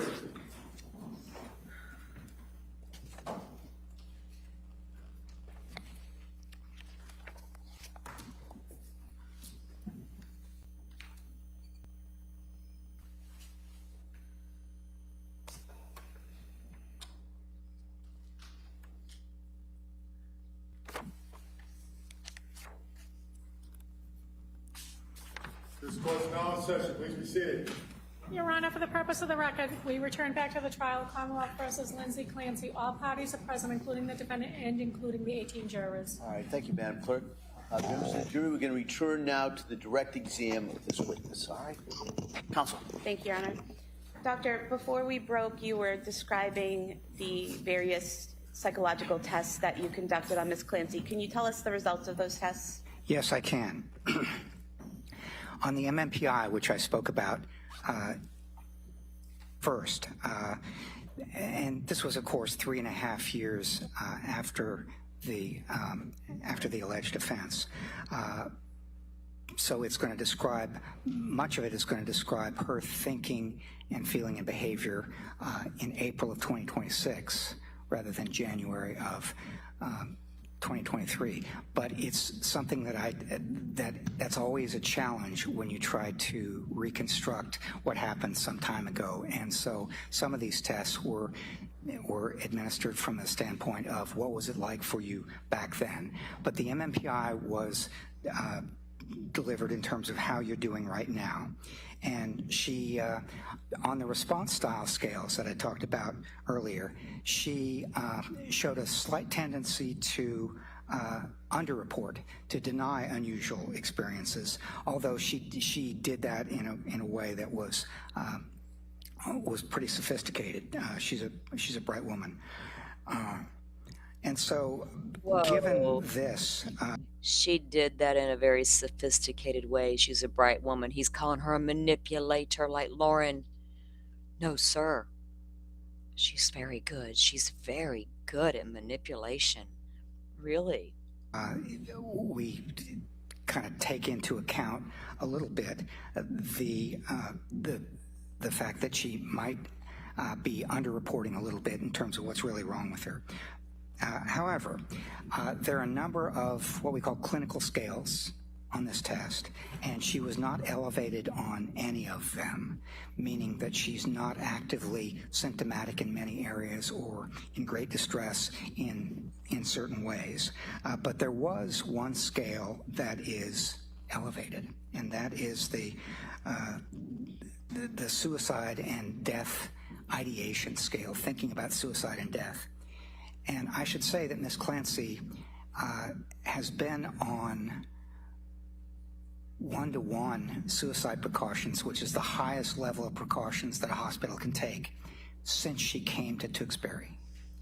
This is a very long time to be on that kind of precautions, and what it says to me is that she was at risk for suicide, she remains at risk for suicide, and so she still is. The Adverse Childhood Experience Questionnaire I mentioned earlier, basically it's a measure of whether somebody is reporting experiencing as a child or adolescent adverse or traumatic events, and she was not, so she had a 0 on that. There were 2 measures of suicide intent. One is called Beck's Suicide Intent Scale, and the other is called the Columbia Suicide Severity Rating Scale. And I can sum up those results very quickly by saying that when she responded to one of them as she would have if she'd been filling it out in January of 2023, what it suggested is that this was a very serious suicide attempt at that time. And when she responded to both of them as she feels right now, she also was indicating that she remains at high risk for suicide, and hence the one-to-one supervision for 3.5 years.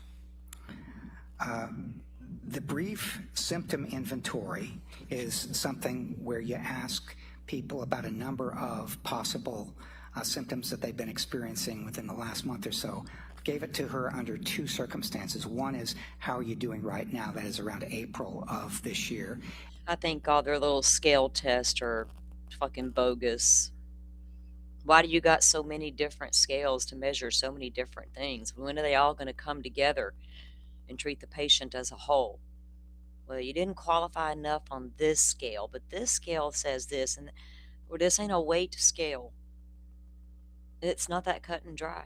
These idiots. And the other was, how were you doing in January of 2023? Her description of how she... Like right now I feel okay, but 20 minutes ago I felt like shit. In 20 minutes I might feel like shit again, but right now I'm okay. If I throat punch you, can I blame it on what happened 20 minutes ago or what's going to happen 20 minutes in the future? Or does it matter how I feel right now? Like, what, dude? She was doing in January of 2023 is that she endorsed feeling blue or still extremely depressed, feeling no interest in things, thoughts of death or dying, feeling hopeless about the future, feeling very self-conscious with others, and the idea that something is wrong with her mind. She thought depression, suspiciousness, memory problems, problems with attention and concentration, and things like she was having trouble concentrating, so she'd be cooking, for instance, and she'd forget what step she was on. Some brain fog?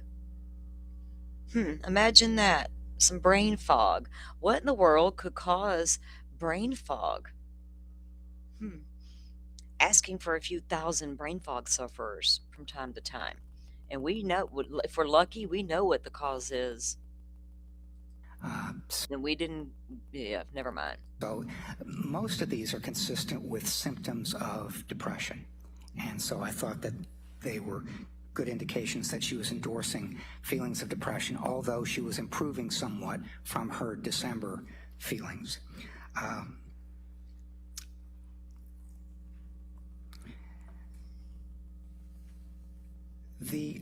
Look, even the prosecutor's bored. She's like, I'm so tired of standing here in my weird skirt today. I want to go sit down. This is not comfortable. Something called the Obsessional Beliefs Questionnaire has 3 scales. One scale is kind of responsibility threat estimation, which is a belief about your personal responsibility and overestimation of threats. She was not elevated on that. A second was perfectionism and certainty. She was not elevated on that either, although she works hard and so on, but she's... So they're slapping a cookie cutter diagnosis on people who are not cookie cutter based on what the scale said today when we evaluated you. If y'all have a loved one labeled as such, change your way of thinking about them. She was not elevated on the perfectionist aspect of this test right now. However, she was elevated on something called importance and control of thoughts, meaning that for her, it's always been important to be able to work hard and control what's going on with her mind and her life. Doesn't everybody want that? So she's battled it all her life. Her focus has been to control her mind, although you said she had minor problems in the past. But now she's a mind control freak as well. No, the DSM ain't gonna mention no brain fog, thyroid, none of the important stuff, Cindy. No, no, no, no, no, no, no. They don't even barely want to speak about the revisions, do they? They're like, well, that hasn't happened yet, so it don't matter. The revision hasn't happened yet. It doesn't matter. And one of the things that I'm going to talk about in a few minutes that I think was making her depressed and hopeless and sad and so on is that she had been trying very hard since October to basically control the problems that she was having, and it wasn't working. Whoa. How do you come back from that, prosecutor? It was not succeeding for her. Okay, and then there was something called the Mahoney-Slade hallucination scale. And so she endorsed the following things. Sometimes a passing thought will seem so real it frightens me. Sometimes I get distracted trying to concentrate on my work. That was something she endorsed back in 22 and 23. In the past, I've had the experience of hearing a person's voice and then found there was no one there. That was only on January 24th. I often hear a voice speaking my thoughts aloud, again, only on January 24th. I've been troubled by hearing voices in my head, again, only on January 24th. All right, so those were the psychological testing results, and I'm going to move to the last item on the PowerPoint here, which is why it was important for me to consider her motivation for killing her children. Oh. And this is something that, if you look at Lindsay Clancy, would be described as so out of character that I just like to know what could possibly have been going on. Isn't that what we all want to know? He's about to tell us it wasn't her mental health, though, what, right? I'm going to mute out and let this man say what his a fucking opinion is, and I'll probably go smoke while he's saying it. It's like you, Indy. I'm gonna try to zip it. Because, for instance, when I talked to her and talked to her husband as well about how do you discipline your kids, it was never spanking, it was never hands-on, it was never anything like that. They both felt bad when they yelled at the kids. So it was one of those things that to imagine her doing something like this is really seems so out of character that I thought it was very important to try to figure out why it might have happened. So this is how I approached it. The other thing about the why question is it could well be something that is valuable to know when we're thinking about whether she understood that something was wrong, or when she was thinking about whether she could conform her conduct to the requirements of the law or control herself. The why question seemed important. So if I could have the next slide. Sure. And in evaluating the why, did you come up with two possible explanations? I did, yes, which is on this slide. And so can you explain that, please? I can, yes. There are a number of reasons in my experience why people harm one another, why people kill one another. And most of these reasons ended up not applying to Ms. Clancy. I mean, it wasn't job related. She wasn't in the military or the police. Didn't have to do with money or property or fame or anger or being callous or abusive or being afraid or doing it himself. None of those there was any evidence for. But there were a couple of things that started to have some evidence for, and this is what it looked like. One is the psychosis, the possibility that she had a severe mental illness, experiencing hallucinations, delusions, that sort of thing. And as part of that, on January 24th, experienced those symptoms that we're going to talk about in a minute. And I'm calling that the first bullet point there, acute psychosis with command hallucinations. The second possible explanation was as part of an attempt to take one's own life, as part of a suicide, one might harm one's children if you thought that would prevent them from suffering. And let me see if I can give you an example of that. If one of us were to learn, and we had no doubt in our mind that the Holocaust was coming tomorrow, and we thought that was going to be awful, and I can't live through that, and so I'm going to take my own life. If I had children, the question might come up, do I take them with me? Do I take their lives as well? Now, I'm not saying that I would definitely do that, but what I'm saying is that it would come up as a possibility in what I thought about. And so, there ended up being, in my mind, two possible explanations for why she did what she did. The first being the acute psychosis with command hallucinations, and the second being this was a serious suicide attempt, and she wanted the children to be with her so she wouldn't be separated from them, and so they wouldn't have to suffer after she was gone. Now, in a minute, I'm going to talk about the evidence that I saw supporting each of those, but I will tell you right now, in advance of talking about that most of the evidence that I saw supported the second one and not the first.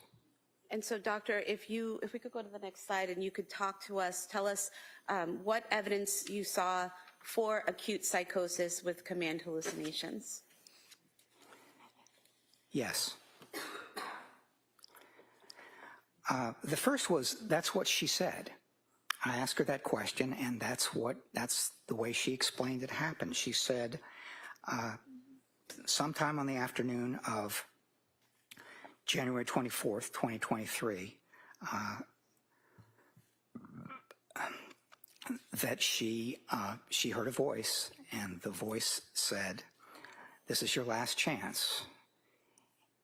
You have to kill the kids so you can kill yourself." If she actually heard a voice like that, that would be evidence of psychosis being experienced and what we call command hallucinations, where the voice is instructing her to do something.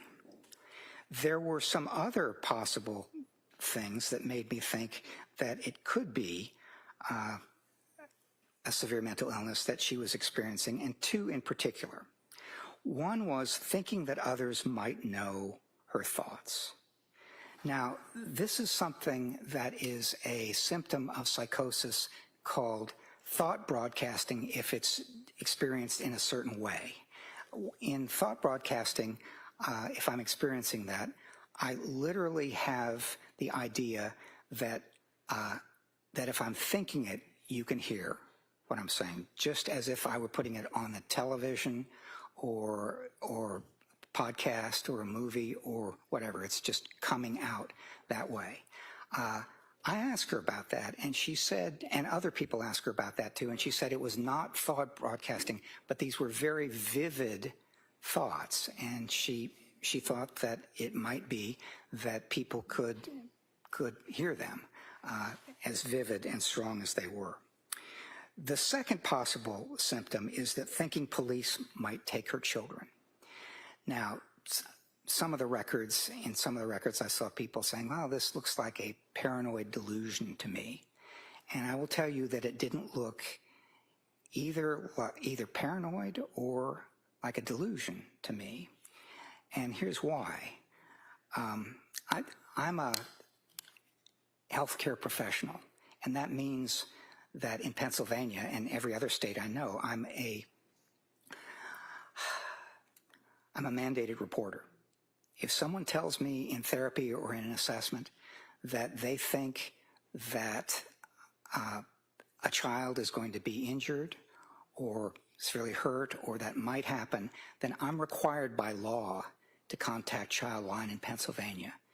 Ms. Clancy is a labor and delivery nurse. She's a healthcare professional as well. And so it's one of those things where if she had said to a psychiatrist, psychologist, anyone providing treatment, that she thought she was experiencing ideas like she might harm her kids, she would know as a mandated reporter that they were legally required to report that. Now, that might not mean that the police would literally come and take her kids away, but it would mean that there would be an investigation. She would have to answer questions, and it might be that for a period of time she would be separated from the children. And Doctor, is it? I thought he was done. I don't know. Well, we'll find out. Were you done? I just want to ask a follow-up question about your last point. Is that okay? Oh, yes, that's okay. And so you mentioned you didn't think it was a delusion. Is it true that a delusion is a fixed false belief? Yes, that's the way it's defined. And so Ms. Clancy thinking that if someone knew she thought of harming her kids might be taken away, that's not a false belief, correct? Well, that was what I was trying to say, is that it is not a false belief. It's quite possible that it could come to pass. And if you could continue with your discussion of why, the evidence you saw for acute psychosis. Yes. The other point there at the bottom is that it's appealing as an explanation because it could explain acts that seem so out of character for her. You don't have to get complicated at all. It's just, I had a psychotic episode. I heard a voice. The voice told me to do something terrible. I did it. And after considering the evidence for acute psychosis, command hallucinations, did you then consider evidence against acute psychosis with command hallucinations? I did, yes. And what did you see? One of the reasons, well, the first bullet point here is that the way she described this as happening is that she heard a voice that she'd never heard before, experienced an hallucination, and she's never experienced it since, but she only experienced it for the 18 minutes or so that it took to kill the children. And to put it mildly, that would be a very, very unusual pattern or manifestation of how this kind of thing comes about. Very unusual. I've been doing this kind of evaluation for many, many years, and I'm always very careful when someone tells me that they experienced a symptom only during the course of committing an offense. Why is that, doctor? Why are you careful when someone tells you that they only experience this voice during a criminal offense? Well, because it provides a convenient way of lessening your own culpability. I mean, it's always possible, but as I said, I find it very, very rare, whereas an explanation for why somebody did something, somebody might look at that and say, it's a convenient way of somebody looks at me and I don't have the same culpability that I would otherwise. And what was the next part of evidence that you saw against acute psychosis? There was some discussion of whether this was postpartum, and so she was about 8 months away from having given birth to Callan, her youngest child. And most of the explanations, or most of the sources of authority like DSM-5 or the Cleveland Clinic will point to maybe 1 month after birth or 2 months after birth or something like that. But the farther away you get time-wise from the birth, the less likely it is, under those kinds of authority, to be postpartum. Now, it could be something else. And there were certainly some things that I saw that were symptoms of depression and other sorts of things that she experienced in January. But it was, given the time, it was less likely, I thought, to be postpartum. Then the next bullet was inconsistencies in her account. To me, when asked about this, she said the voice said, "This is your last chance. You have to kill the kids so you can kill yourself." And it just kept repeating that, and only that, for about 18 minutes, or the duration of the time it took to do this. There were other times, though, for instance, when she was in the hospital after this happened and was talking to a psychiatric attending, when she said that the voice had said other things, for example, the children will suffer without you, or you have to take the kids with you, or things like that. So inconsistency is important because it suggests inaccuracy. In other words, which version is accurate? Is it the first? Is it the second? Is it neither? I mean, here it couldn't be both, because she said, "I only heard this." To some people she said that, and then "I heard this plus this." To other people she said that. And doctor, if she had said to a third person that it was a different version, such as "you have to kill the kids so you can kill yourself because there's a danger to you and the kids," would that be a further consideration of the inconsistencies? Objection. Yeah, overall. The more inconsistency there is, Can we have a basis for that, please? So this asks as a hypothetical? Hypothetical, yes. I'll allow that. Okay, is the jury supposed to consider the answer hypothetical? Never mind. Reddington's got you, Judge. And you, Miss Ma'am. Okay. So it's not based on evidence, it's a hypothetical. It's a hypothetical. you might have to repeat the question. So if the person has a third version of what happened, what the voice said, and what the reasons the voice gave, would that be important in your assessment as well regarding inconsistency? Objection. It's speculation, it's not based on evidence, and there's no foundation for a hypothetical question. Why don't you just ask it as the hypothetical? You know, assuming this, and then go that way. Doctor, a hypothetical question for you. Assuming that a person has already given two versions of a voice, what the voice said for them to do, and then gives a third version of what the voice told them to do, would that be significant to you in assessing the inconsistencies? Objection for the record. Yeah, overall, go ahead. What I would say is the more inconsistency there is, the more problematic I find it to take any one particular account and say this is the accurate one.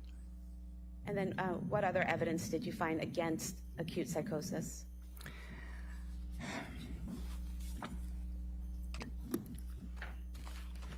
There is some research that's been conducted on... He's going to refer to his research, not answer the question. All right. Oh, well, I guess I could push play. Lingered hallucinations, which are accounts of hallucinations that are exaggerated or fabricated. And I found it useful to look at those, look at that research and see what it suggested and kind of lay it out there in terms of the way she described it. So some research suggests that that one consideration is whether the voices are internal or external, whether they're coming from your own thoughts or whether they're coming from outside of your head. And Ms. Clancy perceived this voice as external, which is more consistent with genuine hallucinations. However, command hallucinations are often, in about 88% of individuals reporting them by one account, accompanied by a related delusion.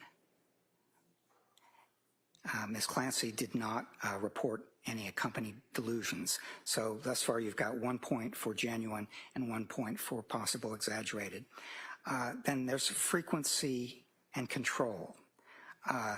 Genuine psychotic hallucinations are more often intermittent than constant.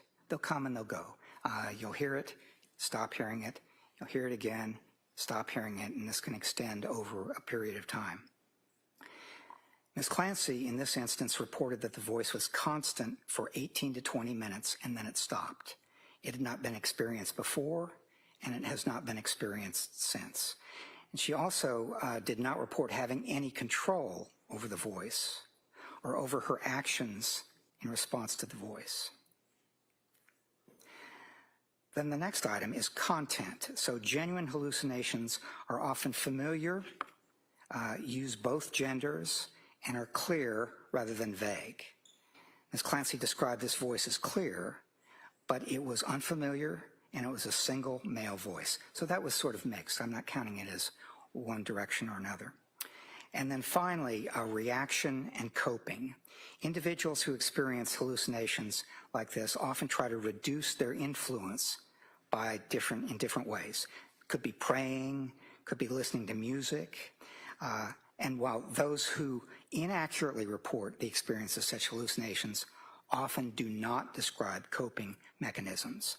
And Ms. Clancy didn't report any attempt to stop the voice or distract herself from it or what have you. So there were about 3 points on which her account more closely resembled exaggerated or fabricated hallucinations. One where it looked more genuine and one that was kind of mixed. If I could ask you a question, you said that there were more points indicating malingering or exaggerating. No. I have a question. For those who took to music to help silence the voice, did the voice come back when the music stopped, sir? Did it cure their voices? This guy has zero credibility with me. Exaggerating the existence of the voice. But earlier you testified about your psychological testing of Ms. Clancy, and it showed minimization, and it didn't show malingering. Could you explain how those two things could occur in the same person at the same time? Yes. When we try to appraise through testing or specialized measures something that looks like malingering or exaggeration, the way we typically do it as psychologists who develop the measures is it looks like somebody who is going to take a shotgun approach. They're going to say unusual things are wrong and strange things are wrong and many things are wrong and things like that. If you do that, we're pretty good at picking up that shotgun approach to malingering. But if I ask you a bunch of questions and you answer them almost entirely in a genuine way, that you're being as accurate as you can, except with one exception, when I ask you about one experience or one symptom and you exaggerate or fabricate that, it's we can't pick that up through our testing. So what we have to do instead is we have to kind of develop our ideas about how it might have been experienced, what it was consistent with, what the disorder is. We take a broader approach, which is what I've tried to do in talking about this. We'll go to the next slide, please. And was there further evidence against acute psychosis?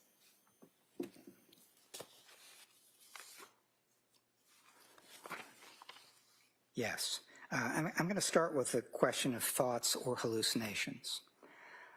I've already said that I found the account of hallucinations to be, as she described it, it would be very, very unusual to experience it that way. Never having, not before, not since, constantly for 18 minutes. However, if this was a thought, an unwelcome, intrusive thought, but still a thought, that's basically this is your last chance, you have to kill the kids so you can kill yourself, then that would be consistent with thoughts that she'd been experiencing for some time. She'd been having thoughts about harming herself, that she was, it was going to be very difficult for her to do this in a way that was, that made sense. She was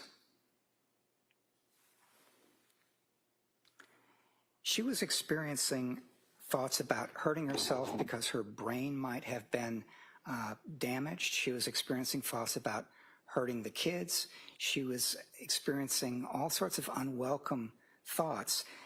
If that were the case on January 24th, if these were thoughts, then that would be consistent with what she'd been experiencing for months before. So that was something that made more sense to me, that rather than an auditory hallucination, it would have been an unwelcome, intrusive thought. The next bullet is her response to her husband's question, "What did you do?" So when he got home around 6 p.m. on January 24th, and the house was quiet, and he went in, thought people might have been playing hide and seek with him, called downstairs, didn't get an answer, called upstairs, didn't get an answer, went upstairs, found the bedroom door locked, unlocked it with his key, went in, saw some blood there, saw the window was open, ran downstairs, and he saw his wife Lindsay lying there semi-conscious. And he said his first question was, "What did you do?"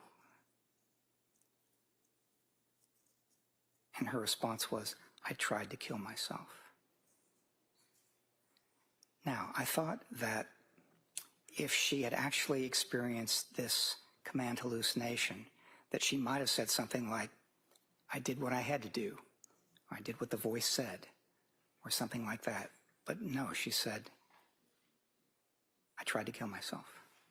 And this is consistent with my looking at this and starting from the perspective of this is a serious, highly lethal suicide attempt. And that's the way to understand it. And then the last bullet point has to do with the recovery of memories. So when she regained consciousness that night in the hospital, one of the things she said is that she wasn't able to remember what had happened. And she was informed of it, but if this had been a genuine memory loss, then human memory is funny. And one of the things that happens is that when you're trying to remember something that actually happened, things can interfere with that. Things that you read, things that you're told, other sorts of things like that. So it would have been hard to understand how she would recover that memory accurately, including the particular memory of the command auditory hallucination and what it said. And doctor, did you already go over the first bullet point, the inconsistencies in her description of knowing wrongfulness? Yeah, I'm gonna pass on that one. Go to the next slide. Okay, you don't have that's not a consideration? Well, there were some additional inconsistencies in terms of whether she knew that, when I asked her whether she was aware that it was illegal or immoral, she said basically, "I wasn't thinking about this at all. No thoughts, no decisions, none of that. It was just all action." One of the things that Dr. Resnick wrote in his report is that she was intellectually aware that it was wrong or illegal, but not morally. And what she said to me is that I just don't think I wasn't thinking about that at all. I didn't know any of that. Okay. And if we could go to the next slide, I think if you could describe for us the evidence that you saw for suicide combined with altruistic filicide. Yeah. Altruistic filicide is a term that's used that means killing your kids out of love. Not because you're trying to be cruel or for material gain or because you want them out of your lives or any of that, but killing them out of love so that you could basically, they wouldn't have to suffer, so you could prevent their suffering. And what she did, I thought, was begin with what I said a minute ago was a highly lethal and very serious suicide attempt. And that was preceded It was preceded by months of thoughts and impulses about you should harm yourself, you should kill yourself, your brain is damaged, that sort of thing. And that, I think, is the beginning of the way to understand what happened that day. The second point is that, as I've said before, she didn't like to leave her children. Whether that was for date night or school or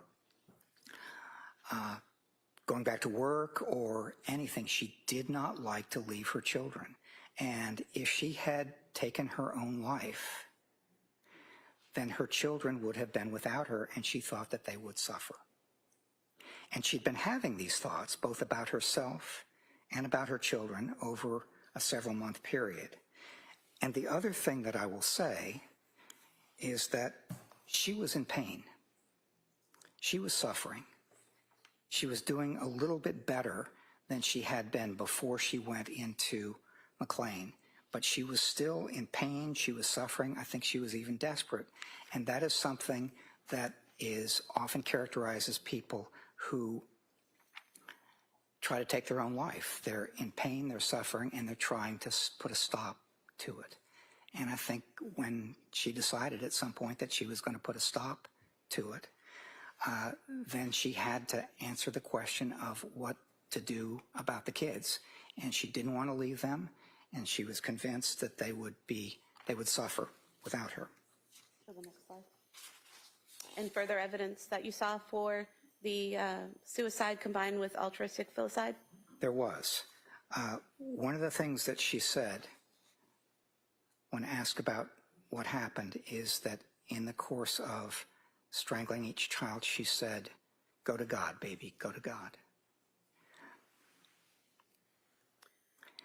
And that was part of her expectation, that she and the children would be together in heaven with God. She was raised as a Catholic, and this, as I understand Catholic considerations, that's not necessarily what happens, but when I asked her about that, when I said, "Isn't suicide a mortal sin?" Yeah, can I see counsel over here? Wow. Okay. In between listening to this long-winded asshole on the witness stand, I'm also listening to a long-winded asshole on the internet take a dig at me. I knew I was going to trigger somebody with my last show the other night.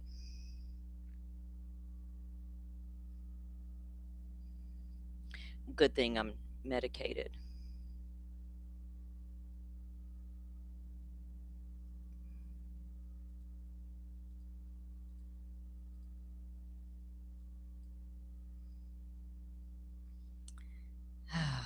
Boy, oh boy.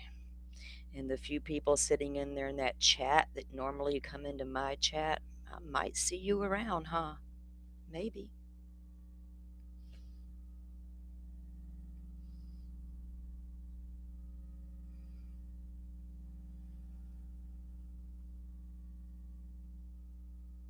This guy seems to make a lot of assumptions. He has nothing but assumptions. He started getting repetitive like a lot of people.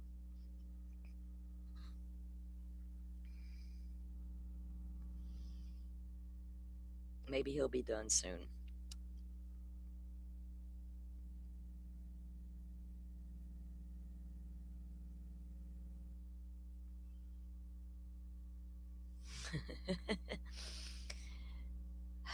This is the closest the state's getting. And y'all notice that Reddington only objected here and there, right? He let a lot of that testimony go because it was not helping the prosecution at all with some of that testimony there, with most of it. And he's, I'm assuming, I read this, I evaluated, my assumption is this. We're hearing a lot of that.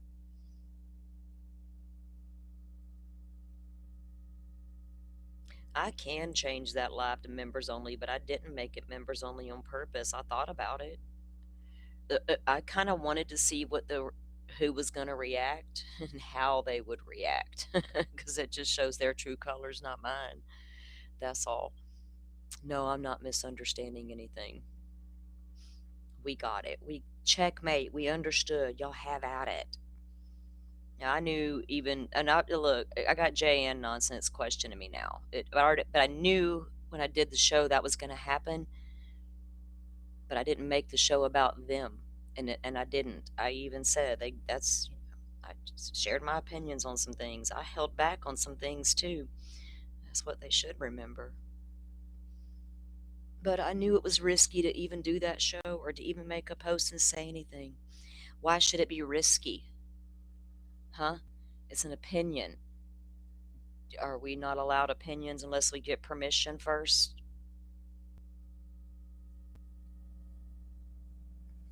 Or they'll come at you? Can you just let the content be and go do your own? Mind you, I don't know. Are you only allowed to cover it if you've been in it? Is that what it is? Don't know. I don't care. I'm going to take this down so I can refresh this screen. Yeah, I can change it. I got lots of options back here in my studio. I even got the block button, but I don't use her. I'm chat friendly. Someone said I didn't like pushback. You say we disagree. Is that pushback? Maybe I'm confused.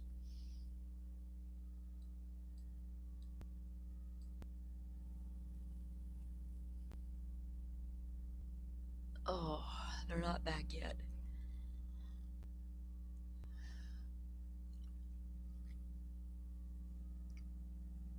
Actually, I don't know if the show was watched, just the post was seen, and they didn't bother to watch the actual show that I was. So it's like, okay, because I said, go chill out and get off the internet for a minute. Like, wow. Oh, you answered my question.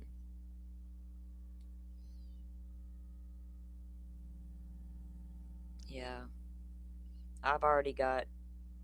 All I said was they need to go chill out, get off the internet for a moment. Actually, it said that nonsense chick, Granny's watching, and Queen should all get some much needed rest. Stop force feeding the algorithm with your drama. Only a few care.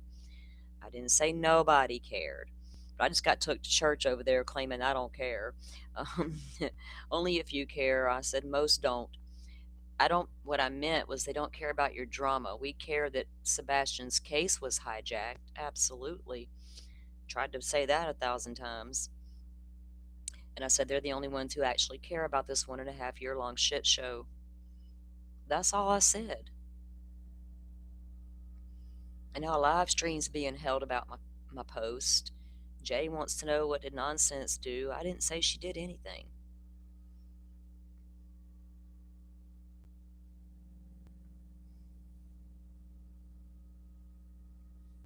Jesus.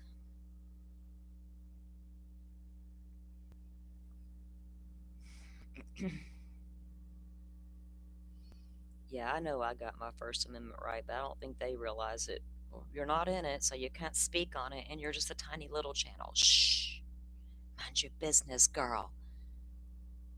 Maybe everybody should mind their business at this point.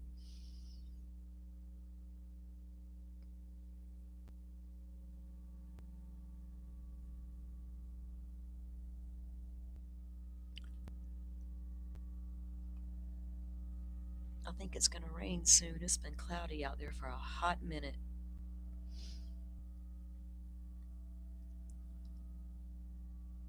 Oh, goodness. Oh, I got all kinds of alerts and warnings going on back here that I didn't know about. Because I don't ever look. Oh, yeah, I got a thunderstorm watch. I knew it was cloudy. They are on a short break, Faye. Nonsense on the webs over there live, and apparently the first part of her show was teaching me a little lesson.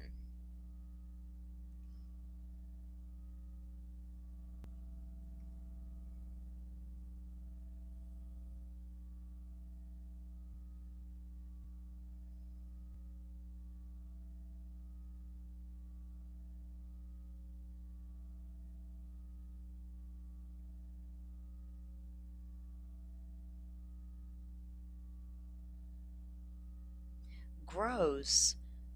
what? 2 hours ago, my local media put out a post that says 18-year-old Dwayne Watson is charged with following a 43-year-old woman throughout Walmart and performing a sex act on her back while she wasn't looking. I know exactly where this was probably that. Let me see if this was where I think it was at. Which Walmart was it? There's two culprits. Let's see. Oh, he was at that one and did it. Holy shit. According to the report, at one point, the woman was seen on surveillance video kneeling on the ground looking at items on the bottom shelves with her back to the male. The report states the video shows the male walks towards the woman, exposes himself, and performs the act on her back. He then quickly walks away and exits the store. Gross. What the fuck is wrong with people?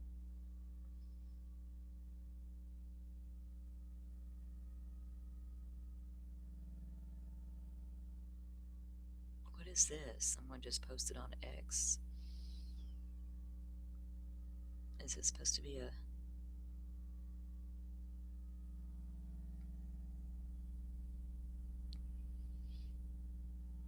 Oh, that Asget FX. Y'all remember that girl from Karen Reed would do the recreation videos? Apparently she's done one for the Lindsay Clancy home. And let me see if I can pull that up. I can watch it. I don't even know what it's about. I just saw it on X. I'll pull the screen back up in just a sec with the feed.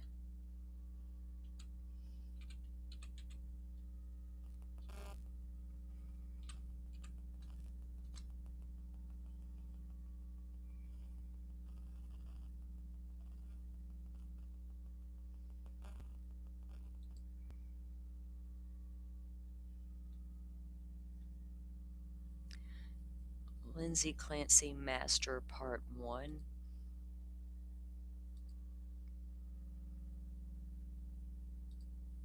Alright, I just saved it there. But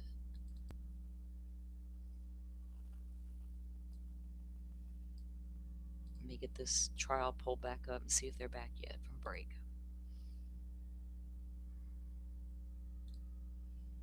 No.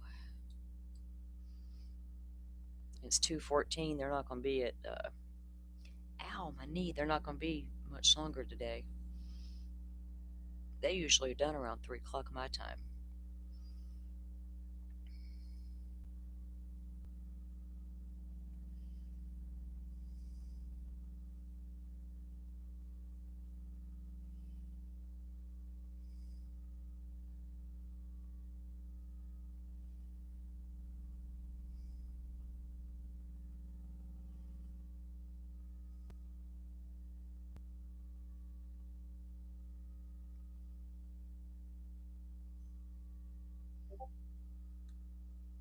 What is, hang on. Messages.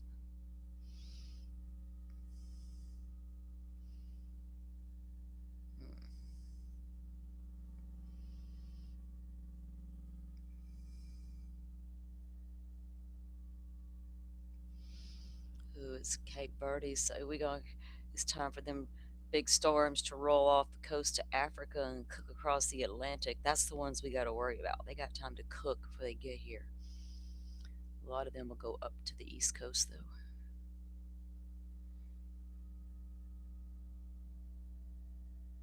Invest 96L. Named 4 minutes ago. Yikes-er. Yikes-er. Yeah, it's 2:15 for me. It's 3:15 for you. I thought you were behind me, not ahead of me. Oh, there. Yeah, I know what time it is there. I mean, for me, it's 2:15. I'm at normally around 3:15 my time, 3:30 my time. I don't try to think about their time. I go by mine because it's confusing. Yeah, but my time, they're usually done by 3:30 Central. But yes, they're an hour ahead of me.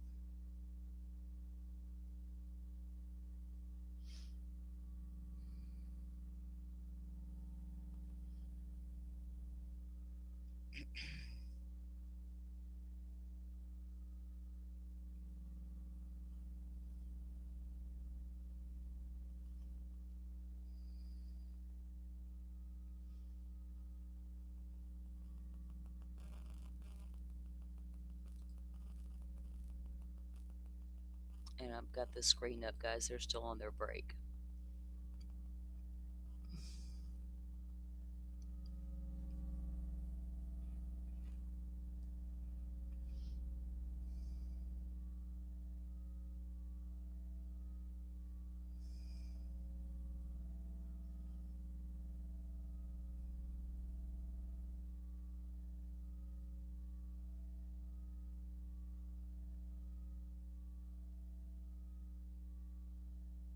Okay, let's see.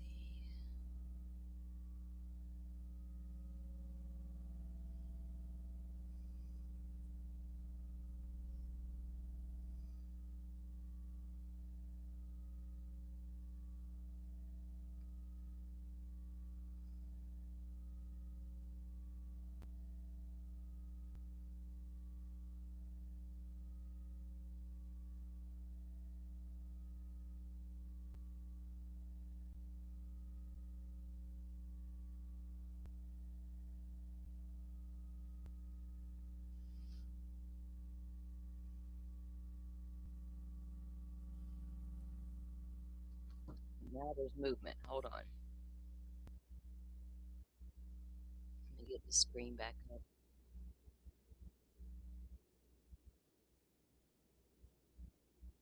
Clancy, all parties are present excluding the jury. All right. After the following sidebar conference, I think the defendant made a motion. I'm going to allow argument in regards to the motion.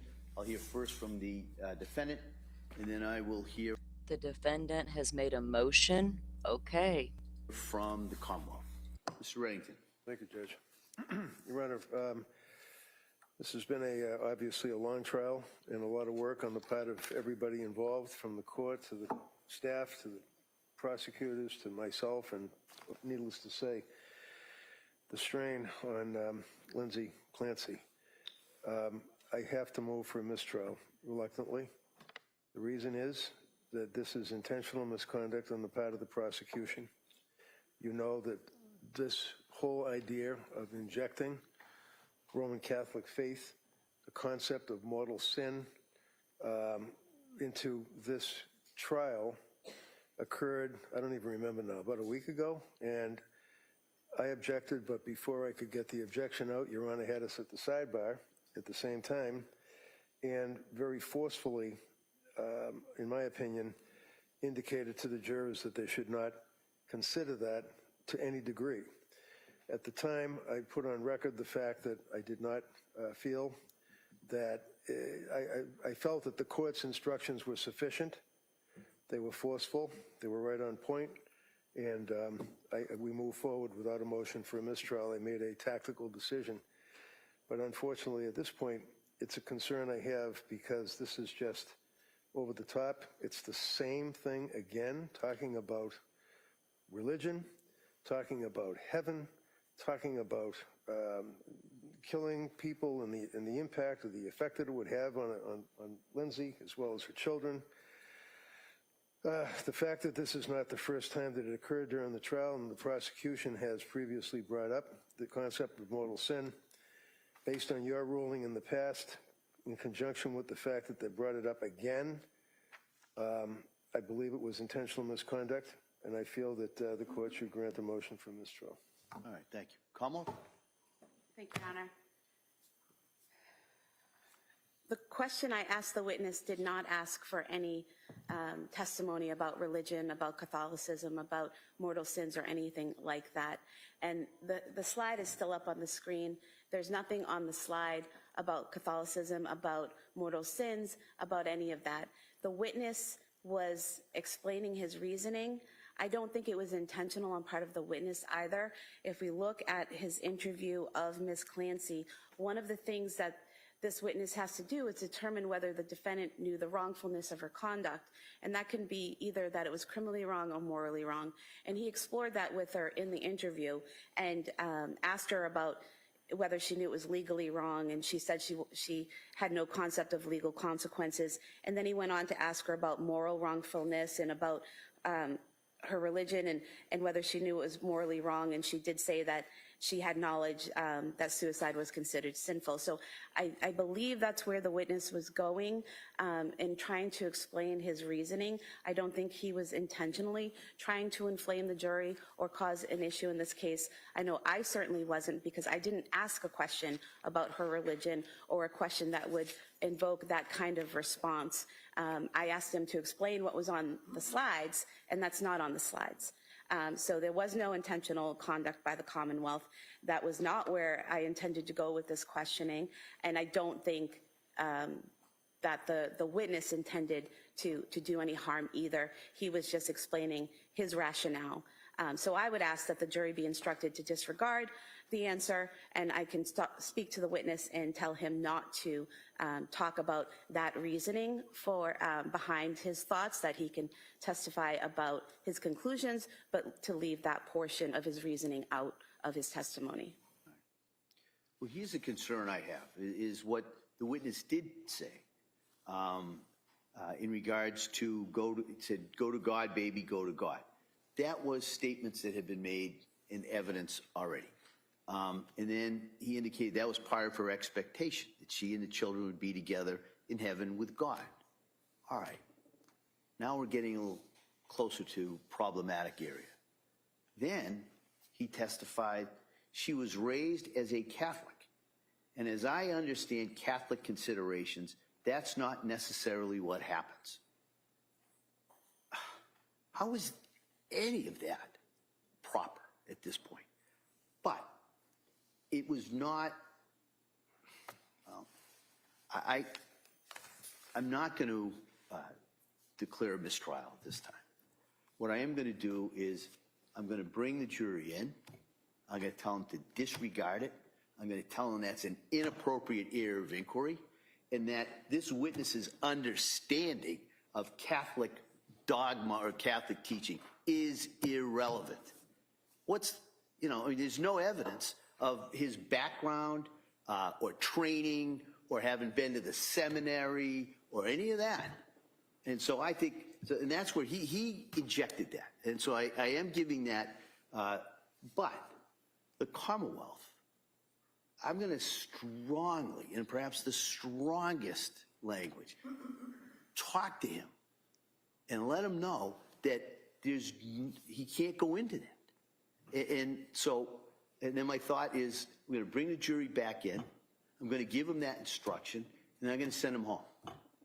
I don't want them leaving here today with the last thing they heard was a discussion about this witness's understanding of the Catholic teaching.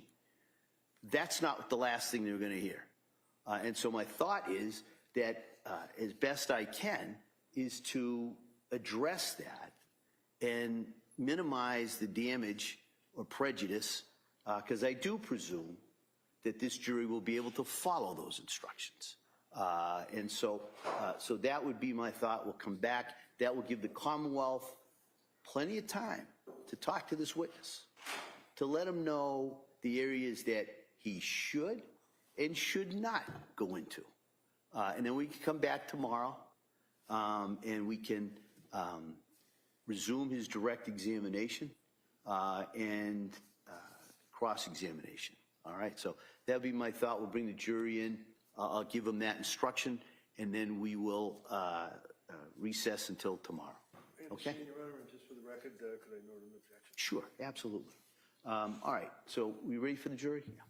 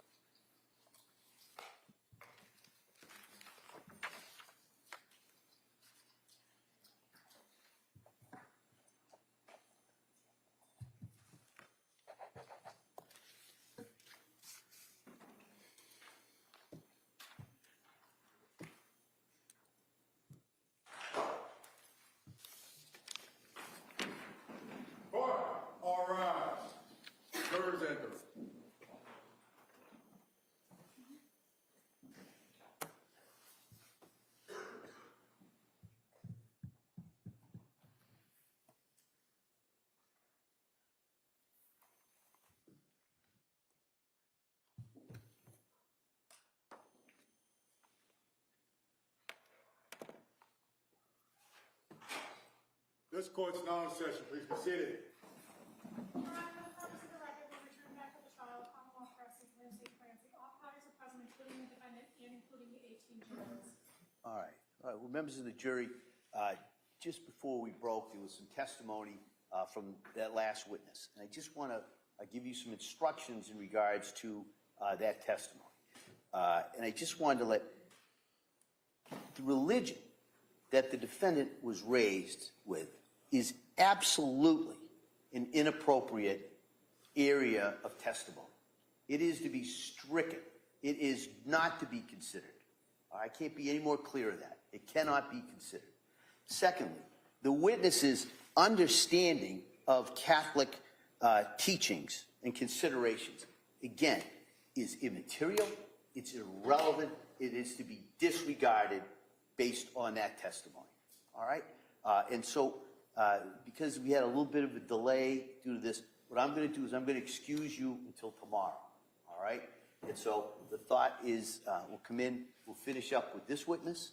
I believe the Commonwealth has another witness at that point, and then we'll talk about where we go. I apologize for any kind of confusion or delay, but I just wanted to make sure you had those instructions with you when you left here today. All right? So, I'm sorry, but so I'll see you tomorrow. Thank you. Court, all right. Jurors, kindly close your notebooks. Place them on the chairs. This way. Faye, thank you for your support coming in hot there. I love the butterfly flying on the screen. The cheers. Thank you so much for your support. It means a lot. Nothing to smile about. I wasn't surprised when the judge didn't agree to the mistrial. Reddington, deep down, he doesn't want to do this again. We've come this far. You heard him say he didn't even want to file a mistrial the first time she pulled her antics. This time, legally, he had no choice but to come out there and ask for the mistrial, right? He wouldn't have done his part. Y'all go to sidebar. Get that scolding from the judge. Reddington wouldn't have been doing his job if he didn't come out and ask for the mistrial. But it needs to be on record, and the judge was absolutely right to come in. He knew he had to come in and tell that jury to disregard all of that. That's got no place at the table here, none whatsoever. And the prosecutor knew it when she opened her mouth, hoping Reddington would call for a mistrial, in my opinion, and other people's as well. Didn't work, and now here it is again. He's coming out here with it. I can hear Allie screaming about what just happened. Yeah, but they all thought he would come out and ask for that because he could have legally, but he's like, why bother at this point, right? He said he didn't want to do the mistrial thing after all that. Yeah, Lindsay would have to sit through a second trial. But he also felt like, because I saw his statement to, who was it? Was it that local media we watched? I don't remember. He didn't want to do the mistrial. I mean, he certainly could have. But then you got to just start all over. And then the prosecution gets the do-over, like Karen Reed 2.0. Oh, we could change this, tweak the way we're going to present our she's faking it case. I don't know. I don't know if they would have got a better shot even with the 2.0 type trial, But, are they purposely trying to throw their case and hope for all that? But at least it's all on record, and the judge's instructions were absolutely correct and valid. He knew he had to, and he would have instructed them that way anyway. When they went in for jury instructions before they go in for deliberations, they'll be reminded again.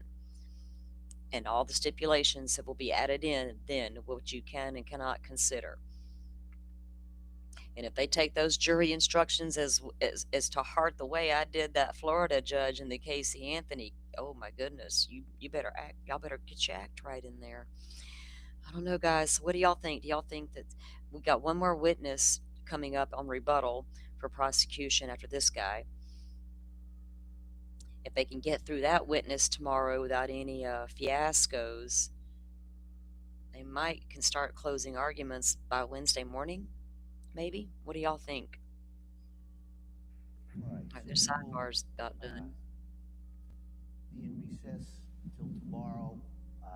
The anticipation is that the evidence will be done at some point tomorrow, with the thought that most likely we'll have a charge conference sometime probably tomorrow afternoon, and arguments in charge would be on Wednesday. All right, subject to change, as they always are.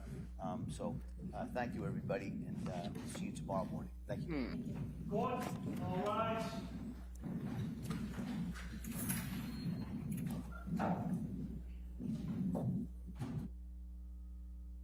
Hold on one second.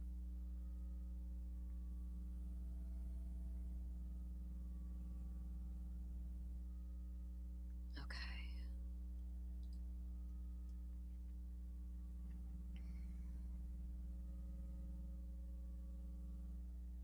Okay, so if they get through with that witness tomorrow, which they should, in all reality, then they will probably have their charging conference on Wednesday, which means they may not do closings till Thursday. And at the charging conference, they discuss, they do the meeting, they decide on exact instructions and verdict options given to the jury. So state pushed for a consciousness of guilt instruction on the verdict slip and argued against including any intoxication instructions. The defense requests that defense attorney Reddington argued for an involuntary intoxication defense. And they go. So I don't know. We'll see what their core, what will happen of that. They should start on time in the morning. Wait a minute. Who's the next witness? Where's my list? They only got that one more.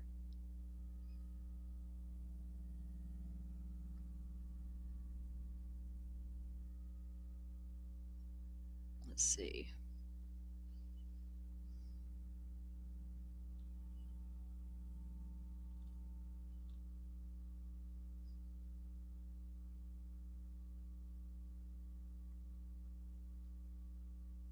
We've heard from Hilburn and Mack. I don't know who was their other one. I can't remember the three they had lined up. Yeah, a mistrial with prejudice would have been the only way. I think so too, Rach. Looks like Thursday we're probably looking for closings, right? Oh, that's right.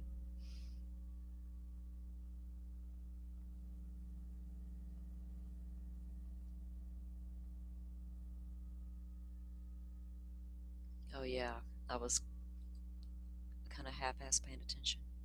I got a little slightly distracted. Okay, let me go check out something real quick.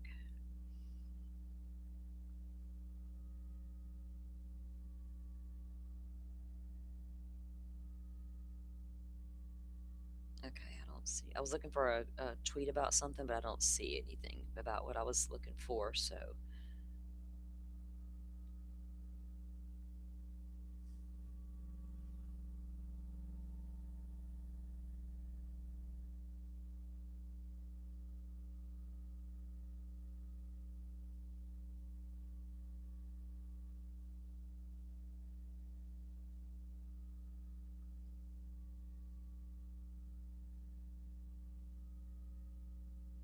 All right, guys. I put together a video on this Mickey Steins case, and it's not like a big, compelling, long, explain it all to you video. I put together two things, and then I added a new thing in because Mickey Stein's wife has made some interesting posts, and I added them to this video. I know because it's like 3 sections to the video. It's like it's less than 30 minutes long, and the first section is just the video of what happened in the judge's chambers, and then the second part of the video is testimony from Stein's aunt when they had the conference hearing recently in June, and then the last part of my video is Mickey Stein's wife's post, and they're wild. It's a lot of thought-provoking. It's a thought-provoking post, to say the least. and I got questions now. So I got to get that video uploaded. I will probably do it as a members only, and maybe premiere it and like and chat with you guys while it's playing, because literally it's just the first part showing the shooting, second part is just re-airing that segment of the aunt's testimony, and then the last is adding the video of the post, and then they kind of, but it all goes together, right? I kind of wanted to give the backstory in the video. I'm going to upload that in a little while. And we still haven't done like a case update show with full on Mickey Steins yet. There's not a ton there to get to, but I will do that this week, as well as for keeping an eye on the docket for Mr. Stacy Wandra over there. And we're going to keep true crime in over here, guys. We'll call out bullshit when we feel necessary. No one's going to stop me or intimidate me or provoke me. I'm not here to have a creator war. I'm not here to have lady drama. I'm older than most of the ladies out there doing the drama. And I have every right to also share my opinion just like the rest of you do. It's as simple as that. And if you think you need to hurt a little tiny channel, that's going to say more about you than it does me in the long run. And that we're just going to leave it at that. I'm about to kick back in my chair here, Faye. Like I almost dozed off a second ago. Like I was like, this could get real comfortable. It's all cloudy and dreary outside, and I'm like, whatever. The dogs are actually sleeping. The cats sound asleep up on my bed on my heating pad. So I'm like, I'll just stay in my new comfortable chair and go to sleep. And I'll wake up when I wake up. I'm not gonna be setting no alarms and shit. Yes, please do all the YouTubey things. It helps little channels like me get into that big bad algorithm. We gotta fix that algorithm. See, a little broken at times. You can't peek in on something that just scrolled past you without it going, oh, you want more? You're like, no, I really don't. Please don't force feed me that shit. We're done with it all. There's a link to Simi's song in the chat there. Thank you, Miss Simi. All right, guys. Could have a lot to say. That last doctor testifying, he just like the state's whole case has been a big nothing burger, as they say. It dead in the water, as they say. Throw them a life raft, maybe they're gonna need it. What the hell, overcharging? They overcharged their case. Massachusetts seems to be gung-ho, right, about overcharging their cases and walking back on it later. Well, we'll overcharge and then we'll just take what we can in the end. What? That's no way to do the justice system either. And yes, nonsense. I don't like people sending bullshit cease and desist to each other and weaponizing the legal system and throwing ROs. They love that word. RO, it's a RO. What the fuck? Stop it. If they were discussing Sebastian Rogers going missing and the possibilities of how he went missing, this true crime channel would be all over it. But that's not what's being discussed. And I never once claimed, I need to make this clear because it's apparently a hot button topic, I never accused nonsense of being a true crimer. Not one time.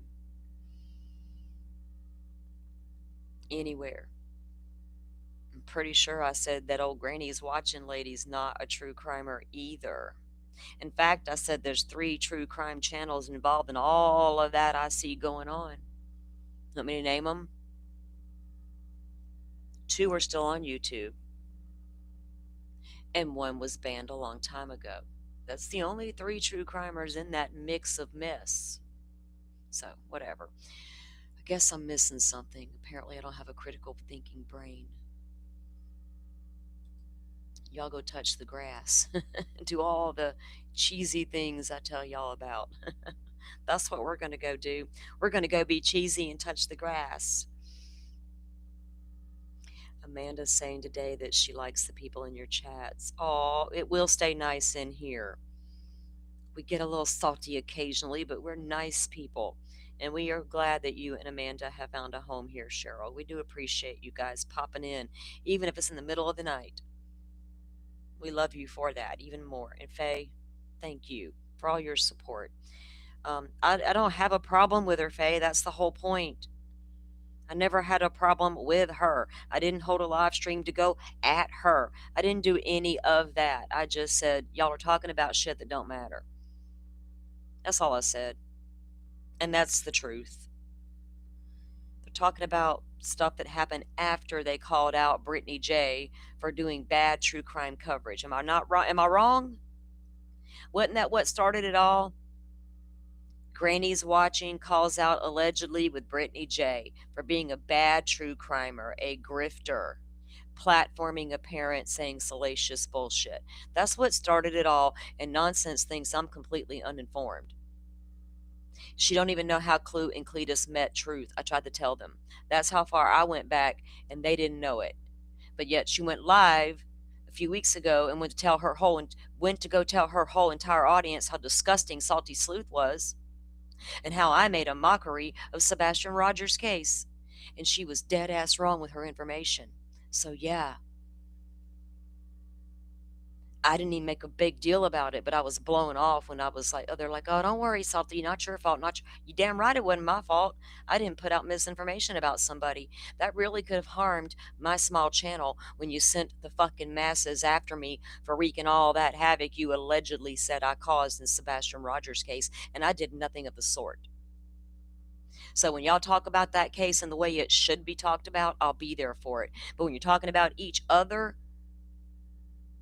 I don't want a part of it. I came and said what I said, and now we're done. Now everybody go have a fantastic fucking day. Thank you all for watching this here video. Please like and subscribe and follow. Much love from Little Yaz to each